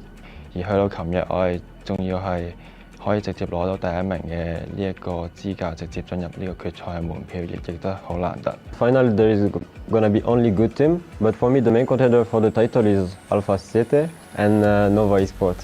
Nova is a really good team. They do good globally. Of course, Nova Esports, the 2-time PMGC champions. From last PMGC, IHC, they're very good as well. They're good at fragging. IHC, we've got the Korean best teams, D+. We've got Indonesian team, Boom. I'm not too worried about Alpha 7 and S2G. Pour moi, ça va être Nova Esports et je vais dire des plus qu'il y a. C'est des teams que j'apprécie vraiment, je regarde beaucoup leur gameplay et je pense que ça va être des teams vraiment très difficiles à battre.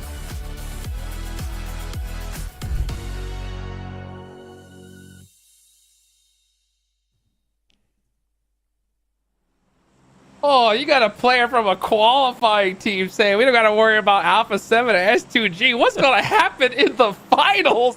That's my question, and we're about to find out who's going to make it there as we get into the final game of the PMGO Brazil Prelims. It all comes down to this 7.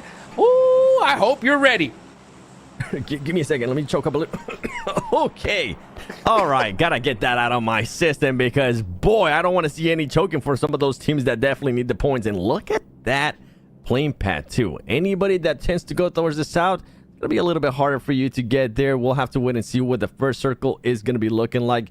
Enigma Galaxy going to El Pozo, Navi going to Ruins on the top left. And I'm looking at some of the teams that are in contention for that top 8. And what was it, Jukes? Remind the viewers which teams, in case they're for some reason just tuning in. Oh my goodness, look at this map. Look at this circle. They couldn't have asked for anything better here for some of these teams. But what were the name of the teams that are looking to get into that top 8?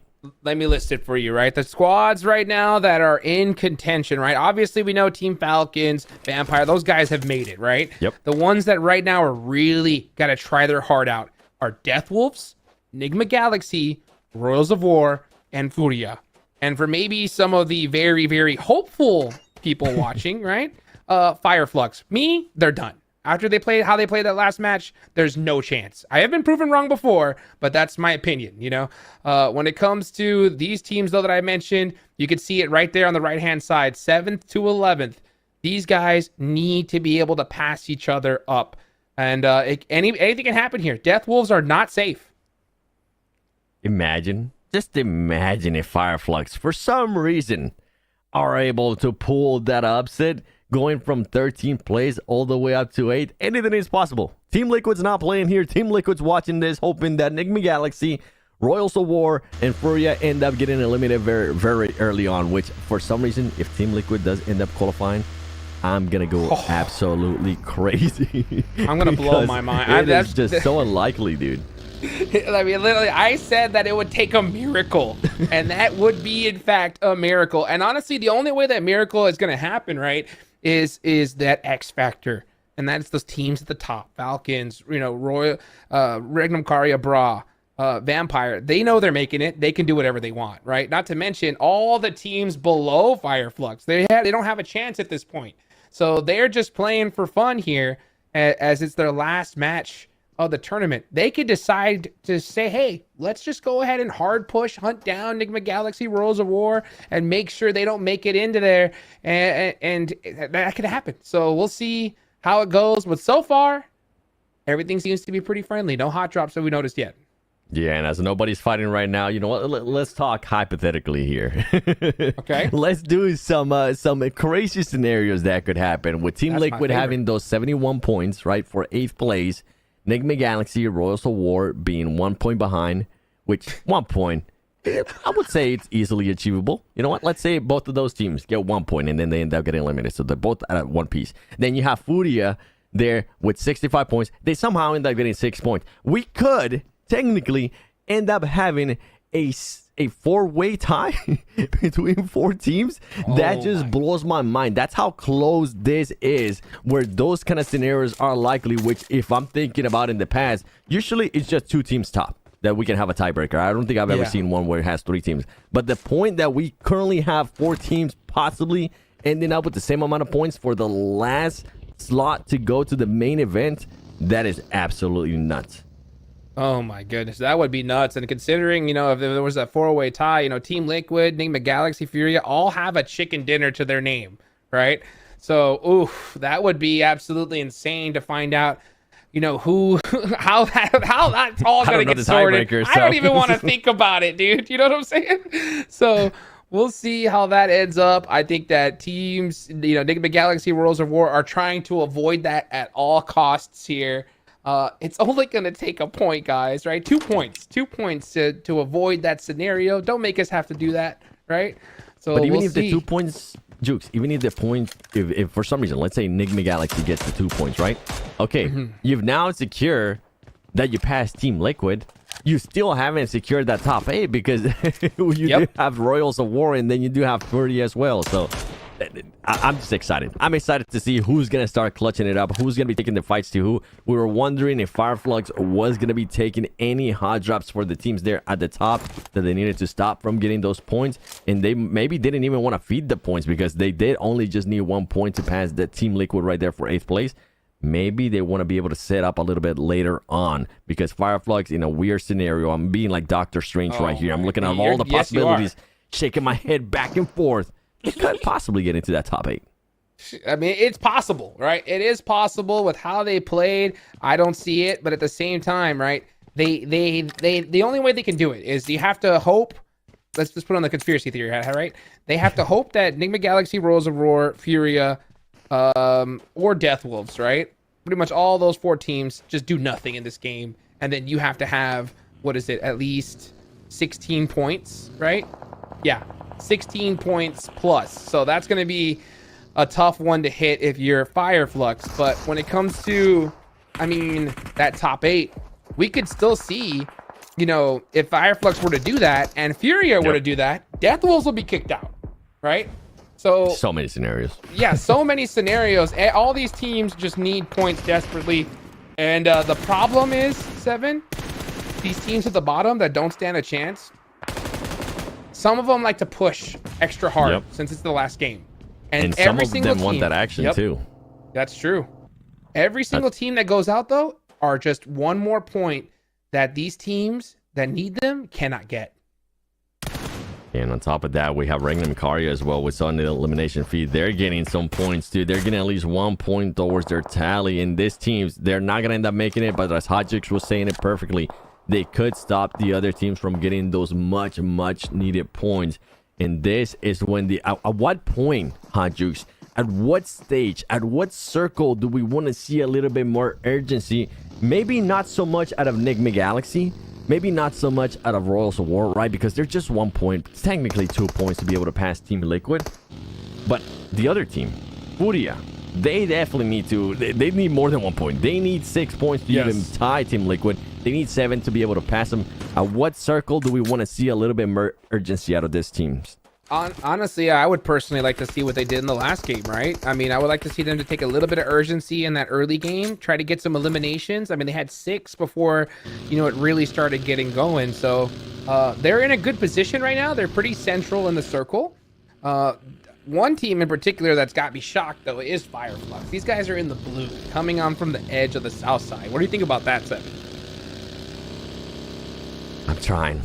Give me some time here to think. Give me about a second. Okay. You know what? As we barely saw them there coming up from the south, it is going to be a tough entry, especially with the new circle popping up. My goodness, if there was ever a chance for a team to get lucky, they have the worst luck possible as the circle said, oh, yeah, you guys are about to touch the circle. Psych. Yoink. You know, we're not going to put the next circle nowhere near you. So, it's not looking good. It's not looking good. The chances have increased by a lot. So yeah, let me tell you right now. Yeah, put on. You know, start looking at that Doctor Strange crystal ball right now. Right. What do you think the percentage chance of them getting those, 17 points and everybody else not making it is? What do you think it is? With that circle, 0.0000001. That's a lot of zeros, folks. That is a lot of zeros. So if it does happen, right? Then that just goes to show you how insane that would be, right? But right now, it is not looking good by every means possible. Furia, though, going up against Vampire. Very, very close. They need these points. But I tell you what, that's like the last team you want to face right now. Uh-oh. And I think they realized that. I think that there's a team right there on top of that. Yeah, Royals of War is going to be very close by. Influence Rage is going to be close as well. And look at this. Okay, that's fine. You know what, Vampires, it's probably better for a lot of the teams for Vampires Esports to get eliminated right now so they don't have to worry about it. So, Glory Gaming, Old Glory Gaming, do your thing. Go for it. Do whatever it is that you want to do, as Death Wolves does end up getting a player eliminated. And here we go with this fight. This is going to be a massive fight because this is a team that's trying to just make sure they put themselves in the top 8 even more. They're able to confirm that elimination. That's going to be 1 point with the fight against Hura Esports. And here we go with the action. Hura being able to get knocked, getting some players knocked as well. Death Wolves getting 2 players knocked. They're going to be cooking some nades. It's not looking good here for Death Wolves. The DBS. These guys have nothing to lose. The 180. Jumping 180. It's down to 1v1. He has to survive. Death Wolves cannot go down. But Enigma Galaxy is getting shot up by Team Kesso in the feed. This is going crazy. Or he's going to get the thirst. That is brutal. You can see him shaking as he's spinning and he's like, no, please let me survive. This is the worst case scenario for Death Wolves. Death Wolves, whatever chance they wanted to have, it got a lot worse. Losing 3 players, that's not where you want to be. And boy, you know, Rada Boy is currently stressing. He doesn't want to have to deal with this because guess what? It's not just Hura Esports anymore. Now it's going to be Regnum Karya. Regnum Karya team that's set to go to the main event. If they can stop this team, Death Wolves, from getting even more points, make it even tighter, make it even closer, anything can happen here. You were mentioning that Enigma Galaxy was also getting into a fight. As we're looking at this fight, Enigma Galaxy already lost 2 players. A team that only needed to get 1 point. It's looking tougher and tougher, Hot Jukes. Rada Boy's in trouble. It's done. It's done. Regnum Karya, they have to know that Death Wolves is here. So they're going to push this and take him out because why not? They can. You know, they have nothing to lose. They've made it. So they could just push for fun at this point. Oh, this is the worst thing that could have possibly happened. It all came down to 1 DBS shot here as, yeah, now they definitely know who was fighting. So they know there's a remaining player of Death Wolves here. He has to pull off a miracle. And he has a UMP that is like one of the worst weapons to have in a 1v3. Yeah, what you want to have there is going to be a shotgun. Guess what? He's going to end up getting pushed by a shotgun and a UMP as well. And here comes the push. Can he clutch it up? He's not going to be able to clutch it up. And Death Wolves, there they go. They are out and they were only able to get 2 points. So they're not going to be able to do much on that. And for all of the other teams, for Enigma Galaxy, for Royals of War, for Furia as well, if I'm looking at that elimination feed, I'm getting just happy right now because there's an even a bigger chance for them to be able to push up. And there's even a bigger chance for Death Wolves to not even make it into the top 8. For the moment, though, they are within that top 8. Yeah, they are safe for now, but that's only 75 points. Easily passable. Enigma Galaxy, Royals of War, Furia, all can do it, but they all have 0 eliminations so far. Enigma Galaxy lost 2 players to Team Kessel. If you are a Team Liquid fan, you are cheering on every other squad besides these right now, hoping that they're able to get shut down, because if they do, they'll sneak in by an absolute miracle.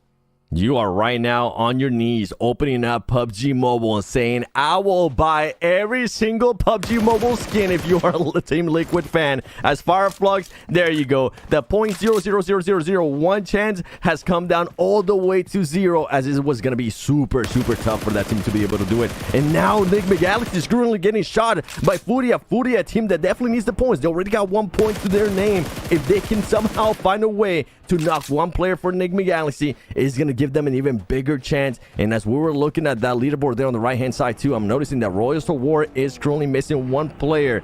1 player has been eliminated. Okay, there you go. He got picked up. Oh man, I was scared there. He was at 0.001 HP and I thought he got eliminated. Okay, that nice heart attack there, Royals of War.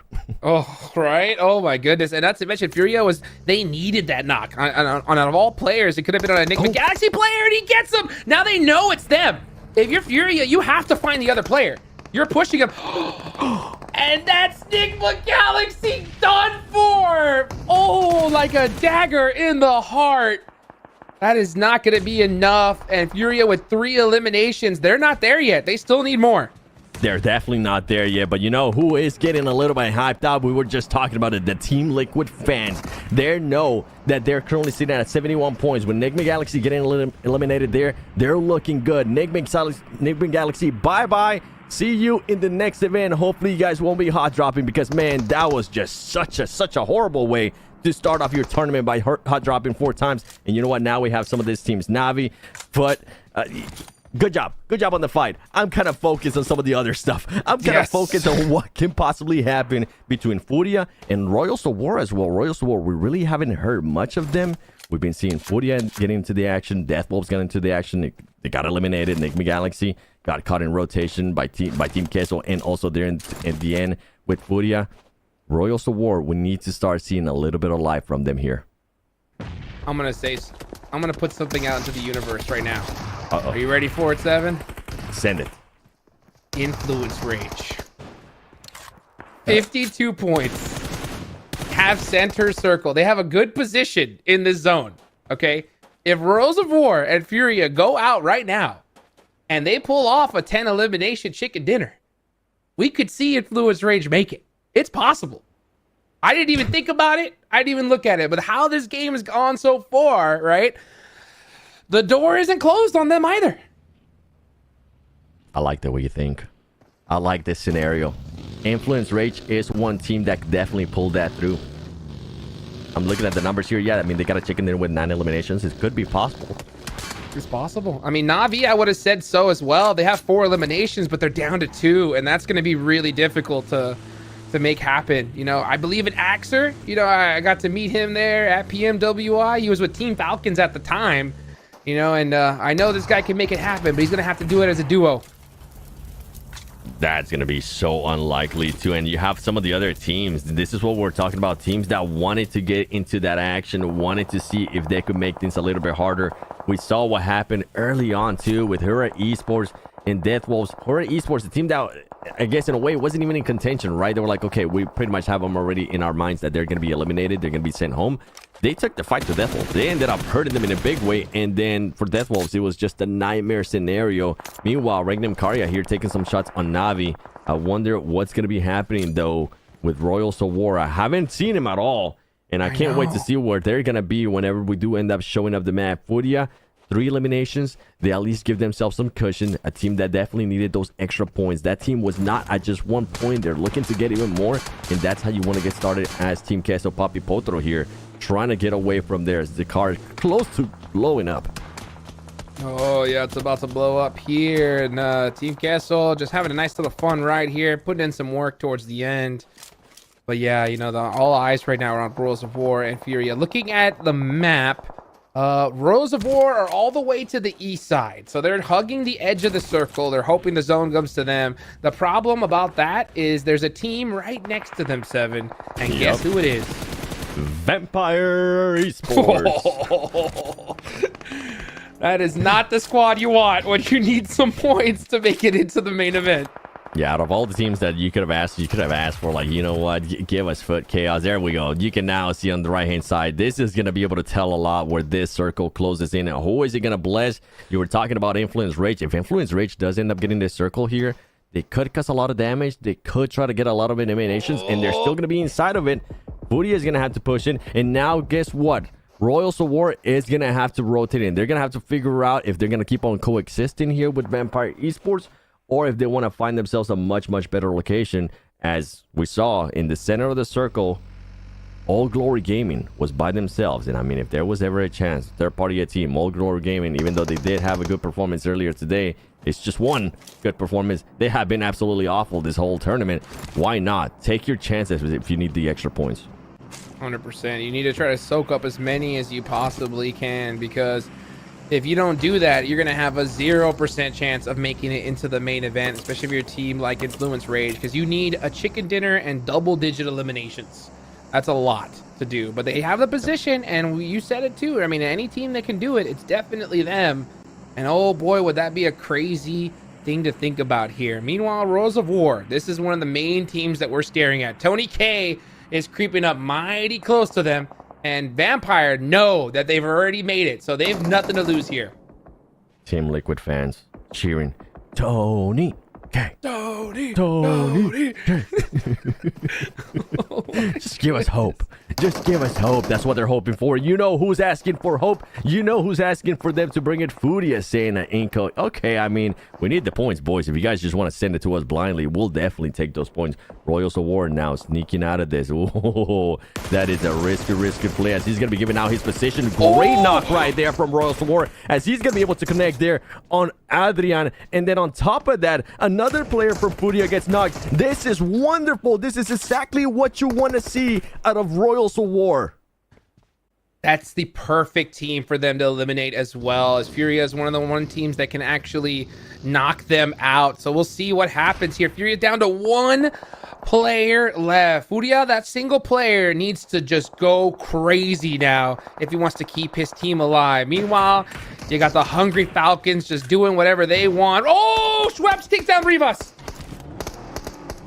Finally, that's huge. Vampire starting to strike there on Royals of War as they gave out their position by trying to clutch up those extra points there on Furia. Furia right now with the 3 eliminations, only 1 player alive. Things are not looking good for them, and we're talking about the possibilities of maybe Influence Rage pulling something insane. One of their players is also getting knocked. Royals of War, though, continuing on shooting the players there towards the mountain, but they need to worry because Tony K and the squad from Vampire Esports is pushing up as Cold Goat does end up going now. Is going to make him back up. Tony K continuing here with the push, currently getting shot himself, holding a grenade. If he's able to connect with any of this, is going to be massive. Now, other players from Vampire Esports are going to be making the push here, Hot Jukes. And here comes the full push as Vampire Esports is trying to take the fight to Royals of War. And they're going to continue on. Is he going to be able to get that heal off? He is going to be able to get that heal off. Vampire Esports clearing out this building. And Royals of War hopping into that car and getting as far as possible from this fight. Can he clutch it up? Can he get out of there? Can he make it behind a rock? And he's going to be able to do just that as All Glory Gaming decides to third party this, Hot Jukes. Survive! Survive! And he's made it. Now they're at 8 teams left, so they'll get at least a placement point here. But Royals of War running for the hills. Curia, the last player alive. That's Gajovsky right there, trying to keep his team in the game. Meanwhile, Influence Rage, what are you doing? You gotta get out there. You gotta get some eliminations. There's hardly any left. There's going to be none left. This is not going to be good enough. With only, 15 players being left alive, Influence Rage needs to start fragging out, and they need to start fragging out right now, especially with what we've seen out of Royals of War. With the eliminations that they were able to pull up, they're just going to make that gap even bigger and bigger. It ain't going to be good enough. And then on top of that, to make it even worse, you have Team Falcons still in here going up against 9C. Team Falcons could decide they don't only want to be first place as he takes a nade to the face. Simple, send him back home. Team Falcons might want to be ending this prelims with the win and sending a statement before we go into main event on Friday. Influence Rage, what are you doing? You need to push everything. You need to push everything. You can't be doing a split you have all 4 players up. You need every elimination left in this lobby. The fact that they're still playing passive right now must have their fans just yanking their hair out. They definitely do. Look at this Furia player. He's just hoping. He's hoping that nobody's going to be able to spot him.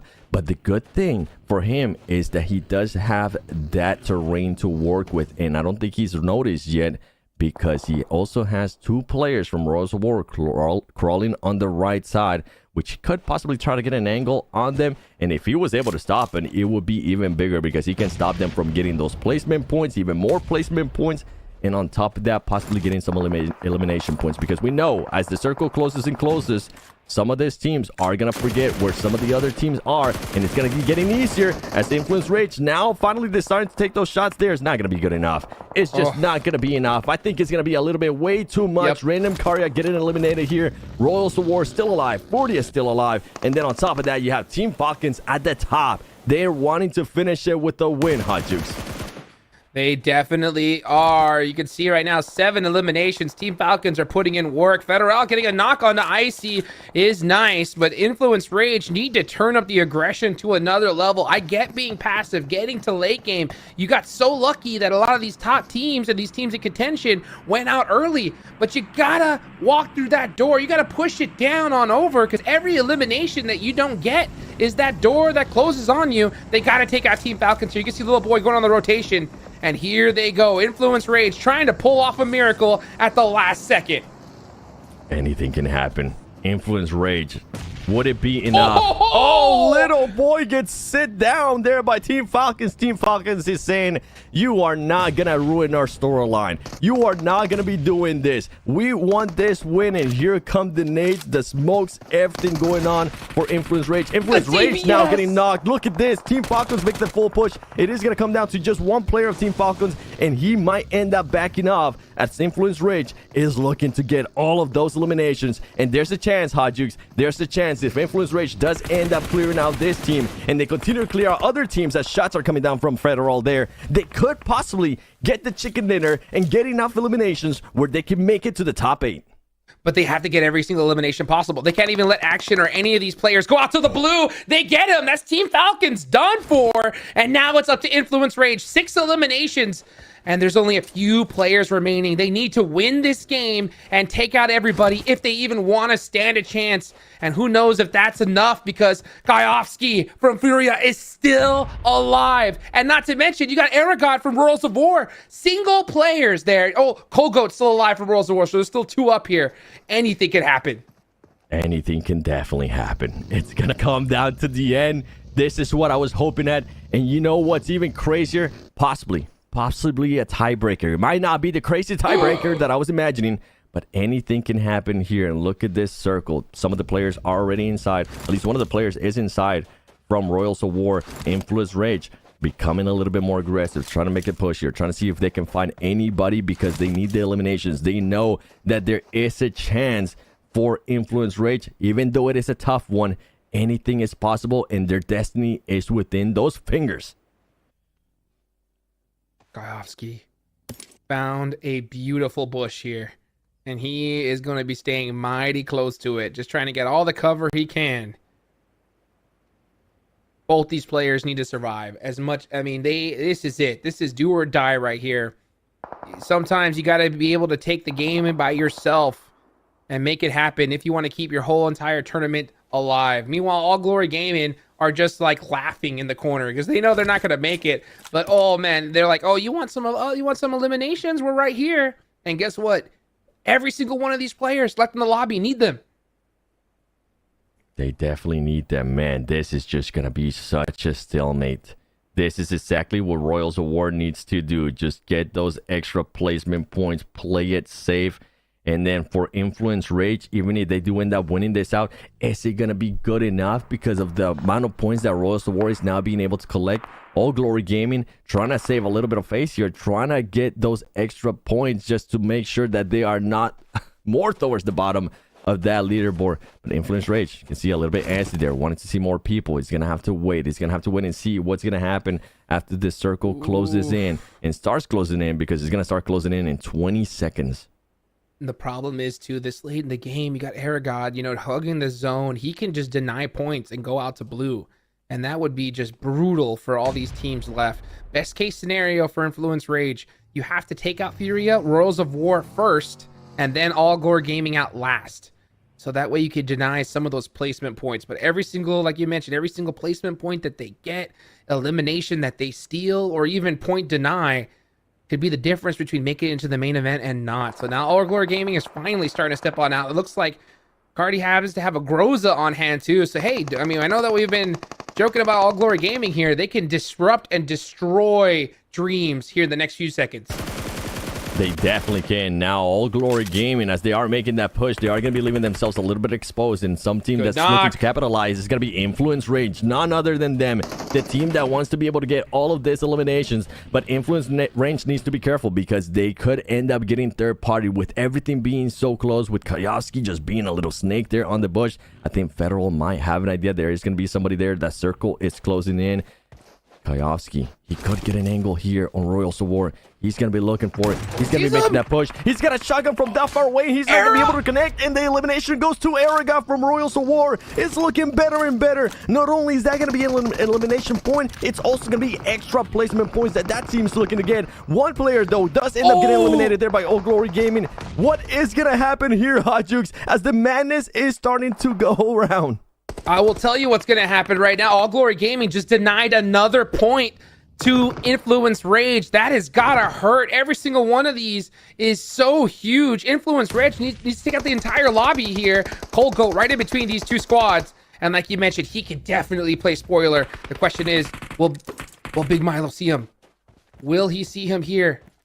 He needs to so desperately. They have to take out Cold Goat in this position. Cold Goat currently being patient, waiting for his opportunity. I think right now Influence Rage might be a little bit too focused on All Glory Gaming, and he could give the perfect chance here for Cold Goat to just surprise a lot of teams or even evade the point. Here we go. That's exactly what he's going to be looking to do. He's going to be looking to confirm that into elimination. He's not going to be able to. He does get eliminated, but third place is going to be massive placement points for this team. And now it comes down to Influence Rage. Can they close this out with the win? And is it even going to be enough in regards to eliminations? We'll have to wait and find out. But I'm just excited that some of the teams that we needed to clutch up and get some points were able to do it, as now Influence Rage is getting knocked. All Glory Gaming ready to just crush the dreams of Influence Rage here as they get another thirst right here. That push on the Kogo put Influence Rage in a very bad position, and now it's up to these final players. Little Boy has to make something happen here. One of these players has to make a big play. Little Boy, it's up to him as he waits for his teammates to get the res off. He can't do it. All Glory Gaming coming to finish off Influence Rage, and Big Milo with the last knock. He's got to do it. And he couldn't. It's All Glory Gaming that get the chicken dinner here right at the end. We talked about it over and over again. Not only do you have to worry about the teams at the top, you also start to have to worry about the teams towards the bottom, because those teams towards the bottom don't want to end up being in last place. Guess who was in last place coming into this last match? Yes, if you said All Glory Gaming, congratulations, you guessed that right. They were in 24th place with 22 points, and with this win right here is at least going to be able to help them out a little bit. But the main thing is that by them winning, it stopped a lot of teams. By them getting so many eliminations, it stopped a lot of teams from getting those points that they definitely needed to get into the top 8. And honestly, I can't wait to see that overall. I cannot wait to see that overall. I can't wait to see that overall. I can't wait for Friday. We saw that little cut snippet right there in between. I saw Paraboy. I saw him stretching, getting ready here for this day coming up. Oh, and as we take a look at the highlights, let's go ahead and bring back in DK. What did you think about that one? Heck of a match. Talk about upsets, talk about pressure. It was just all over the place, right? Death Wolves feeling quite a bit of a sting early on in the game. We did see Nigma finding nothing but bubbles. I mean, this is definitely not the way that they would have hoped to close out the final match here after the prelims. But as we know, at the end of the day, it is what it is. Oh, dude, it's been such a tough play. And I gotta say, Jukes, what an insane match to close off the final match here today. I don't know who made it a top 8. I have no clue. I am not sure. I mean, it's anyone's game here. That's how crazy this was. The one that we can definitely say for sure, Team Liquid. Team Liquid should be out with the way some of the other players were going to be able, with the way that some of the other teams were able to perform there. But when it comes down to doing the math, I'm not going to be doing any math here. I want to be surprised. And here we go with the match ranking. We got it. All Glory Gaming there. Influence Rage, man. They just needed to turn that trigger on a little bit too soon. If they were able to close it out with at least 14 eliminations and also the chicken dinner, that might have been just enough. And you know what? We went from teams at the bottom in 24th place to the team at the top, stopping the teams from getting points. Falcons with those 10 points. Oh man, dude, so crazy. What a finish. What a way to end it out. It could have gone either way, and it all comes down to the last play. And I mean, that's the hard part about this type of tournament, right? Or any tournament in general, right? Is when you get stuck in that spot, you just rethink, which play was the one that made it or not. At the end of the day, it's a team game, right? You could have done better in the games before, but I would have loved to see Influence Rage turn on that aggression so much quicker, DK. I mean, I have to agree with you on that 100%. But you know what? It is what it is, right? The teams did everything they could have. They played the best possible game that they could in the situation. But what an absolutely insane push this was. I mean, who would have thought, right? The team sat in 24th place would come in with an 18-point bomb. Speaking about bombs, look at Silas dropping the bomb here. 7 elims and 840 damage packed in alongside that. That is insane. Silas putting in work, going for some runovers. Look at him go here. And then, of course, that was a big one right there. Eliminating Death Wolves. I wonder if they made it. That's how crazy this is here. Yep. We'll see if they had enough points to hold on. I will give props to them. Those guys definitely put in a lot of work in this tournament, 7. Yeah, and for Silas, this is going to be a great way to finish here the prelims, because remember, this is a player that used to be in S2G when S2G ended up winning that PMGC. And guess who's going to be looking at when we go to the main event? That's right. He's going to be going up against some of his old teammates when they meet S2G on Friday. And anything can happen here. The amount of storylines, Paraboy finally being able to come back here to a global event, and not just as a caster, as an actual player. Some would say Paraboy, the GOAT. The absolute GOAT when it comes to PUBG Mobile with everything that he's been able to accomplish. And if I wouldn't be mistaken, Hodges, he's looking to just solidify that even more, make it so there's not even questions. It'd be like Michael Jordan coming out of retirement, you know what I'm saying? And just winning a game. That's how crazy it'd be. You know, we'll see if he could do it. He will see if he can do it. If anybody can, it's him and the rest of Nova. Because you could just see on the interview that we had earlier, we saw so many of these players just talk about how Nova was the team that they had their eyes on. But there's going to be some big squads coming in. Not to mention you got the previous PMGC champions, IHC, coming on down. It's anybody's game. Not to mention you got Team Falcons, man. How well did these guys do today, huh? They did amazing, DK. Oh, man, what a day. What a play. Falcons, again, just reminding everybody that, you know, they are here and they are just locked in on that seat, looking to get themselves into the main event. Oh, well, you know what? Yeah, All Glory Gaming. Let's go ahead and go to an interview real quick, and we'll be right back. And last chicken dinner in the hands of All Glory Game. We finally got to see some of these guys here, and I have Fran with me. Congrats on this last chicken dinner, and we want to know how was the experience for the team All Glory Game here, and what are their feelings right now? Muchas felicidades por la partida que acabaron de ganar. ¿Cuál es el sentimiento que tienen de su participación en este torneo? Pues el primer día pues no nos fue muy bien, pero este día pues logramos reponernos y pues cerramos con broche de oro. Well, the first day we didn't go so well, but this day was a better day, so we are happy about it. Okay, and what they have learned so far, are they prepared for a next challenge, maybe in the other competition? ¿Qué aprendieron en este torneo y qué van a llevar eso para los siguientes torneos? Pues más que nada lo que te deja es la experiencia dentro de lo que es jugar un presencial y pues más que nada pues este es un camino que nos abrió para la competencia que vendría siendo la PMSL. O sea, aprender de los errores que tuvimos para venir más fuertes. Well, from this tournament we have experience, we learn experience. We already will bring all of it to the other tournaments. We will improve. Okay, since they don't qualify for the main event, are they looking for some team? They are cheering for another team that was here today, or maybe they are already qualified to the main event? Como no han calificado para este torneo, ¿hay algún equipo por el cual ustedes estarán apoyando? Pues no clasificamos porque tuvimos muchos errores al principio, porque es nuestro primer presencial. Y al equipo que vamos a apoyar nosotros es Raw, porque son nuestros representantes de Latinoamérica y pues son mis amigos y ese equipo es el que hay que apoyar. Well, we didn't qualify in this tournament, but we learned a lot. We will cheer up for Raw because it's Latin and they are my friends, so we will cheer for them. Awesome. Thanks so much for the interview and good luck. Thank you.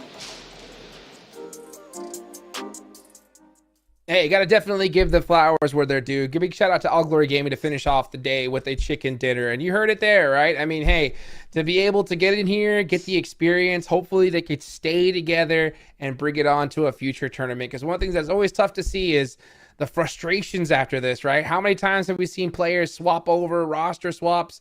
We could definitely see a comeback for sure here, Seven. Yeah, and that's the thing too, right? This is the first time in PUBG Mobile esports in the whole lifetime of it that we do have a global event before some of these teams even get a chance to play within their regionals, right? True. Especially if you're one of those partner teams, you haven't even really gotten a chance to practice besides scrims. But scrims isn't the same as when you are actually in an event. Yeah. As much as people want to say that, oh yeah, but they won the scrim. No, it's not the same. All right, calm your butts down. But now I'm glad that he took it like that. I'm glad that he said that we are going to be taking this experience to PMSL Americas. We're going to be trying to learn from our mistakes, and that's ultimately all you can ask for some of these teams. Oh man, 100%. And you know what? When it comes to All Glory Gaming shutting down the hopes and dreams of Influence Rage, you know, at least they have that under their belt, DK. I mean, they've shown now that they are quite a capable team. when they want to be. So I'm curious to see how that is going to translate into into the PMSL for Americas, because now they've got no excuse, right? They've proven it on the global stage, and they got to bring in some of that heat moving on back. So I'm excited to see how that is going to translate. But yeah, I mean, strong finish coming in there from them, Jukes. Yes, sir, indeed. All right, ready? Say it with me, guys. Leaderboards. Leaderboards, right? Like, that is what we're waiting for here. We will hopefully see them here. I want it so bad. I want to know who made it into that top 8, because I mean, like we said, there's so many different teams that could have possibly made it. We know that Team Liquid unfortunately didn't, and it'd be crazy, Seven, if after yesterday, right, when we talked about like if Team Liquid just got 10 more points, right, of what we thought would be safe, if that ends up actually being true. The thing is that's why we were pushing that so much yesterday with Team Liquid, right? They got a chicken dinner yesterday. They ended up with the 3rd place and 6 eliminations, and on top of that, we're like, okay, you know what? Maybe this is the momentum that this team needs. Maybe this is what we're hyping out so much of the other teams too, being able to create a bit of a gap, a bit of a cushion when it came down to those points. But then on the last 2 games, Team Liquid absolutely played not like how they were supposed to. 10th place, 2 elims, 8th place, 0 elims. Like, yeah, they just needed some extra points to be able to give themselves an extra cushion. It looked promising there. It looked like the miracle possibly was going to be able to happen until it stopped happening, until all the teams actually started clutching up those points. But talking about, I kind of want to talk a little bit more about some of the other teams, right, that aren't going to be going to the main event, just to kind of give them their flowers with Enigma Galaxy. Man, not how we wanted to, not how I expected this tournament to be. Definitely a stronger team, and they were nowhere near, man. Well, you know what? I think it's time we did talk to Death Wolves right there, because they definitely put in some work at the last second. Let's take it on over to Carol. Wolves, who qualify in the 8th place. Thanks so much for being here, Hato Boy. And first of all, I want to know your feeling right now, because you guys finally got to qualify for the main event. Muito obrigado por estar aqui, e eu quero saber qual é o sentimento de vocês que conseguiram se classificar ali em 8º colocado, mas deu tudo certo. Muito feliz. As coisas não saíram como a gente previu hoje, mas mesmo assim conseguimos buscar essa classificação. E agora é focar na final. They are very happy. Not everything went well as they planned, but they are very happy. And right now they will focus on the main event. About the main event, we would like to know what are the expectations, if you guys are going to practice something that you can share with us. Sobre o main event, nós gostaríamos de saber quais que são as impressões de vocês, o que vocês estão preparando, e se vocês podem contar pra gente alguma coisinha que vocês já estão treinando. Estamos treinando várias horas por dia, estudando até mais tarde, estudando a rotação de todos os times, e vamos dar nosso melhor para que a gente briga pelo título e consiga trazer esse título para o Brasil. They will definitely fight for the title of the champions, and they are studying the other teams, they are studying new rotations, and they will come for it. And for us to finish, I would like to know how you guys were handling the pressure in the late stages of the game, because we know today were very hard for you guys. Sorry. Quero saber como é que vocês estavam segurando tanta pressão no dia de hoje, porque a gente sabe que foi um dia difícil, apesar de vocês terem conseguido se classificar. Foi um dia bastante difícil, a gente chegou aqui com uma mentalidade muito alta, ganhando a primeira partida, mas não foi como a gente quis. Nas 2 últimas partidas a gente estava muito animado, mas aconteceu o que aconteceu e a gente conseguiu classificar.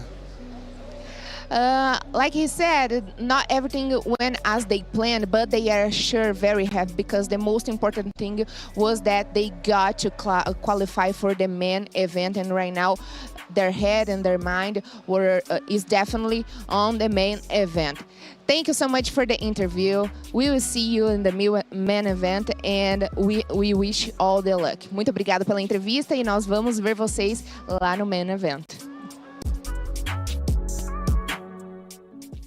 I want proof, baby. I want to see it for my own eyes that Death Wolves have qualified and the leaderboards here. But you know what? Hey, I mean, they said it. She said it herself, right? That they have qualified. So, I mean, hey, Death Wolves, I'm not sure exactly where they lined up at the end of this, but if that is true, man, I got to give them some major props for sure, Seven.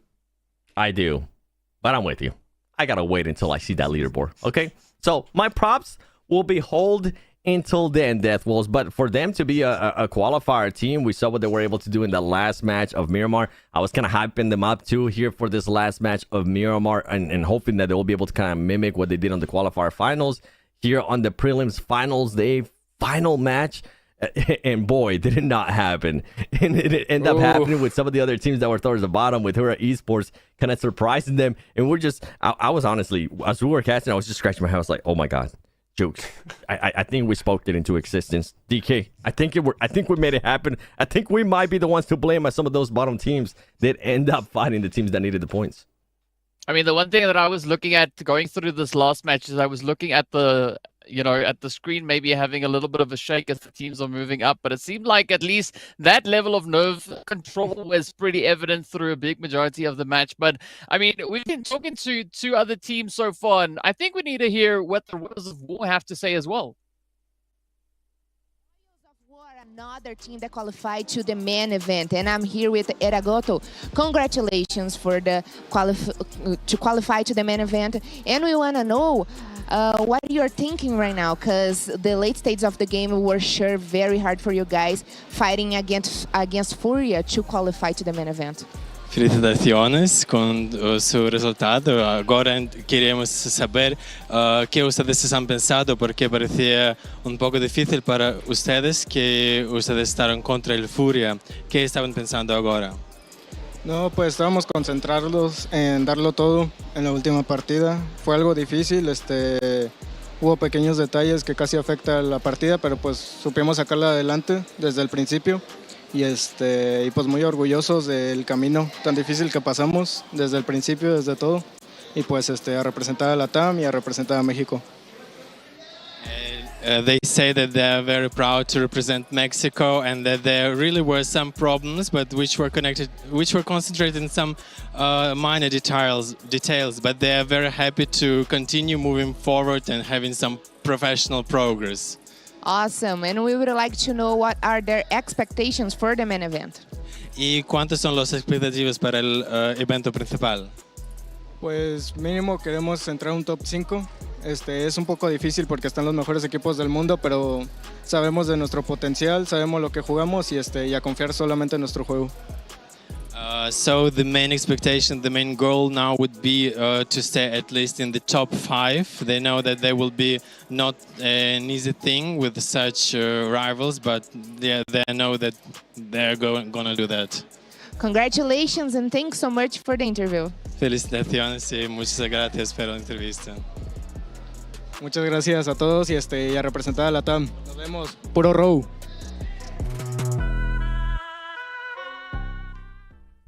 Rolls of War, baby! Let's go! Okay, all right. Hey, I mean, it was so good to be able to hear from the players. Well, they're so excited. And you heard him say it, right? He's hoping for top 5 in the finals.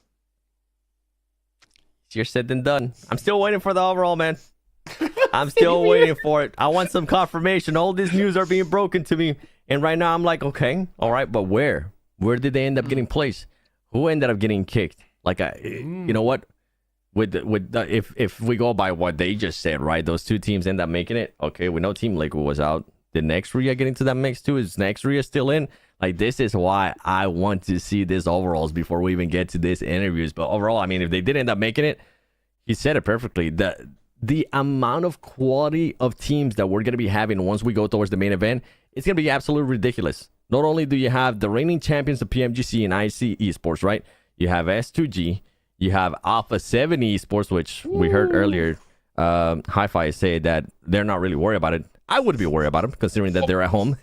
At home, right? 100%. We have Boom, D+, Reject from Japan, Nova. Did I say Nova Esports? Let me just say it one more time just to make sure the viewers heard it. Nova Esports with Paraboy finally making an appearance again in a global event.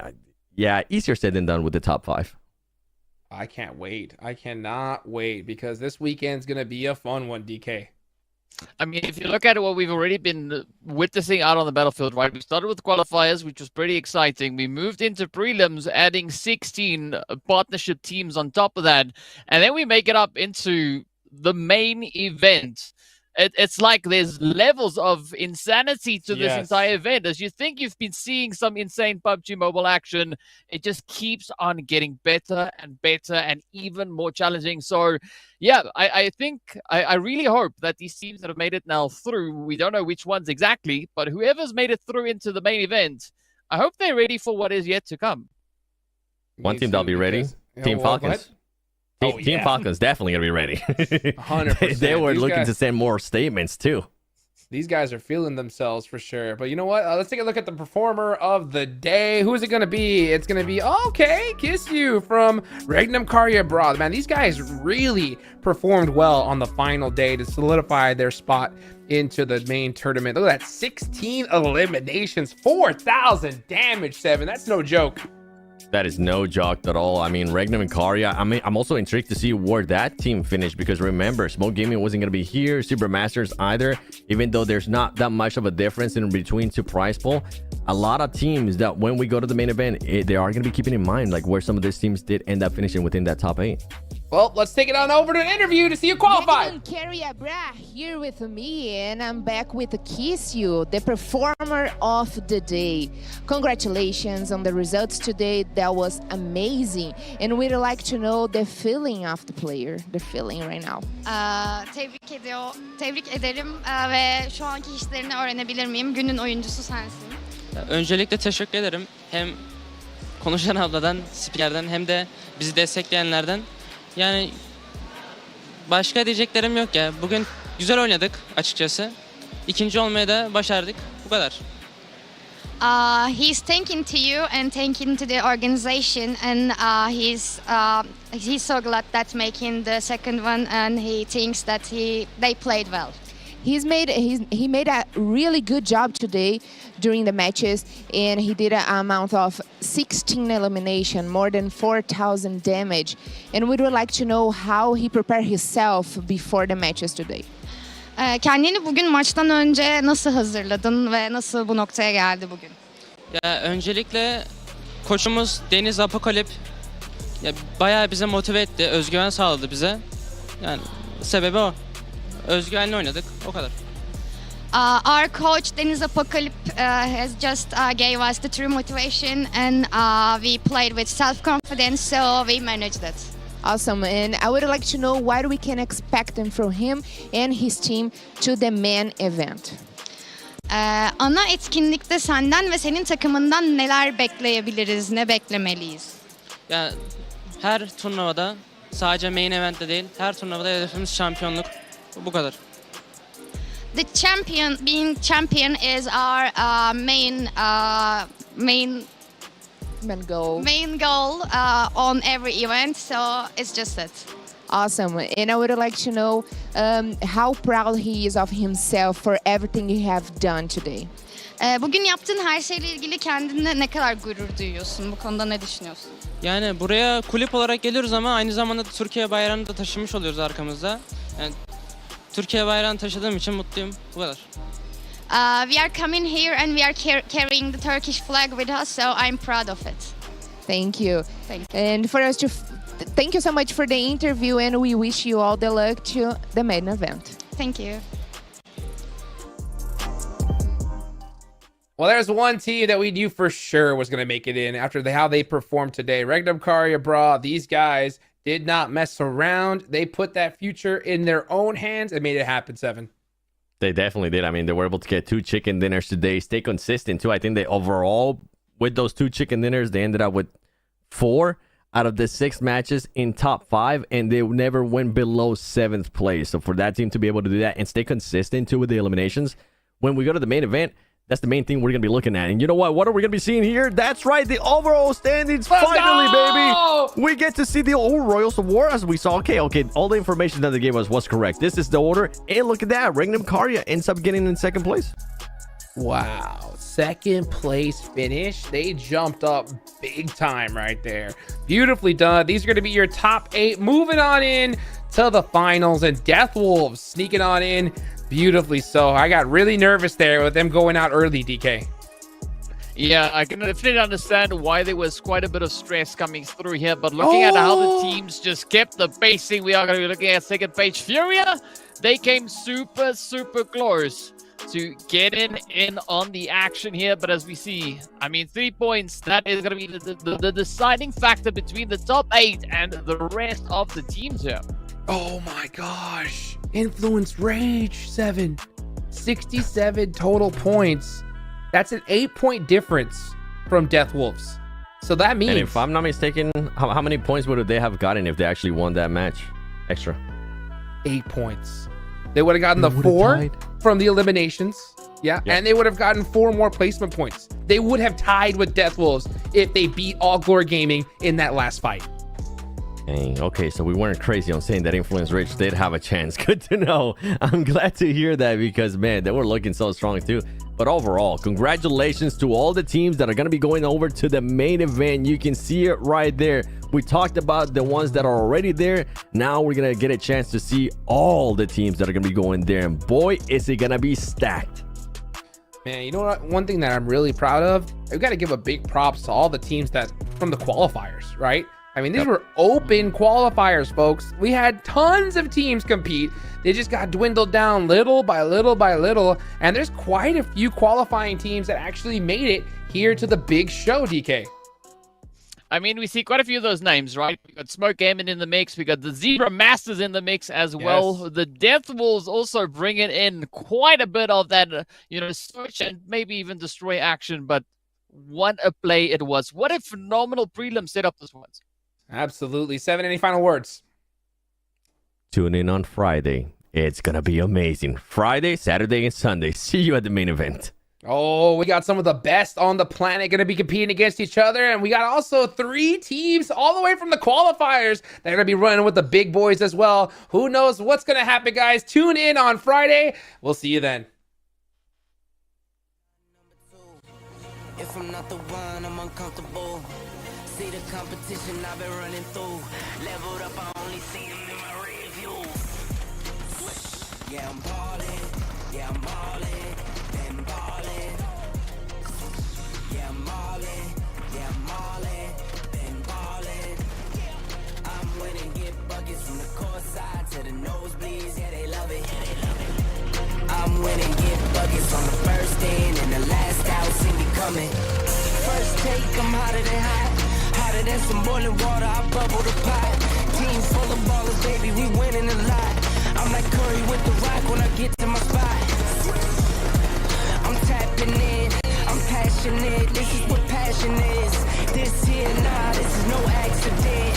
From the start to the finish, I'm cashing in. I am number 1, not number 2. If I'm not the one, I'm uncomfortable. See the competition I've been running through. Leveled up, I only see them in my rear view. Yeah, I'm ballin'. Yeah, I'm ballin'. Been ballin'.